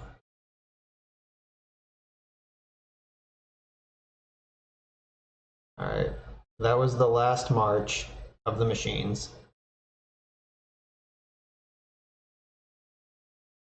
Right, so miss, straight in.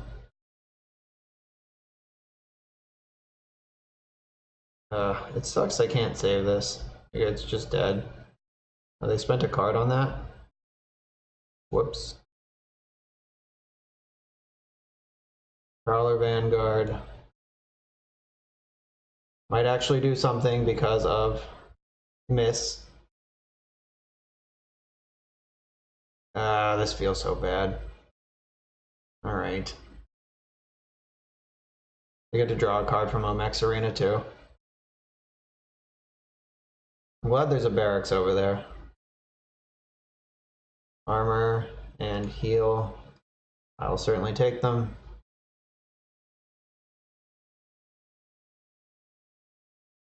Great sniper. Get in over here. Yep, they have deployed completely to the last lane. I can assassinate their tree from lane 2. They could Primal Roar. I gotta see how that lane looks before I worry about that. A golden ticket. Oh, please don't get a Blink Dagger. Alright, no Blink Dagger. Alright, finally time to zap something here, make this tower dead. And so Primal Roar would not do much. It would stun a creep. Alright, assassinate this tree. So they have access to red over there, but that's it. Alright, go get them, team.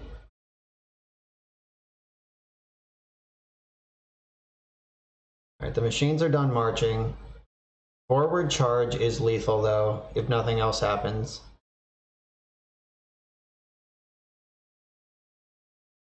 Why didn't miss make this bigger? Oh, it had my -1 attack from Loyal Beast.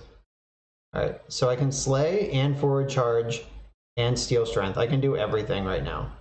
Alright, you're gone. You're too good.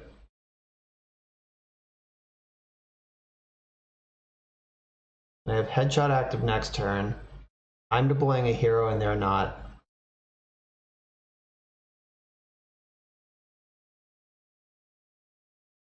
Forward charge.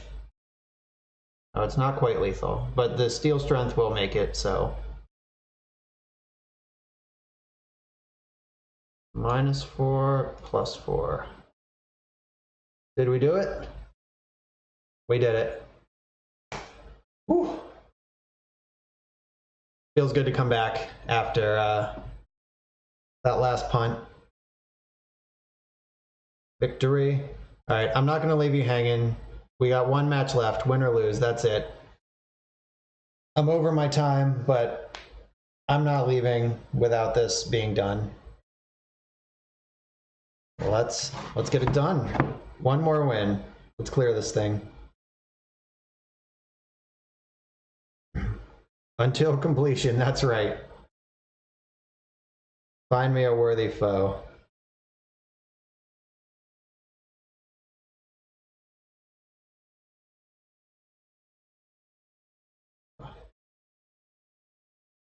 So my phone gives me relevant news updates.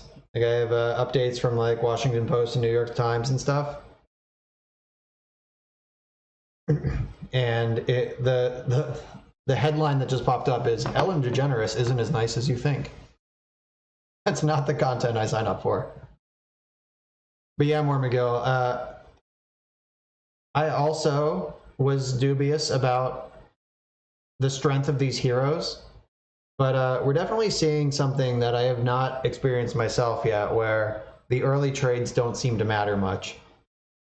Like when they spend cards early, especially if they spend like a no accident on turn 1 to deal with a hero, when they're spending cards early and they're just piling up gold.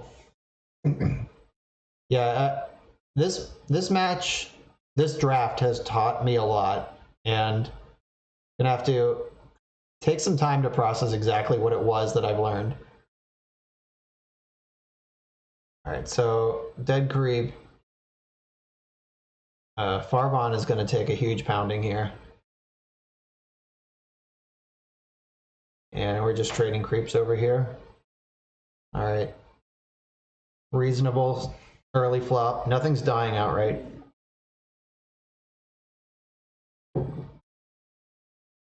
Oh, weird. That's really aggressive. Oh god, they got a 25% arrow to kill my hero here. Just great.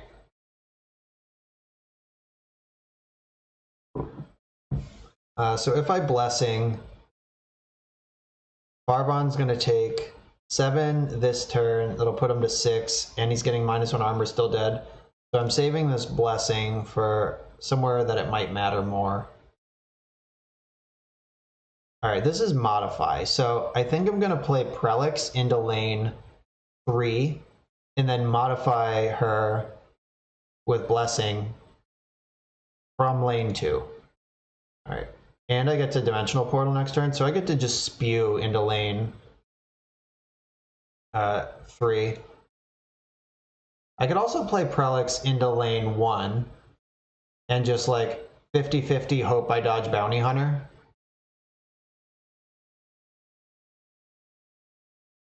Because any melee creep or Prelix kills Disciple.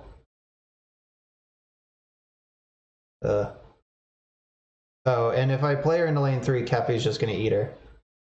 So I think I'm going to go lane 1 here and hope this works. Oh, Lycan is also in this lane, so Prelix can only land in front of Lycan to survive. I am invincible. Yeah, that was the only survivable place. No, I forgot. Lycan also pumps. The other thing, there were no survivable places. Everything is shit. Life is pain. Alright. I have one of the best cards, though, so I get to kill this thing at least. So I got good arrows all around. Just ramburgle your team. Alright, that worked out perfectly. Or at least as good as I could have hoped. Anyway. Yeah, this game is a roller coaster of emotion. Alright, Satyr Duelist, Roseleaf Druid, Prowler Vanguard, and Blessing. I guess I'll get Satyr Duelist out, get you to work. The longer this thing's in play, the better.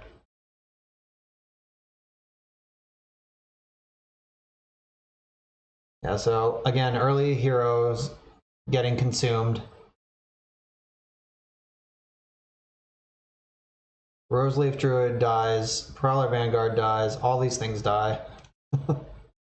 Everything just dies.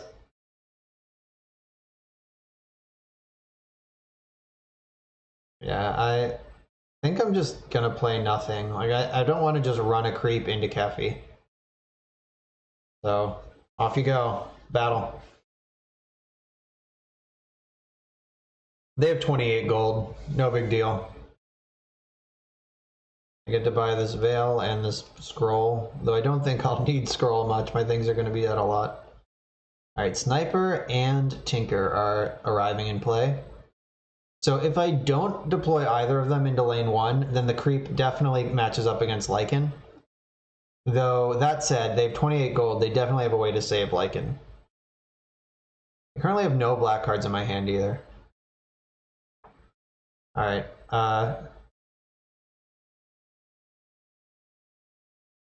Sniper in 1, Tinker in 2. Hope for some good flops, some good deploys. Also hope to draw a black card, just once. Alright, Sniper is safe and sound over here, on the right. That was a good deploy. Slay and Intimidation. Alright, Slay is good. They've blessed this lane. Yeah, sure. Alright, they're just bailing. Thought they might. Bang. Alright, so trading these heroes, I could do a lot worse than that. I will Assassin's Veil Tinker though. Try to keep him around another turn. Crippler. I don't think I care about Crippler. Alright, so they do have Lycan as one of their heroes, and he comes with Savage Wolves. So I'm not going to slay. I could slay this creep and try to get aggressive, but I think that's a huge mistake. Unsupervised artillery. Alright, the artillery is coming. I've been artillerized. Oh! Alright, I'm glad I kept that slay. They're about to summon Thunderhide pack. God. Get that out of here. Ugh. That card is gonna crush me. Yeah, the old 28 mana, bought one thing. Or 28 gold, bought one thing. I wonder what it could be. Alright, so I could intimidate Keffi out of this lane. And I think that's a good idea.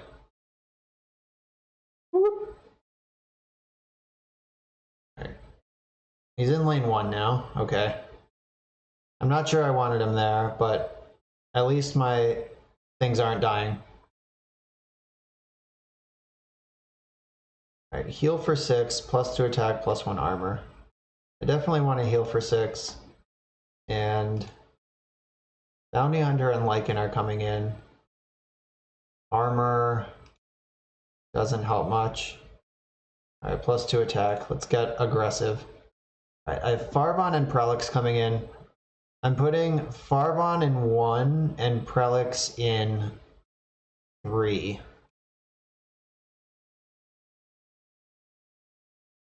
Like, I think 2 is my stall lane. Like, I'm not going to be able to beat the Horn of the Alpha going long. So I'm okay minimizing my resources I commit to that lane. Alright, Dimensional Portal, Assassin's Apprentice. I can do 2 things in this lane. Coordinated Assault. That sucks. Oh yeah, you have -2 armor, you garbage coward.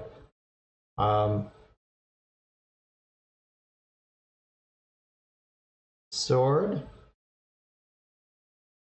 Alright, so if I sword this, Keffi will take 5. Is this damage piercing? I don't think it is. It's not. Of course. Blessing would save this lane. Oh, I'm going to play Assassin first, so I can bless that as well. Blessings upon you. Blessed be the fruit. Alright, now everyone's alive, except Bounty Hunter. Alright, Bounty Hunter's alive again. And now it's dead again. Alright. This could have gone worse. Alright, Prelix needs this sword more than Sniper does. So, off we go. Smash. Yeah, that worked out pretty well.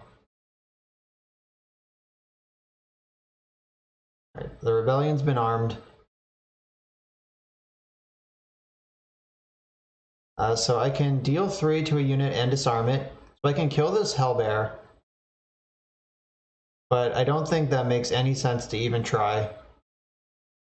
I think I just need to pick up Tinker and try to fight somewhere else. Yeah, I can't beat that horn.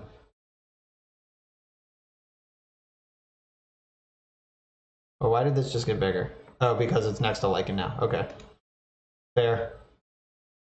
Because I could have pinged Lycan to make him dead, but I kind of want him stuck in that lane. Alright, what is the play? Roseleaf Druid. I'm putting a sword on this, so she actually kills that creep. Roseleaf Druid.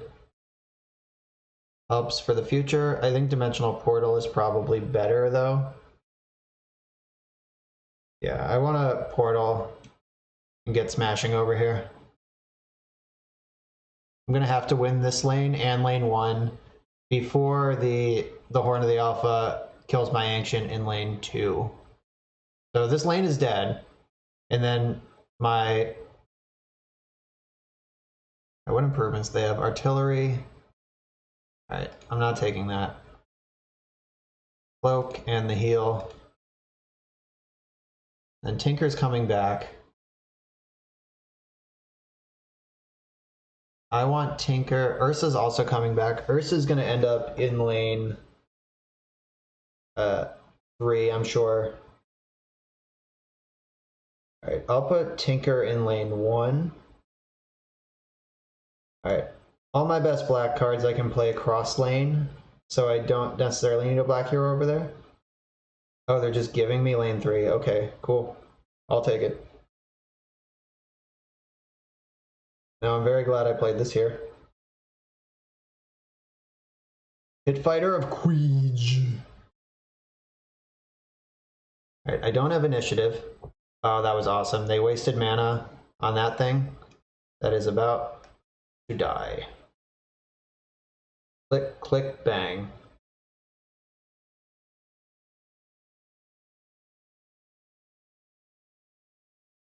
I'm gonna... This is taking 9. I believe I can save him.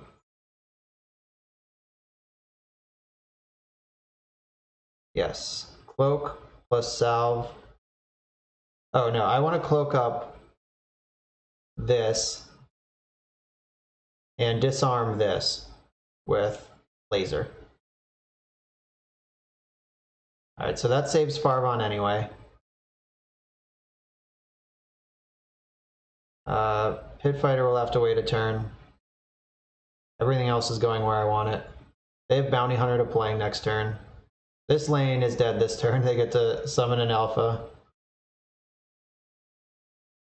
Yeah, or not an alpha, a pack. There's Savage Wolf. They're going for it in this lane. Not that I blame them. That is their best plan right now. 42. My god, that's so much. Luckily, it's not 80. So I do need to kill lane 1 next turn. The Roseleaf Druid. So they could play Bounty Hunter. Having initiative may or may not matter. Yeah, the red cards I know about are not good. They don't have like Primal Roar or anything. They're gonna have red and black in here next turn. Like Assault Ladders. Oh man, Assault Ladders is brutal. I guess I'll put a Roseleaf Druid into this lane as well. Or maybe I need it over here. Alright. I'm gonna do nothing in this lane, just battle. Keep my initiative in case I draw an assassinate. +2 attack and cleave sounds good. Alright, I'm glad a creep ended up there. I got one in every lane, that's good. Oh wow, they played Bounty Hunter into that lane. They are really going for it.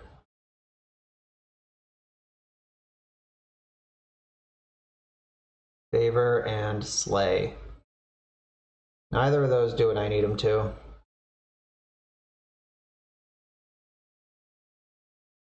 Alright, Roseleaf Druid. I'm playing you first.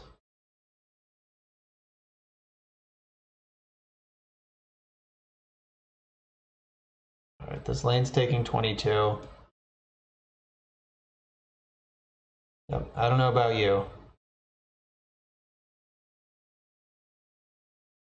Alright, this lane's dead, this lane's dead. I just have to survive this lane. I guess if they have like multiple assault ladders, they could theoretically make this happen. They have 4 cards. Ugh, they can't summon a monster this turn. My creep jumped in front of this mercifully. Alright, what do you got? Alright, Savage Wolf, that's not enough. Gank? Ganked. What did he gank? Oh, he ganked that creep. Oh god. Don't have assault ladders. Keenfolk Musket? Oh my god. Gonna survive at 5? Woo.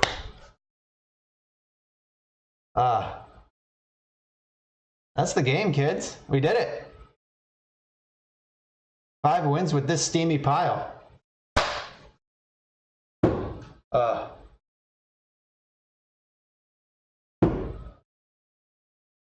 I don't know if it's a record, but it's certainly my record, taking 71 in one smash. Wow. So this was a good night. We got 5 wins in back-to-back drafts. One of them was a keeper.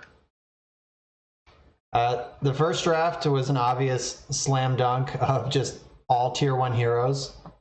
And this was not an obvious slam dunk. And I think I won a lot of games tonight that other players might not have won through good play. I also lost a game that other players would have won through better play. So all of these games came down to, I think, really good play on behalf of either my opponent or myself. Like the keeper drafts are pretty competitive, but this deck did it. Got 5 wins, 10-2 on the evening. I'm happy with that result. Let me claim these rewards.